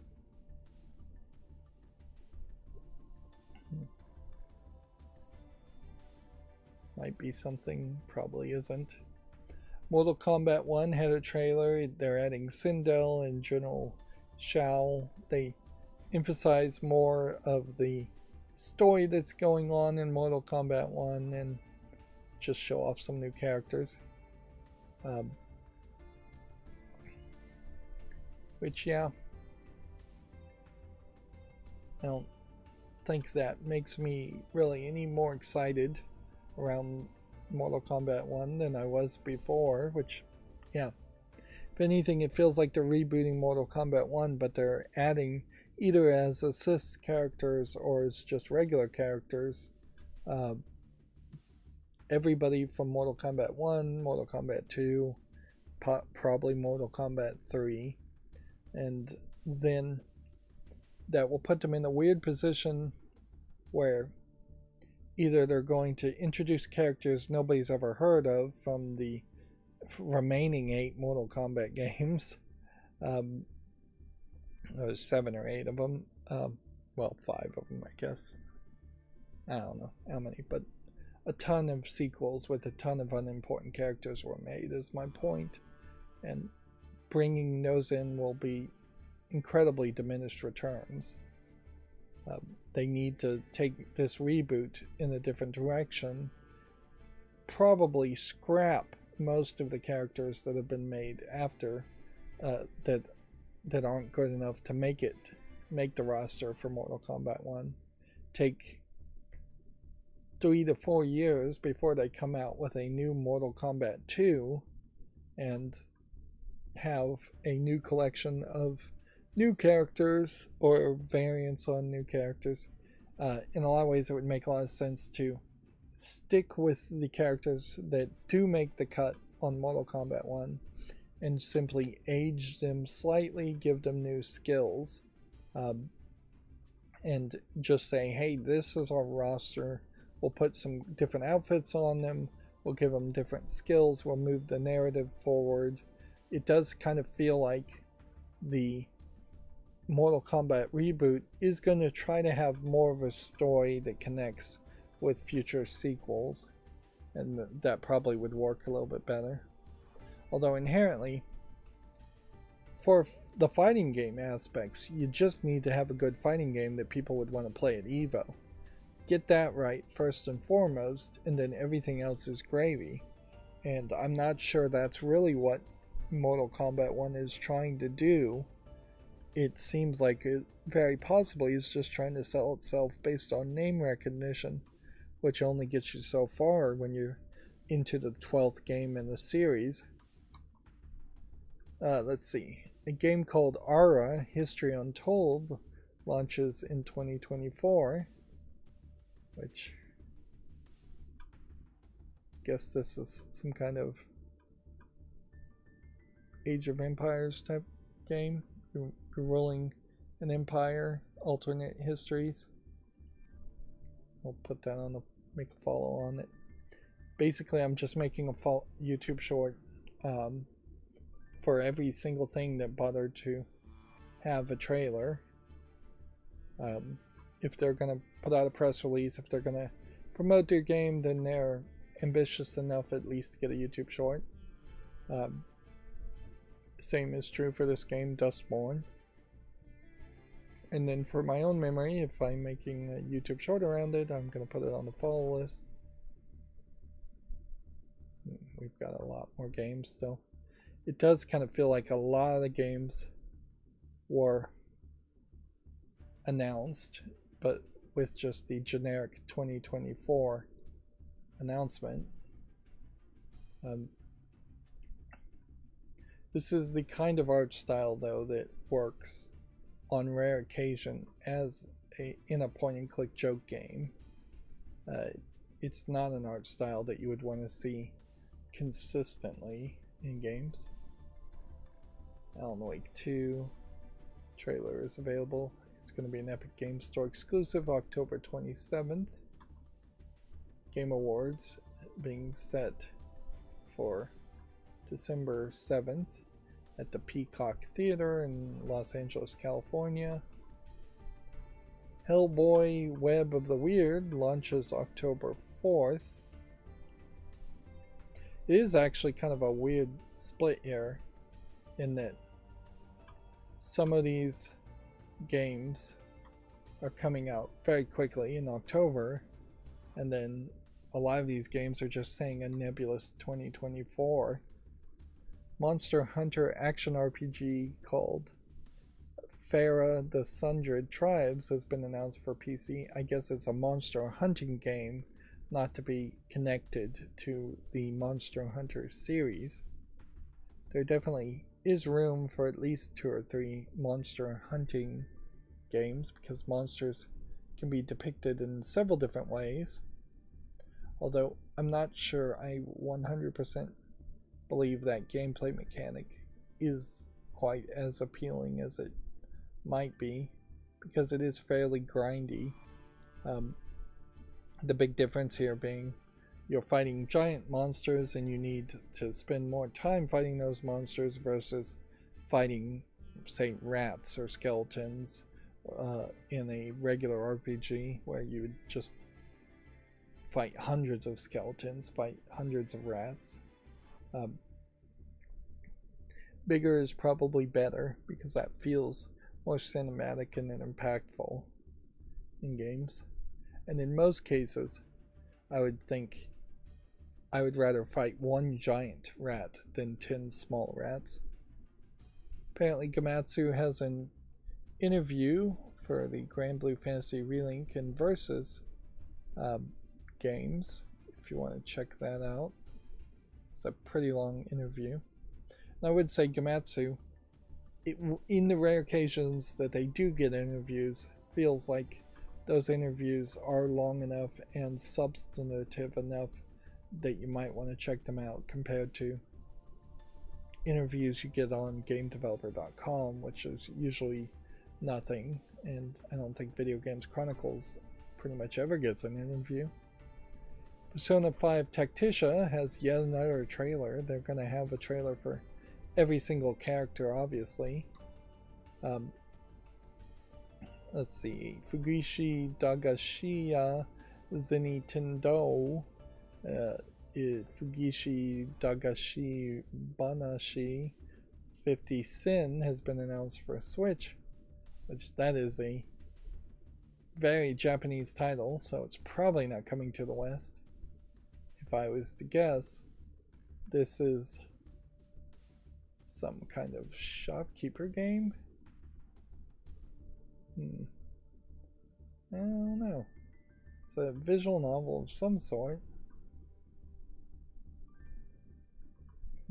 It's based on a Japanese children's book series about candies that contain mysterious powers. It's going to launch November 9th in Japan. So she sells magical power candies for 50 cents, would be my guess. As Sin is probably an old currency. I don't think Japanese have coin currency. I think it's all yen. And there are 1 yen coins, yes, but I don't think there's a way to get half a yen. In the same way there's not a way to get half a penny. Although at one point there was definitely a way to cut up pennies in the United States and have a half penny or hay penny, or even a piece of 8, in which pirates used to cut up coins into 8 different pieces. Moving on, Turok Shadow of Oblivion coming to all consoles and PC on November 14th. Did we get a link to that? Nope. These games, like pretty much all the Night Dive games, still very much look old. It is a tough sell if you're not nostalgic for them. But in all fairness, they're doing the right thing by not trying to advertise or sell these games to a new audience, because it just wouldn't work. If you were going to do something with Turok, obviously you'd have to reboot the whole game. Start over from the beginning. I also feel like Turok 3 has you playing as characters different than who you were playing as in Turok 1 and 2, so I wouldn't be surprised if the main character in Turok 2 dies and they decided they needed a third game in the series after making that decision.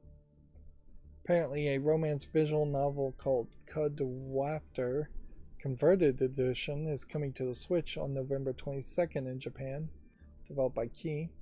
Here you can see a moe anime girl. Only the Switch at the moment, and only in Japan at the moment. Let's see, it was on PC in 2010 in Japan, so this is a new version. Android versions came out in 2013, and then a version for the PSP, so the story is pretty came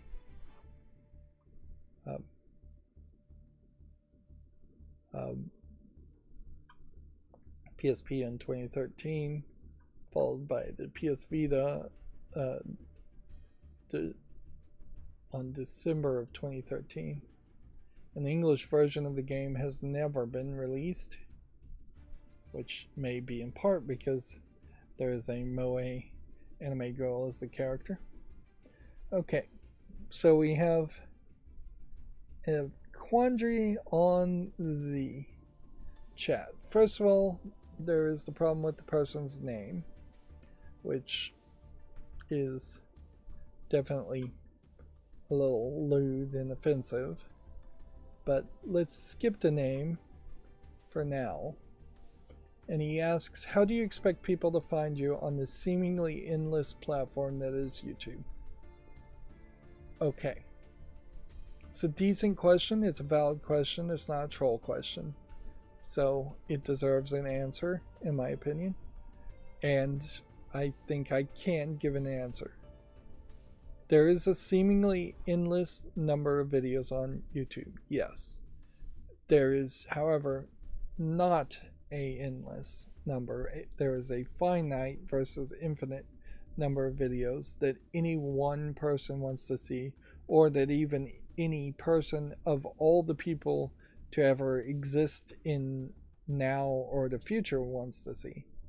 So the algorithm tries to work on that. YouTube's algorithm is not very good.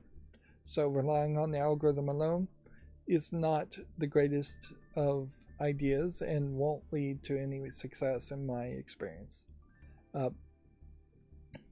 But you can only do so much, and even if it feels hopeless, there are certain things.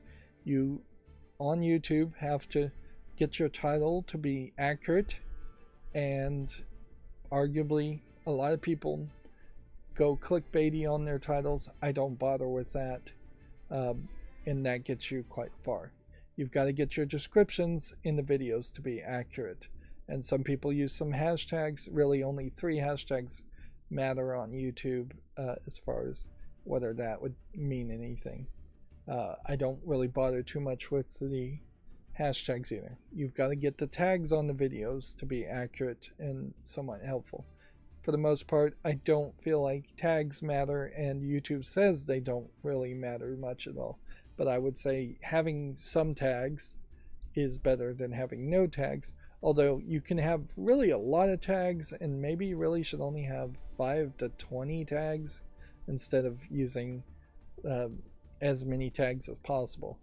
There is a tag in all my videos that have my name, Rydo, in it, so theoretically, if people watch a video from me, they will be recommended hopefully a little bit more of my videos in the suggestions.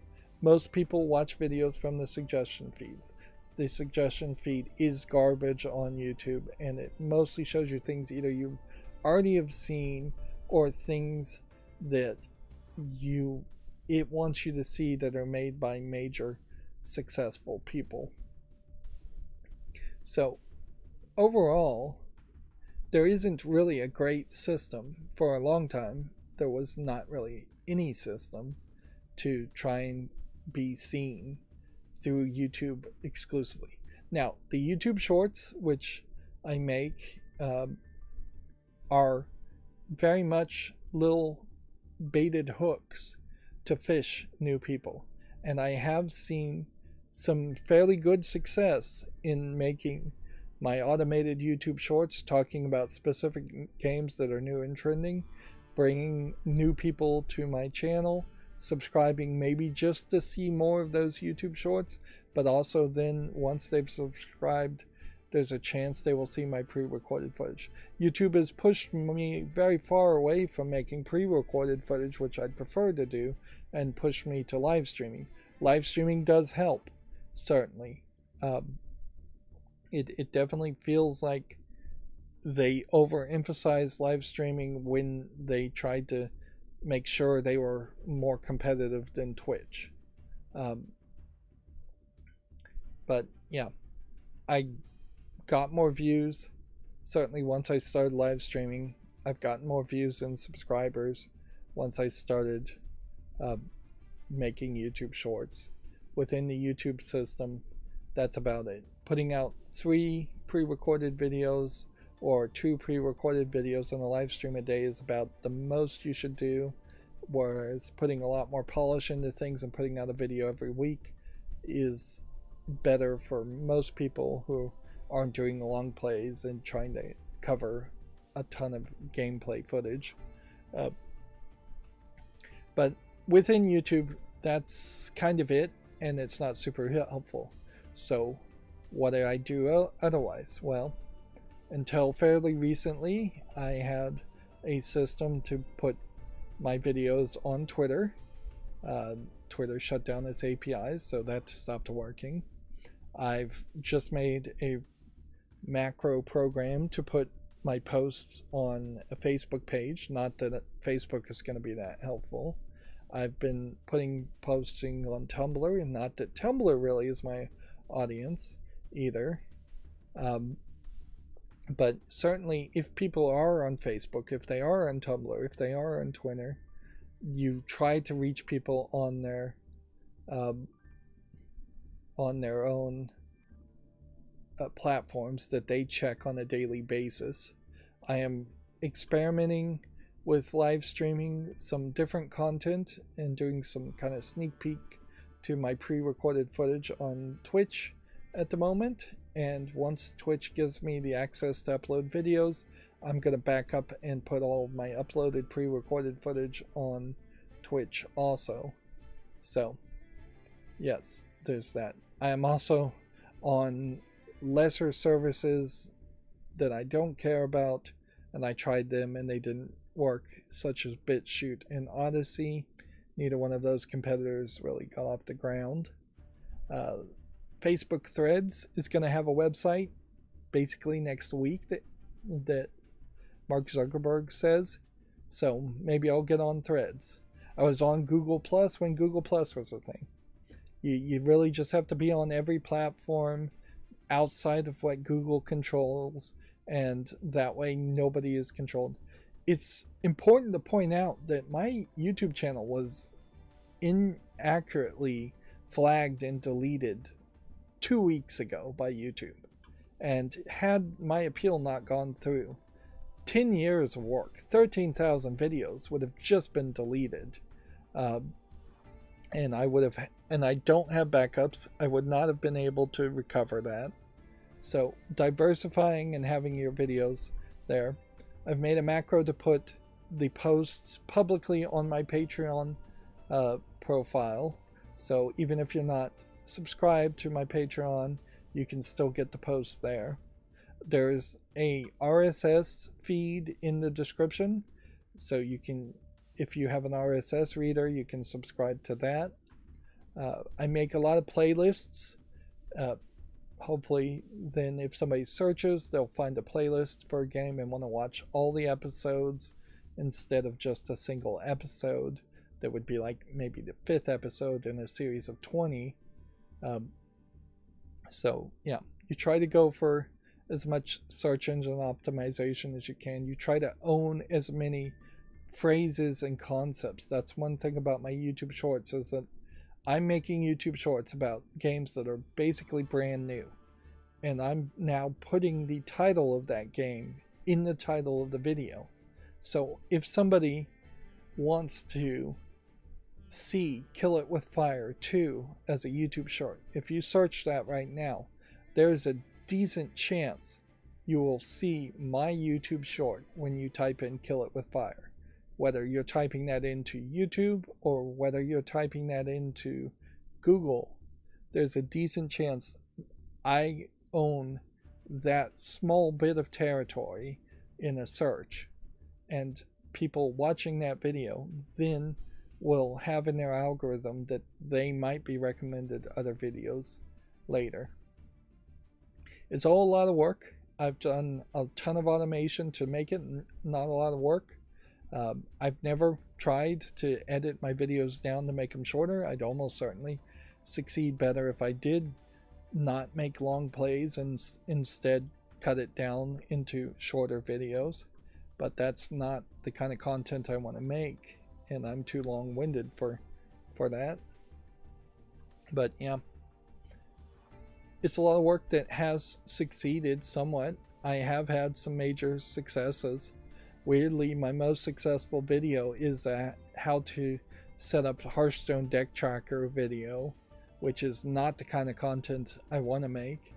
So if I just wanted to be seen, I could definitely do clickbait. I could go in a different direction, but that's not the point. The point is I want to make the content I want to make and hopefully find a big enough audience that can appreciate the kind of content I want to make for it to at some point be self-sustainable.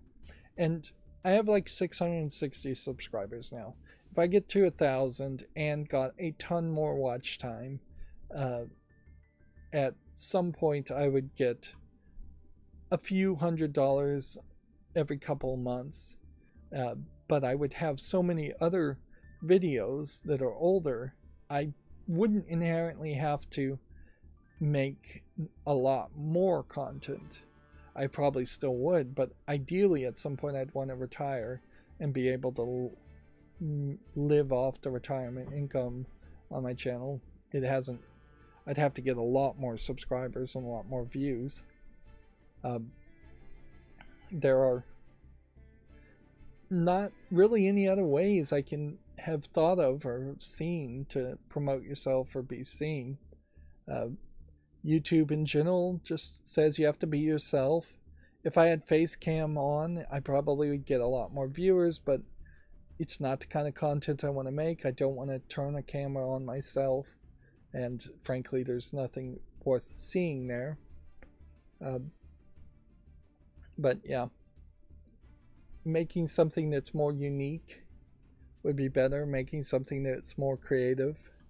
I am just a video game critic, which at a certain level means I am just a critic and not creative. So a lot of the things I'm making don't have any creative aspect to it, don't have that interesting aspect to it. If you're not interested in looking at Killer 7, which is the pre-recorded footage that's airing on my channel right now, you're not going to watch my Killer 7 coverage, because I'm not PewDiePie. I'm not popular enough, and I'm not enough of a personality. That's why you see in things like Game Grumps that it is very much about the personalities of the presenters, and it's basically not concerned with the actual gameplay. And that's why Game Grumps are not really video game critics, in my opinion. They are just host shows. If you look at Good Mythical Morning, that's a great example. That's a whole series of YouTube videos that are based around the personalities of the presenters, because whatever they're doing day to day is mostly just stupid activities that people don't really care about. But yeah, be a little clickbaity in your title is what's recommended mostly, but don't be too clickbaity in your title. Get a great thumbnail. I don't make any thumbnails. If I could afford to hire a thumbnail creator, I'd probably do 4 to 5 times better. YouTube Shorts don't let you upload thumbnails, so there is a higher chance of success there if you make YouTube Shorts. But yeah, tag things correctly, talk about something that's relevant, talk about things that are kind of breaking news. That can certainly be helpful, but that definitely means you have to chase the breaking news nonstop. I'm certainly not the one to listen to in particular as far as success anyways, because my YouTube channel is not successful. Don't cheat. Even though I have heard rumors that people have paid for views and paid for subscribers in the past and gotten away with it, I don't think people get away with it now as far as paying for views and subscribers. Anyways, that's kind of a long rant. The poster did say a couple minutes into that, fair enough. But yeah, I'm certainly open to suggestions as far as being on new platforms. I do have a Discord, but nobody follows it. And I have a bot that plugs videos to the Discord that I just fixed and set up again. I wish there was a new social media site like Reddit or Twitter or something that came out and people would actually switch to that. But very notably, people are upset with Twitter, and yet a lot of people are still using Twitter. People were upset with Reddit, and they're still using Reddit. Reddit in particular doesn't let you self-promote yourself, which really sucks for content creators that I can't make my own subreddit and post my videos there. I think I'd probably have some success if that was there. That is one thing I guess people who are fans could do. They could post my videos to certain subreddits, but you have to follow the rules of each of those subreddits to promote content creators. But yeah, I don't know of any other platforms, and it's not financially logical to pay money to advertise yourself, which would be the next step. And that's the thing YouTube is now asking content creators to do, is that they're suggesting between $100 and $400 every time you post a video to promote your own video, when almost no content creator can be guaranteed that they'd make $400 in ad revenue if they promoted their own videos. But yeah, that's about as much as I know about it, which is to say not much. Moving on, we're already going super long. We talked about the Star Wars Dark Forces remaster being announced for all consoles and PCs. One of the things here, certainly as far as the live streams, as they evolved over time, is that it did become more of a news presentation. So if people don't particularly care about my criticism of specific games, they can watch the live streams and they can see me for the first hour or so play Yu-Gi-Oh! Master Duel, and then after that warm-up period they can see me talk about video game news. Plus, me going through the video game news is doubly helpful in that it keeps my mind up to date as far as new games coming out, and it helps me make the YouTube shorts. So I'm effectively accomplishing 3 things by doing the live streams, on top of having live streams be the specific place where people can chat and comment to me. Grime 2 has been announced for PC. This is, I guess, a sequel to Grime 1, which, let's see that on Steam. Let's see. It looks visually interesting, but I kind of feel like I just missed Grime 1 completely. And that's a problem with Steam in particular, is that there's not the easiest of ways to find the first game in a series. It feels like for any game that's a 2, there should be a mandatory box here that says here's Grime 1, or some other way that is easier than just opening this as a new tab to then go here. And since I'm maintaining games I may play at some point on the wish list, coming back and checking Grime 1, I can see it's very positive and that it is already on my wish list. So yeah, of course I'm always falling behind as far as playing games and covering games, so I would have to play Grime 1 before I could justify playing Grime 2. Let's see, Persona 3 Reload launches February 2nd, 2024. This one is also coming to Steam. Now, if I vaguely recall, I think there was something slightly different about Persona 3 Reload, in that it doesn't have the extra content of Persona 3 Golden, which maybe keeps the story to be a little bit more simplified, and it's already a complicated story to my understanding. But yeah, a remake of Persona 3 after they've already sold a couple other versions of Persona 3 is fine as an idea, but the Persona 3 Golden content not being included definitely feels like some kind of DLC might be added later, or more likely, since it's Atlas and Sega, they will just try to sell you a Persona 3 Golden Reload in 6 months after this launch. So I would say cautiously weight on that. And in particular, the Persona 3 series and the Persona series in general is very popular, but there's no interest and no real way to play Persona 1 or Persona 2. So you're setting yourself up to have to start on the third game, and then Persona 4 effectively has a different group of people and maybe doesn't matter as much to play. Same is true, I think, for Persona 5 as a series. But yeah, most people who are hyped around Persona are going to still be hyped around Persona.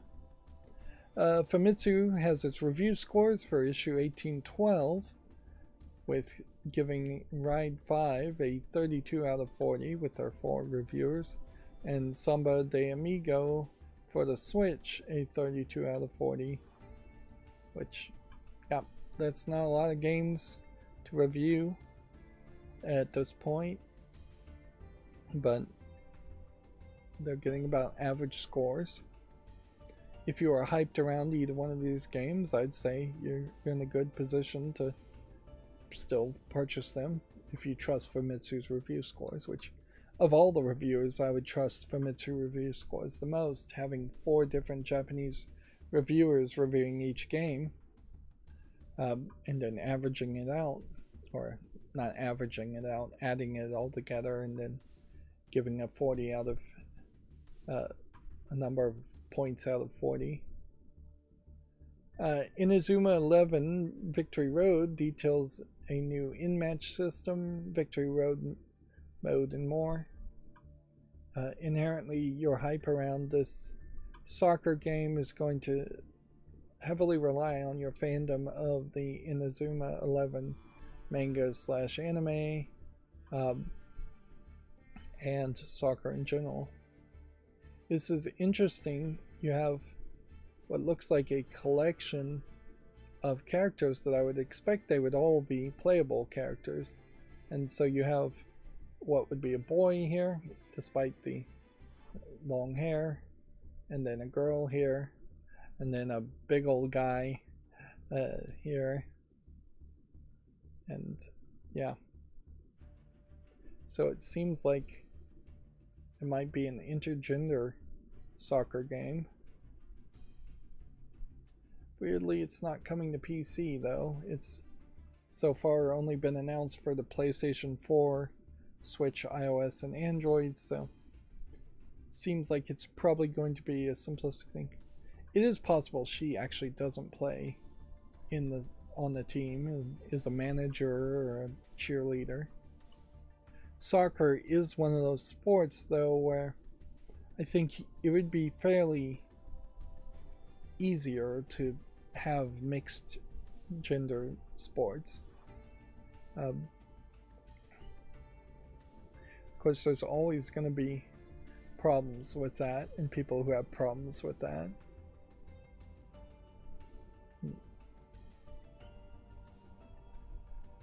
There definitely are points where little girls at the age of 10, 11, 12, 13 get growth spurts before little boys, and they can totally wreck boys of the same age in sports. Let's see.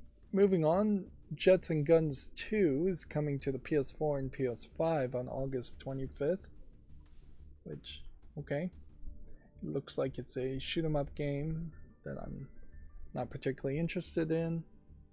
And then House Flipper 2 for PC launches December 14th. There is a little bit of saturation in the House Flipper series of games in that there are a lot of other House Flipper home decorating games out there. Had House Flipper 1 come out and then there'd be no competition at all, and then House Flipper 2 coming out now, it would probably succeed a lot better. Although there is also a question about how much new content House Flipper 2 could really give you. But we've also seen similar games that are like barn renovation games here and DLC. So like from the actual creators of House Flipper. There's also Farm Flipper, House Flipper Pets, Luxury Flipper, Garden Flipper, HGTV, DLC for House Flipper, a game called The Tenants, and House Flipper VR, and Apocalypse Flipper, which, except for Apocalypse Flipper, each one of those DLCs are fairly expensive. In fact, House Flipper right now is $7.50, where Farm Flipper is $10.49 and mixed reviewed.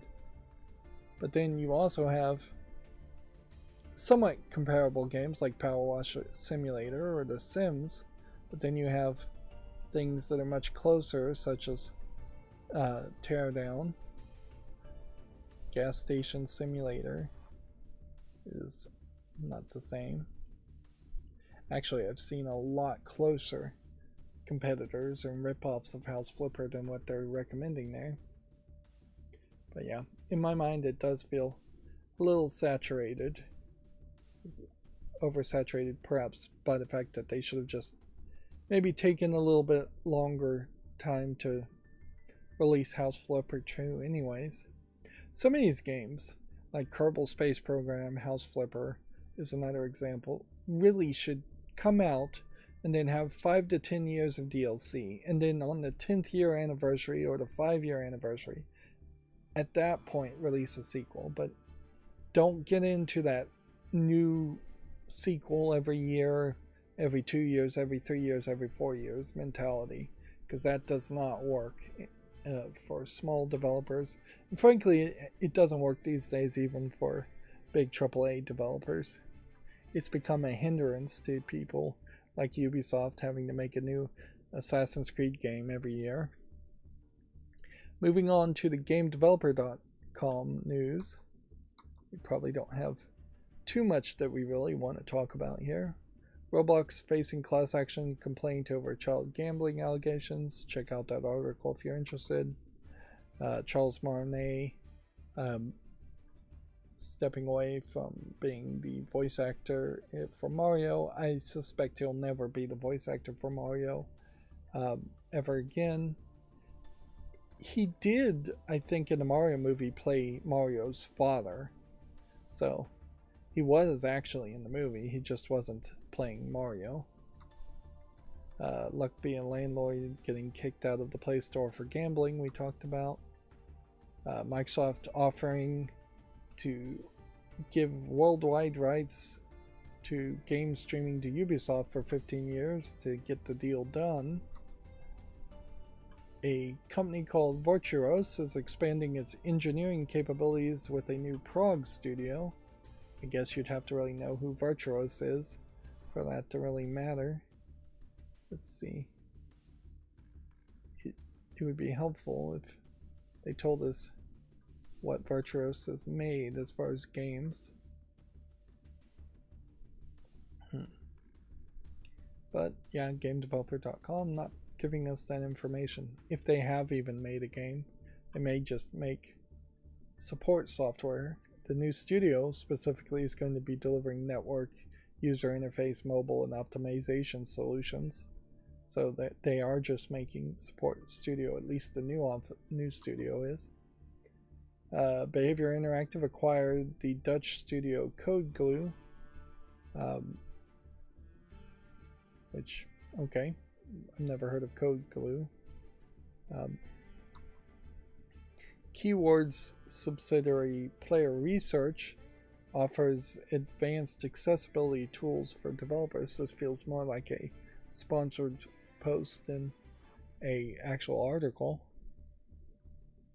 I have heard of Keywords, and I do think there's some people that use their market research information for either video games or other types of forms of entertainment. But the problem with a lot of companies, maybe Keywords is included in this, maybe not, is that they'll do surveys so you get the result you want no matter what. So if you want the player base to come back with a survey that implies they love microtransactions and DLC, keywords and companies like keywords definitely can find a way to trick people into saying they like microtransactions and DLC, when clearly people don't like microtransactions and DLC. And most surveys are done to manipulate statistics and lie so you can justify your actions to either a higher boss or shareholders. And inherently, if you do something that causes your stock prices to fail, but you can say, well, keywords told us this was going to work, then you can just throw keywords under the bus and they'll happily take the blame since they already took the money. And then we had already talked about Midwest Games establishing a company in, what was it, Green Bay, Wisconsin. It will be interesting of what seems to be 3 people, how long it takes them for them to announce a game. And inherently, that is kind of the problem, is we get announcements of new companies and then it's going to be 4 to 5 years before they have a game to show, if they're lucky.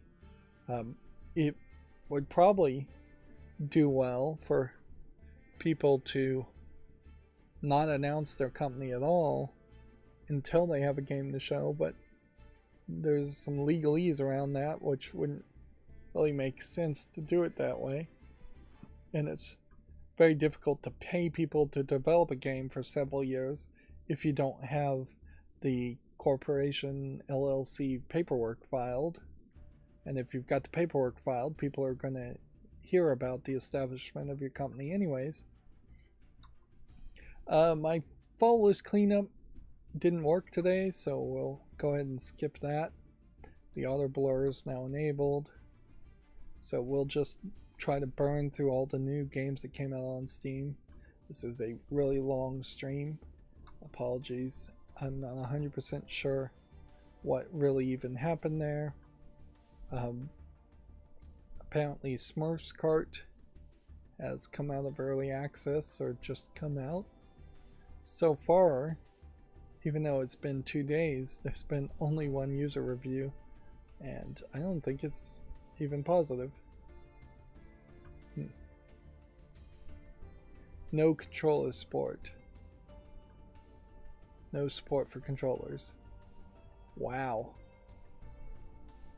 So, mouse and keyboard only. Well, I think that probably kills any chance of this being on the wish list. That being said, I'll leave it on the fall list and give it a little bit more time. Maybe they'll fix the lack of controller support, but why would you even launch a game that way? Yeah, it's just dumb.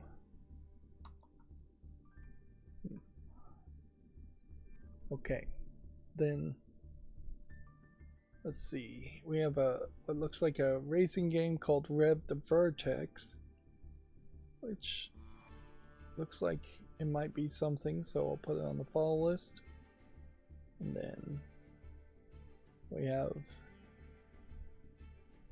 Theseus Protocol, which looks like it's a card battler game.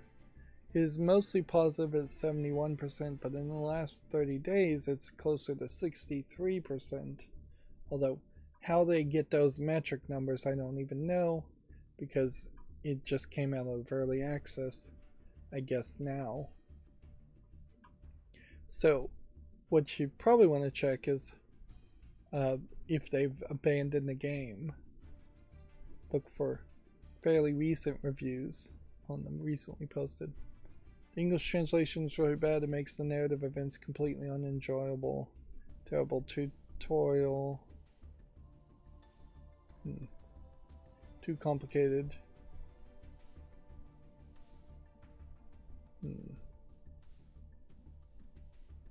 So yeah, it seems to me like this was probably like a Chinese, Japanese, or Korean game that tried to also support English, but not really doing a great job with it.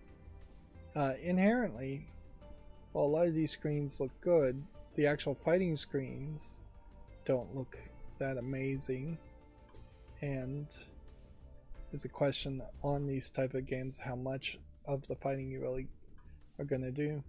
And then as you're playing the cards, this is perhaps too much explosion neon visuals. I might have been inclined to give this a follow and give it more time, but I think I can easily say no to this. And really this feels more like a mobile game, a gacha game, where you would have in-app purchases and that might actually support it. Whereas paying $7.50 now and then no in-app purchases plus no online is not likely to see any kind of update or improvement to it at all. Let's see. Next we have a game called Run or Die, which it seems to me like it's a 3D platformer with a lot of different asset flipped locations if I was to guess, but honestly it doesn't look as bad as it might look. I definitely have seen worse. Let's see, we can assume that you would be jumping this direction and then maybe you're jumping directly off this. A lot of these look like you are just running on the ground. Wish the video would play. Uncover hidden secrets on a 3D platforming jumping game is an interesting concept too. Alright, so what I think I'll do is to put this on the follow, but I don't have enough confidence to make a YouTube short on it, because very possibly this is just a bunch of screenshots and the gameplay is actually really terrible. And we are getting an oversaturation of 3D platformers where you're running and jumping and climbing up and up in the sky has been the trend most recently. And I fear that this is just another clone of that style of games. Let's see. Next we have what looks like it's a balancing game, which personally I think I'd just find that frustrating, and I don't think there really is a game here that's worth mentioning. If I was going to balance things, I'd do it in the real world with my actual ability to balance things. I wouldn't try and do it in a video game. Yeah, I don't think that concept works. Next we have Food Fight Clicker games, which probably isn't anything.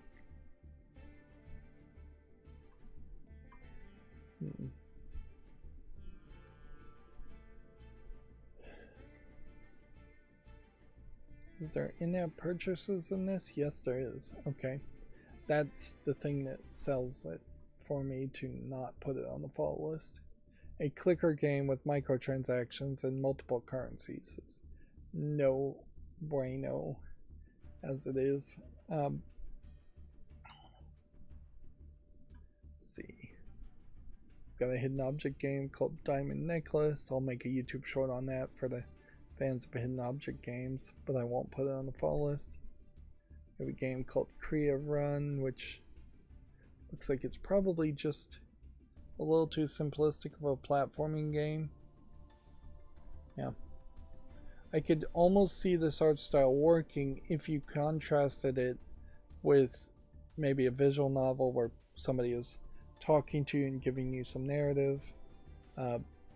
Alone though, it feels like there could be 10-20 levels of this and that's it. Weirdly, it also only supports Japanese, so I wouldn't put it on the follow list anyways. I guess maybe this is for little kids. That might make some sense, but I don't know if I really should lower the standards by that much. You can craft vehicles is an interesting idea too. If you have to build different vehicles to get your way through different levels, that's a way of making it more of a challenge. Let's see. Next we have a game called Magic Garden, which is some kind of tower defense game in VR. It's free to play, I guess, if you want to check it out, but from the looks of it, it doesn't look particularly interesting. Next we have Rogue Station, which is a space station building simulator roguelike. We'll give that a chance. Then we have Daisho Survival of the Samurai, which seems like it's half a hack and slash top-down game and half a survival game where you're crafting things.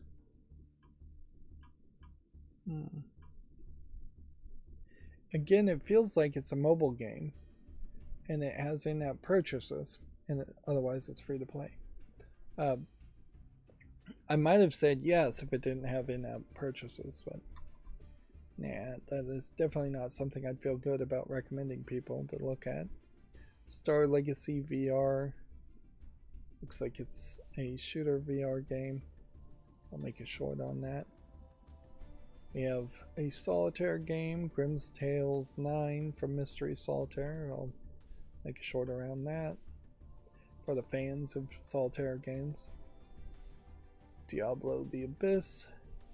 Almost certainly is a name confusion game trying to confuse you to think this is Diablo related, as far as Diablo 4 from Activision Blizzard.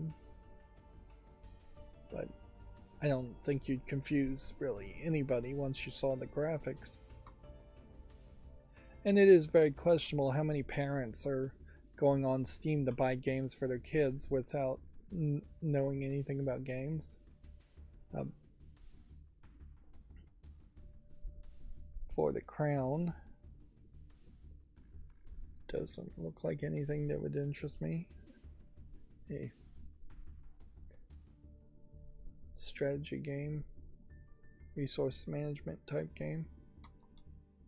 They're calling it a Lemmings game, that might be more accurate.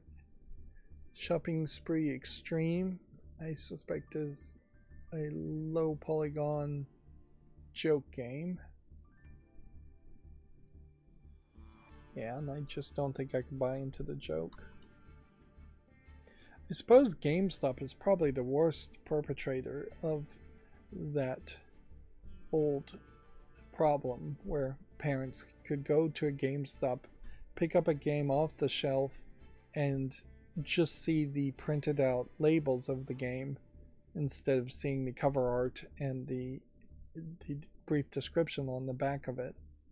But even in that case, I think most parents, if they went to a GameStop, would pick up a actual case that had the actual cover art and description on it, and then the GameStop salesman would give them a different version of the case to keep the fancy case on the shelves and swap it out. So it pretty much is the case that if a parent wants to know what a game is about, they will, and if they care enough, they'll know the difference between one game and the other. And in all fairness, something called Diablo on Steam would not be available as a disc on at GameStop. If you go to buy Diablo at GameStop, you're going to find the Activision Blizzard Diablo game. As for Until Last Tomorrow, this feels a little bit too much like it's trying to do a Last of Us clone experience, so I'm gonna say no to it. It's almost polished enough, but not quite there. This is the kind of game that, if it got good enough, could stay in early access for a long time, or just get really, really popular and better polished. again, no, this is also a game that's only in Portuguese Brazil language, Portuguese, Brazilian Portuguese. So I couldn't make a YouTube short on it, even if I wanted to. I shouldn't. I could. Magnetron Rebellion doesn't look like anything. Well, so far we haven't run into any adult games, so on this Wednesday maybe we'll not have any of that, which is somewhat believable because I could see them all being held back during all the announcements of opening night live. It does seem like there's a level of censorship / bundling that happens on Steam where they don't release the adult content games on the same days that big events happen. This colony management game, Mercury Fallen, I have to say no to it. Like, it is rated very positively, so obviously there is an audience out there, but I mean, I guess I could make a YouTube short on it just to make sure I might have an audience base that might like that, but personally I don't see anything there. And for the most part, I am not trying to personally curate games to make YouTube shorts on. I'm really just trying to cover any game that might ever be searched by anybody on YouTube. Things like Jump Power, for example, not a game that really would ever be searched. Whereas Fort Solace here obviously was searched and played by people, but it's being mixed reviewed, so it's not having a particularly great launch experience. In a lot of ways, I could probably remove this from the follow list. The odds are extremely low if you have 135 people giving it 54% positive reviews that in the next 6 weeks to 6 months something would turn around. You could check the reviews and see if there's something specifically broken. Very clunky, very unoptimized. Yes, it's Unreal Engine 5.2, but the graphics are not special for a 490 to be crying at 60 frames per second. Worst ending for a game ever. Don't buy it, just watch someone on YouTube. Well, if nobody ever bought it, how would there be anybody playing it on YouTube? It is interesting that they said YouTube there and not Twitch, which I always do try to keep an ear out to see if Twitch or YouTube is gaining in popularity. Twitch definitely could have been way more successful if it had better leadership, and still could be today. I'm going to leave this on the follow list just to see if maybe it gets optimized. We'll come back around, although my follow list cleanups would have to actually work if eventually, and I don't think it's worked in the past 2 streams. Let's see, we have something called Superior Vengeance that is mostly positive. Interesting. Is this a multiplayer or online co-op focus? Roguelike third-person co-op shooter, stealing powers, and engaging in extraordinary combat with hundreds of unique superpowers, weapons, and abilities. That is a tall order. Well, I was already leaning on taking this off the follow list just because it's not my style of game, and yeah, the visuals also are not really catching my attention. Doesn't look terrible, but there is this kind of washed out brightness to it. Everything just seems too white in the color gamma. Too much brightness. So I'm going to take this off the follow list just because of a personal reason. Not that there's really anything wrong with the game. Let's see. Next we have a board game, tabletop game called Stone Age Digital Edition. It is not coming from Asmodee Digital, which is perhaps a good indication because almost every Asmodee Digital game tends to be pretty bad. Hasbro games tend to be kind of bad too. So, yeah, I'll put this on the follow list. Although board games I usually only play once or twice and then never play again. Competitive checkers is too simplistic of a game, so we'll say no to that. As far as Marvel Snap, I'll already check that out, make a quick look, but you can see in the last 30 days it's 68% positive, where overall it was 82% positive. In part, I think a big reason for that is conquest mode, but also I think a lot of people just hit that level where they had unlocked most things. The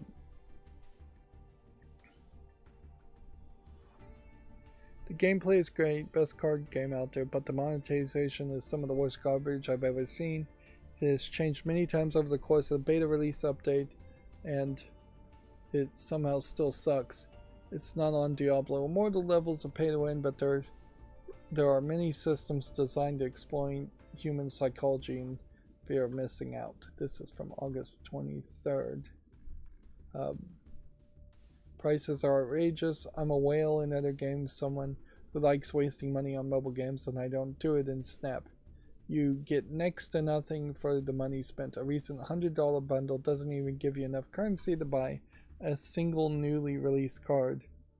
I played the game despite the monetization only because I am a long-term player who has played over time, completed most of my collection. The problems don't affect me that much. Can't recommend the game. Each update makes it harder to acquire cards and currency. Come on, man. That's August 22nd. Yeah. And what's funny about Marvel Snap in particular is that this has been Brode. This is the person that people thought was the mind and creative force behind the success of Hearthstone when Hearthstone first came out and was super successful. And instead of making a game that is anywhere like Hearthstone, he's made Marvel Snap, and it's just a completely different experience. It's nowhere as near generous as Hearthstone was. It's nowhere near as fun. Hearthstone eventually did become over monetized itself, but that took quite a while, and most of that happened after Ben Brode stopped working. So if anything, it feels like Ben Brode was really good at taking credit for the success of Hearthstone, and left to his own devices, he's not really succeeding there. And some of the monetization may be the publishers, maybe the fact that it's a Marvel Disney license, but the actual gameplay mechanic is the first problem with Marvel Snap, and that was his idea. If anything, it feels like Marvel Snap was a project that they would have done real quick to make some money in favor of making a real collectible card game as their second project, and maybe they will do that. I don't know how many people will stick around that long though. This is a slightly interesting idea. It's probably not much of a game, but being a real-time strategy or 4X tactical game where you can play as the survivors or the zombies. Doesn't feel like there's a lot of visual variety on it though. But yeah. There's certainly a thought there to play a strategy game and control zombies, or just control zombies in general.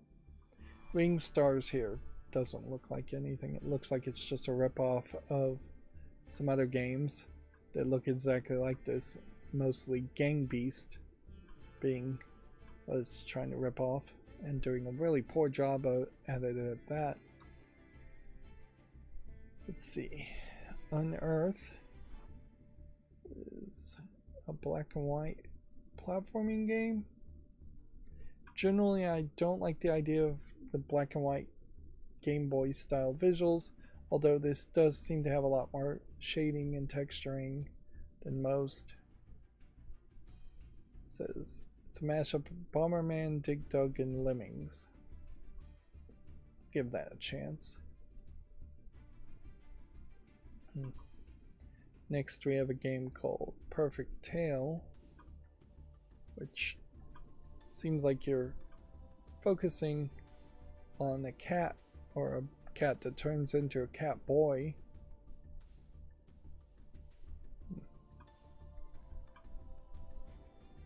I'm not sure what kind of game it actually is, though.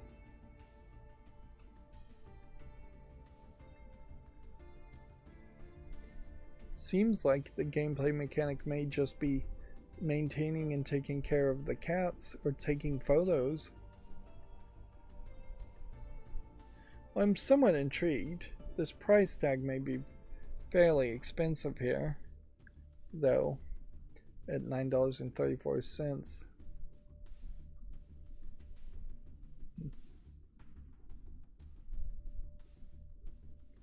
It's not a finished game, apparently, as far as the story goes. That's perhaps a bit of a red flag. Now this is interesting because I know this game, Mirrored Souls, has either been on Steam before, or I'm thinking of a game that's very similar to this. Actually, this isn't the game I'm thinking of. I'm 100% sure on this. This looks a lot like that game. I couldn't tell you the name of it though. And the algorithm here is never going to be good enough to really tell me.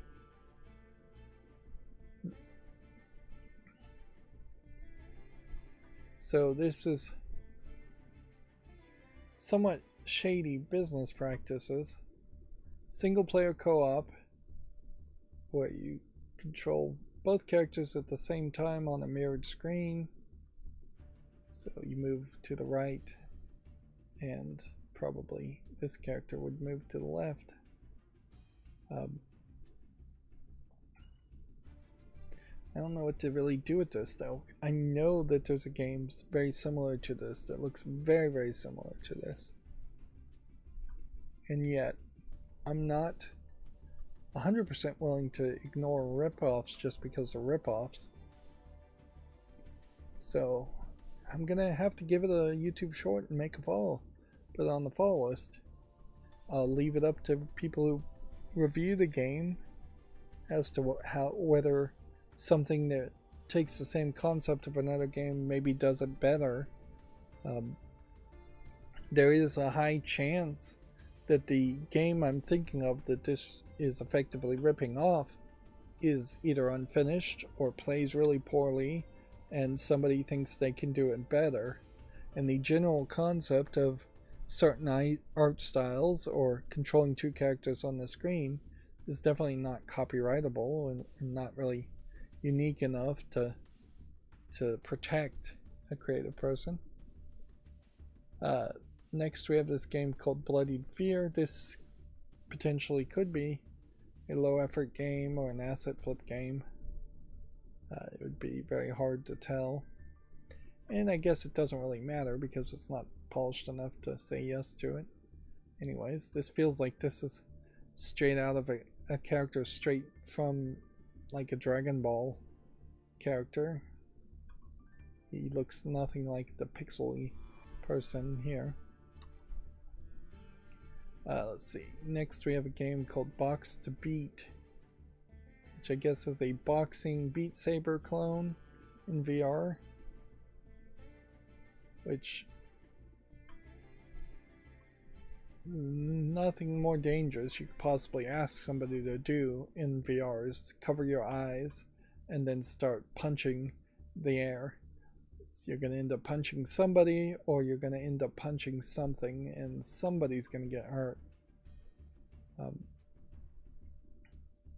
It would make a lot of sense right now, with VR barely existing as a thing, to pass a law saying all VR headsets must have see-through mode by default, and they must in some way protect and prevent you from getting close to any objects or any objects getting close to you. It should just be a legal thing, and maybe you would even be generous since we're not going to make it that all VR things have to do that, but you waive any legal waivers you try to have people sign, and you will be held responsible if you make a VR headset where people swing their fist and punch people or punch other things. Even at that, say you wanted to knock somebody's lights out, you could use that as an excuse at the moment. It wouldn't kill somebody probably if you punched them unless you're a professional boxer, but you could certainly push somebody down the stairs and go, oh, I was playing VR and I accidentally punched somebody and then they fell down the stairs. Although I bet that would be a difficult legal defense regardless.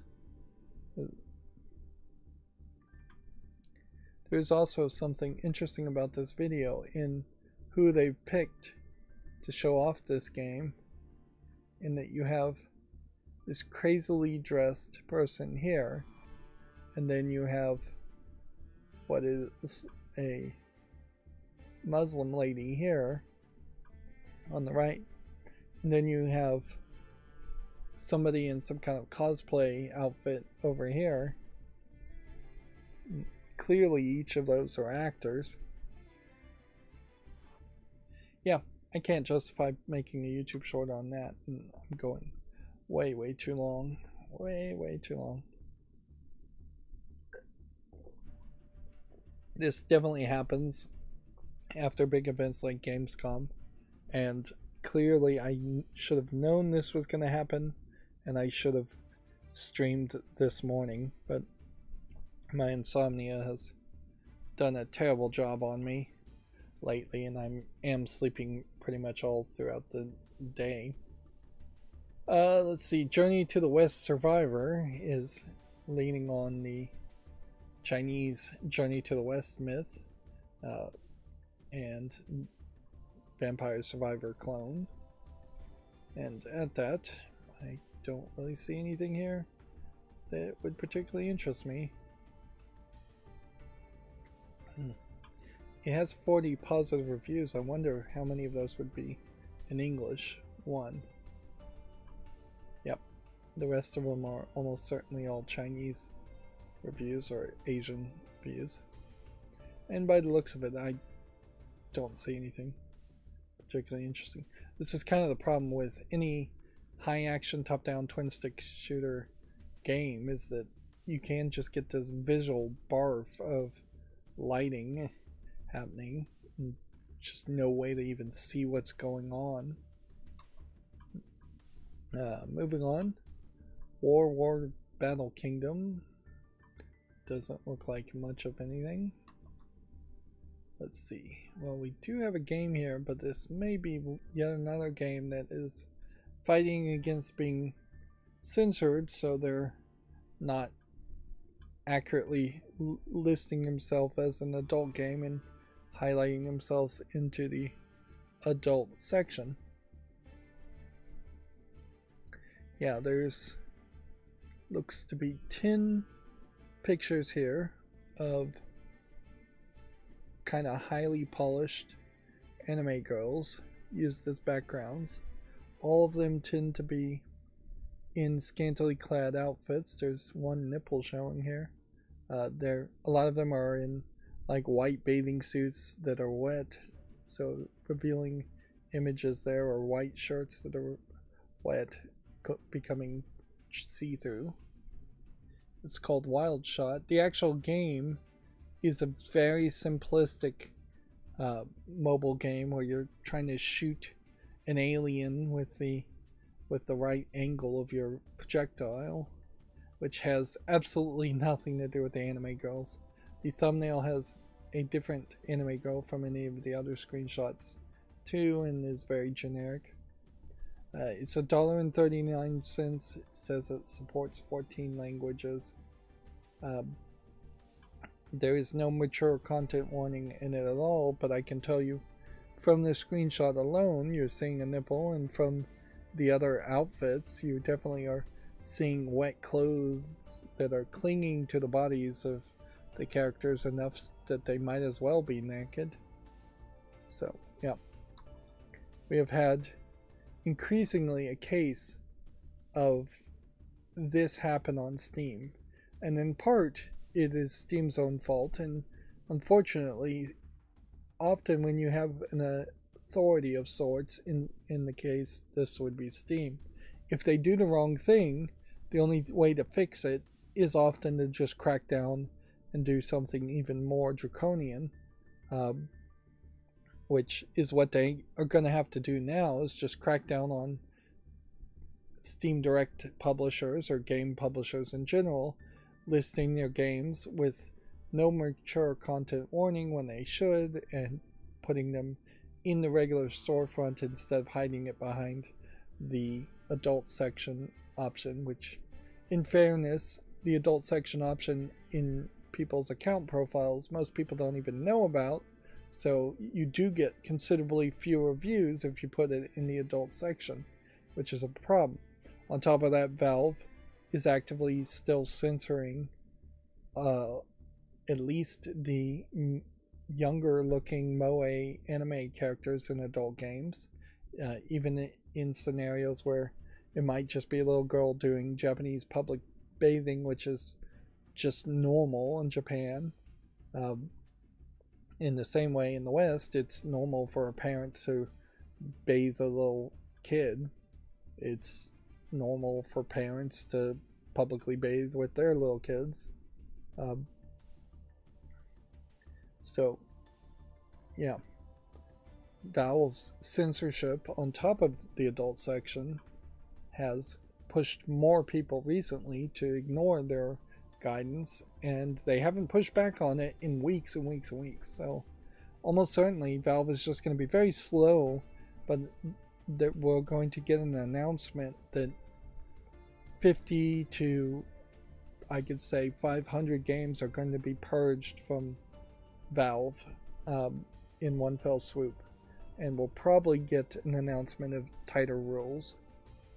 As for this specific game, it's called Charming Journey, and it's maybe a little bit more realistic body proportions than the anime style, but still very colorful color palette, taller, bigger breasted ladies with a lot of cleavage showing in the pictures, nipples showing in part or showing through.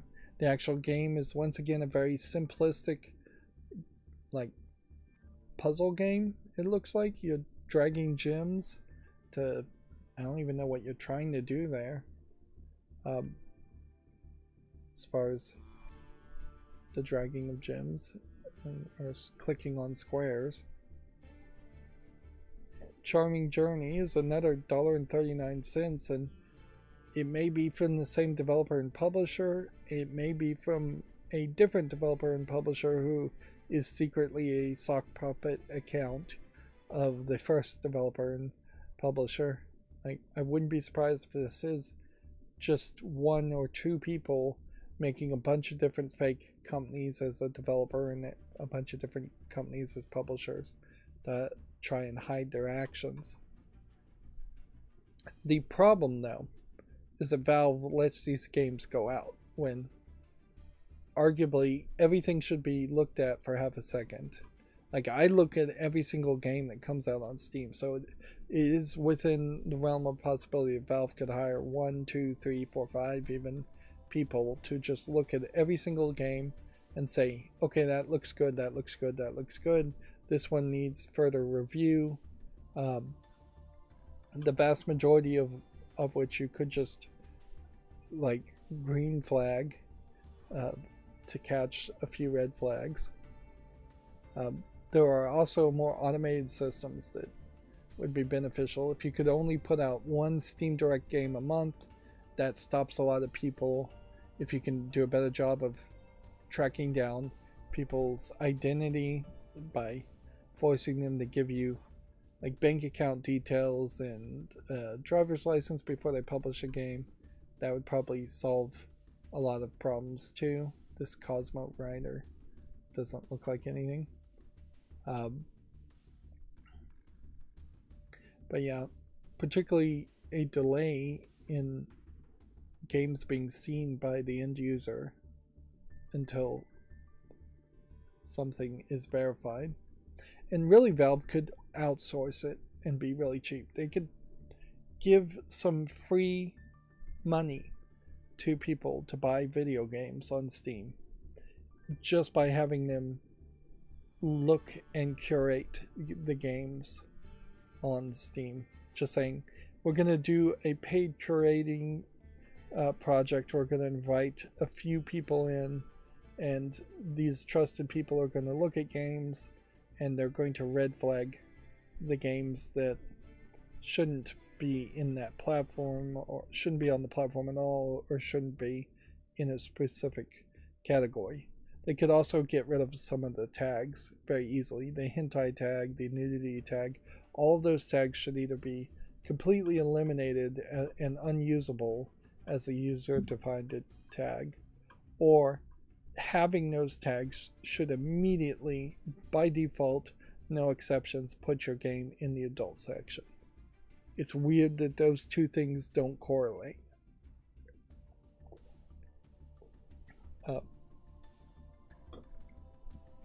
And inherently, the best thing Valve could do to fix their adult content problem is make the adult section more accessible and more polished and have better content on there as best as you can. There are a lot better adult games that are on third-party adult services, and if they were on Valve's adult section, then it would raise the tide for everybody instead of everything being very bottom of the barrel garbage content. Moving on, I don't think I really care about Fritz, your chess coach. Like, clearly you would want to play chess.com if you want to learn chess. I don't think there's any other site that I could even suggest. There might be a couple other sites that are very good, but chess.com with their own app, with their puzzles, with their daily challenges, things like that, actually is a great choice, whereas getting a chess game on Steam is going to be very iffy. And you run into the other problem of, if you just want to play a little bit of chess and you're not trying to learn it or anything, Tabletop Simulator makes a lot more sense overall. Or if you want visuals, Battle Chess, you could be nostalgic for that. It's a shame that there isn't a newer Battle Chess game. It would be a little bit of work, certainly, to make a new Battle Chess game. You'd have to make all new animations for each of the characters. But you could probably asset flip a lot of attack animations and 3D models for a chess game and make a new Battle Chess somewhat easily. I don't know how well it would really sell or if you'd get your money back. Let's see, we have a VR iKing game, which is just an infinite runner. Although it does have Viking visuals to it. I don't think that quite is good enough to say yes to. I guess you're just collecting the shields as a currency. Here we have one called Mellowolan, which maybe this is yet another adult game that should be in the adult section. You have a anthropomorphic cat, furry, with a decent amount of cleavage and hot pants, but the animation's not particularly good. If anything, it feels like it's a garbage asset flip visual novel. It's free to play. So I guess maybe the price is right. And it says it's English and Japanese. They're calling it an adventure game. Or ADV game, which I assume stands for adventure.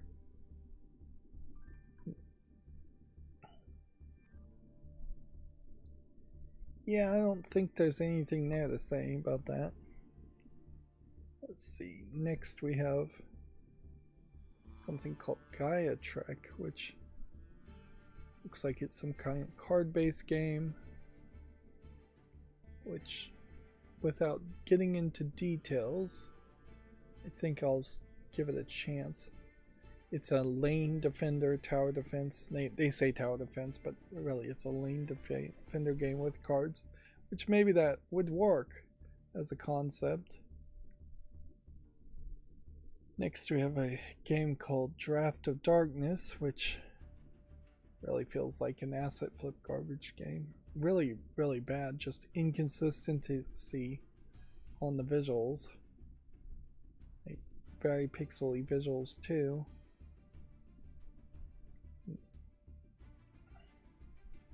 Yep, that is definitely going to be a no. Okay. Here's an interesting twist. So, who owns the rights to Clue/Cluedo? If you're in the United States, I think you would say Hasbro owns the rights to it. That being said, what they're showing you right now is not even the characters that are most recognizable around the Clue characters. This is one of the newer generations of the Clue games, and there already is a Hasbro Clue game on Steam. And yet, we've got a Marmalade Game Studio as the developer and publisher. No mention of Hasbro in this trailer at all, and possibly Clue is a little bit more public domain than I think.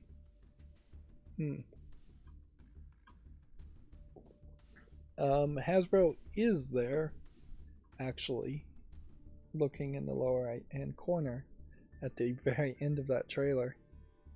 So, no, have to, yeah, down here, down there, yeah. So Hasbro is mentioned. Now it is worth mentioning, let's go look at this in a second, as a comparison, that Cluedo is not particularly well received on Steam, and none of the Hasbro games, I said it earlier in the stream, are particularly good. They're not very polished when they move into the form factor of being digital and having online play, and they tend to be way too expensive. So, although it seems like most people don't really have those same complaints that I did with it. This, when you look at the screenshots of this game from 2018, which I guess that was 5 years ago, so it would be about time to make a new one.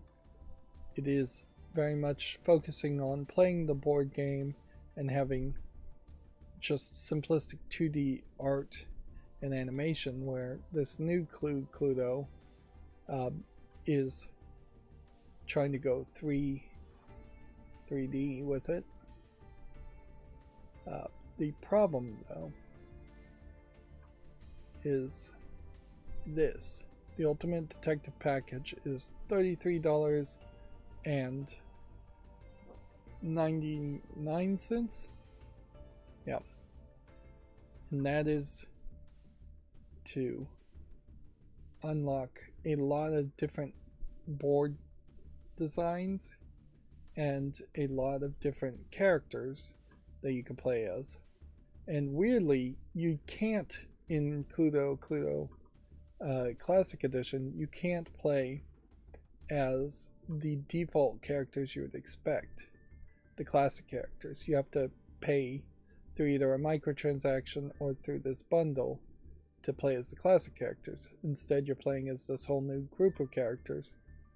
Um, so either you buy the DLC,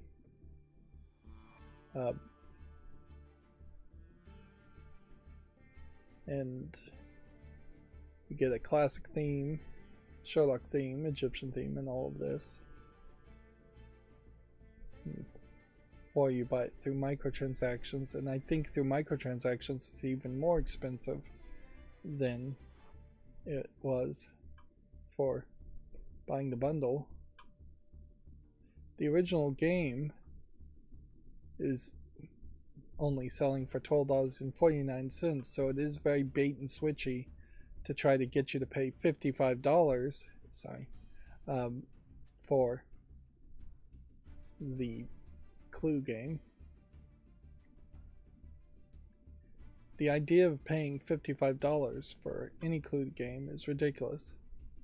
And at the moment, this new game is selling for $15, which is probably still about $5 too expensive, with then another $10 of DLC. Again, though, you are playing as this is the new Mrs. White, this is the new Mr. Green, this is the Mr. Purple, or Mrs. Blue, Mr. The Professor Plum, and Miss Scarlet. It does feel like Valve has now allowed you to have animated GIFs in your visuals now too. I don't know when they started to do that.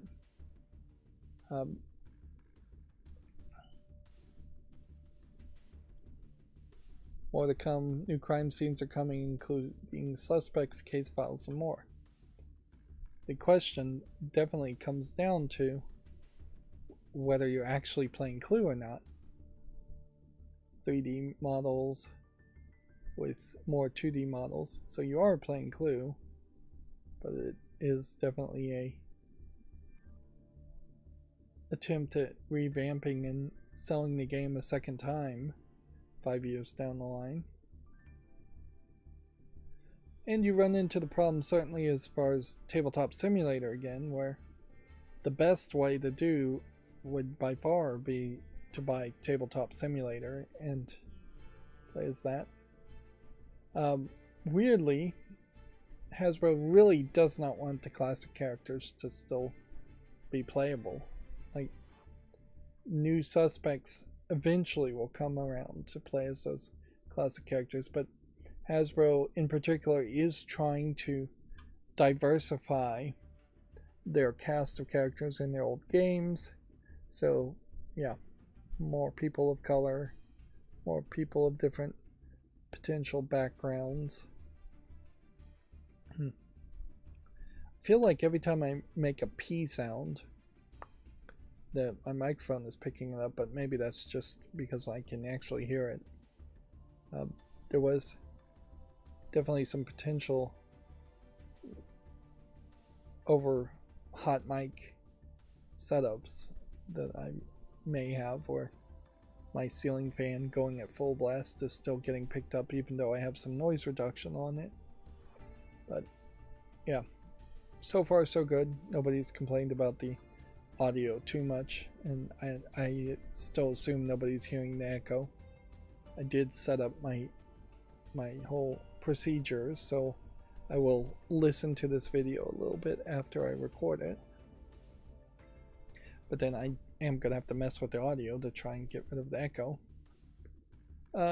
Moving on, this game, Killion, just looks like a generic shoot 'em up game, so we can say no to that. Let's see, we have a time management game called The Fate of the Pharaoh. I do always want to see a Egyptian themed game.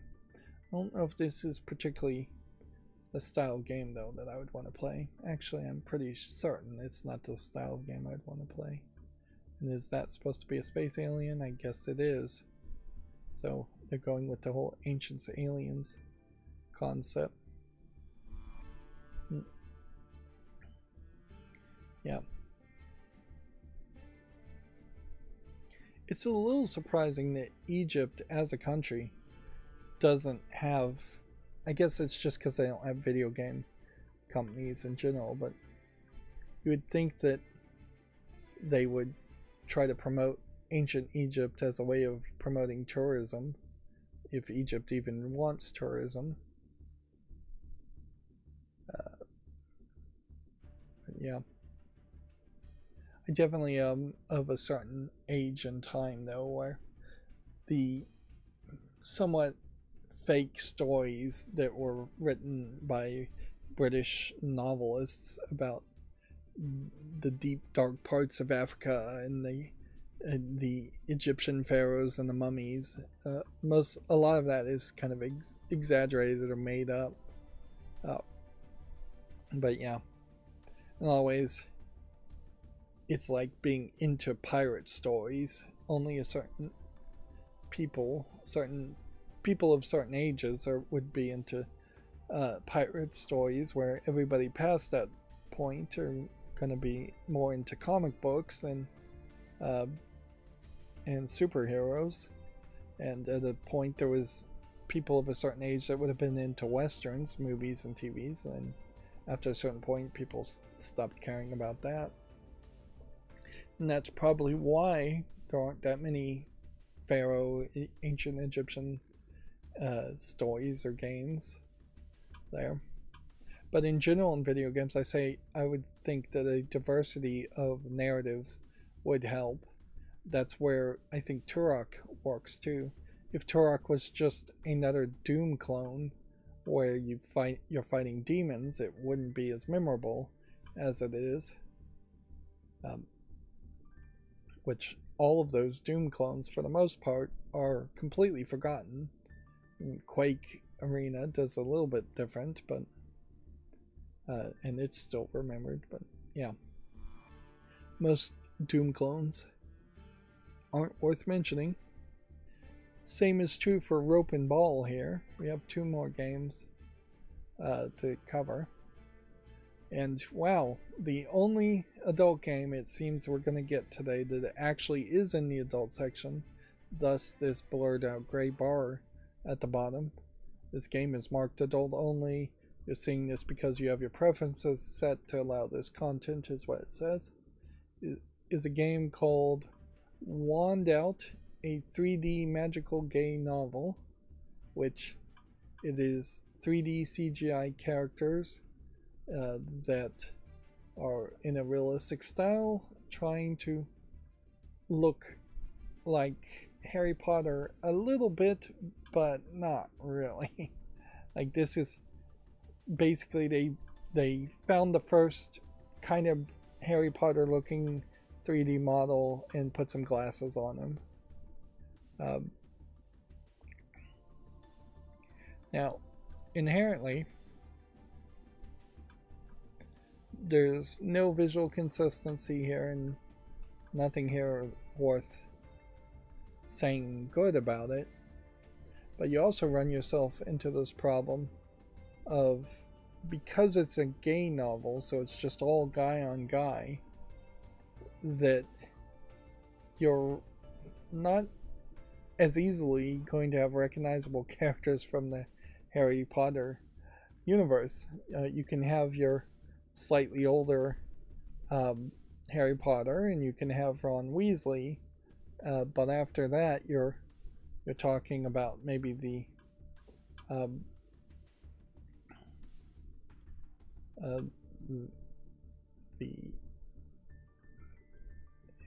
kids, the boys that bullied Harry Potter, and that's about it.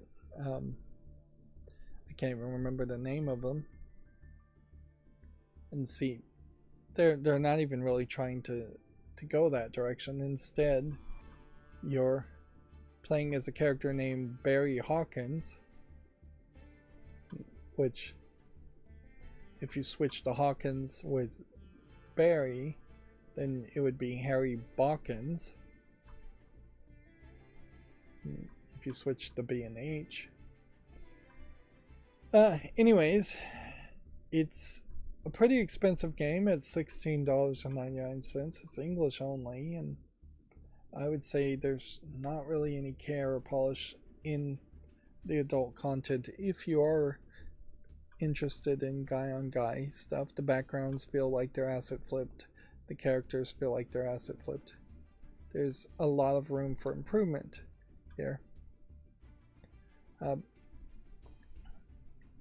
then our last game is called Hunter Girls, which is also in the adult section. So it almost feels like somebody dropped the ball and let all the other adult games not be in the adult section, and then they finally realized they were making a mistake and put other games in the adult section. But if it is a thing where somebody at Valve has to proactively label something as adult content, that's a terrible system. Hunter Girls is just a match the color game. There's little gray squares of different colors when you flip them over and you're matching the color. As you match the colors, it reveals the 2D characters, animated characters underneath. It is in a natural color palette, not the bright, colorful color palette you'd expect in anime games. There's a weird screenshot here of a lady in a coat, but also in like a loincloth bikini in the snow, talking about inconsistency visuals. So I suppose it's supposed to be just a collection of characters that are hunters. They seem to be really topless at best, which certainly that could be a problem if you want to see butt or lower genitalia, go more hardcore. It seems like there's very possibly only 5 or 6 pictures overall. Now, in fairness, this game is only selling for 79 cents, and it does have a soundtrack and art book for a whopping $3.77. It's English only, but probably too simplistic even at 79 cents to really say yes to it. And yeah, that's going to be the end of this incredibly long show. I guess thanks to everybody who chatted, and that's going to be it for this stream. As always, I ask you to like, share, subscribe, comment, and watch every second of my videos. If you want to support me further, there's some links down below in the description box. Thank you for watching.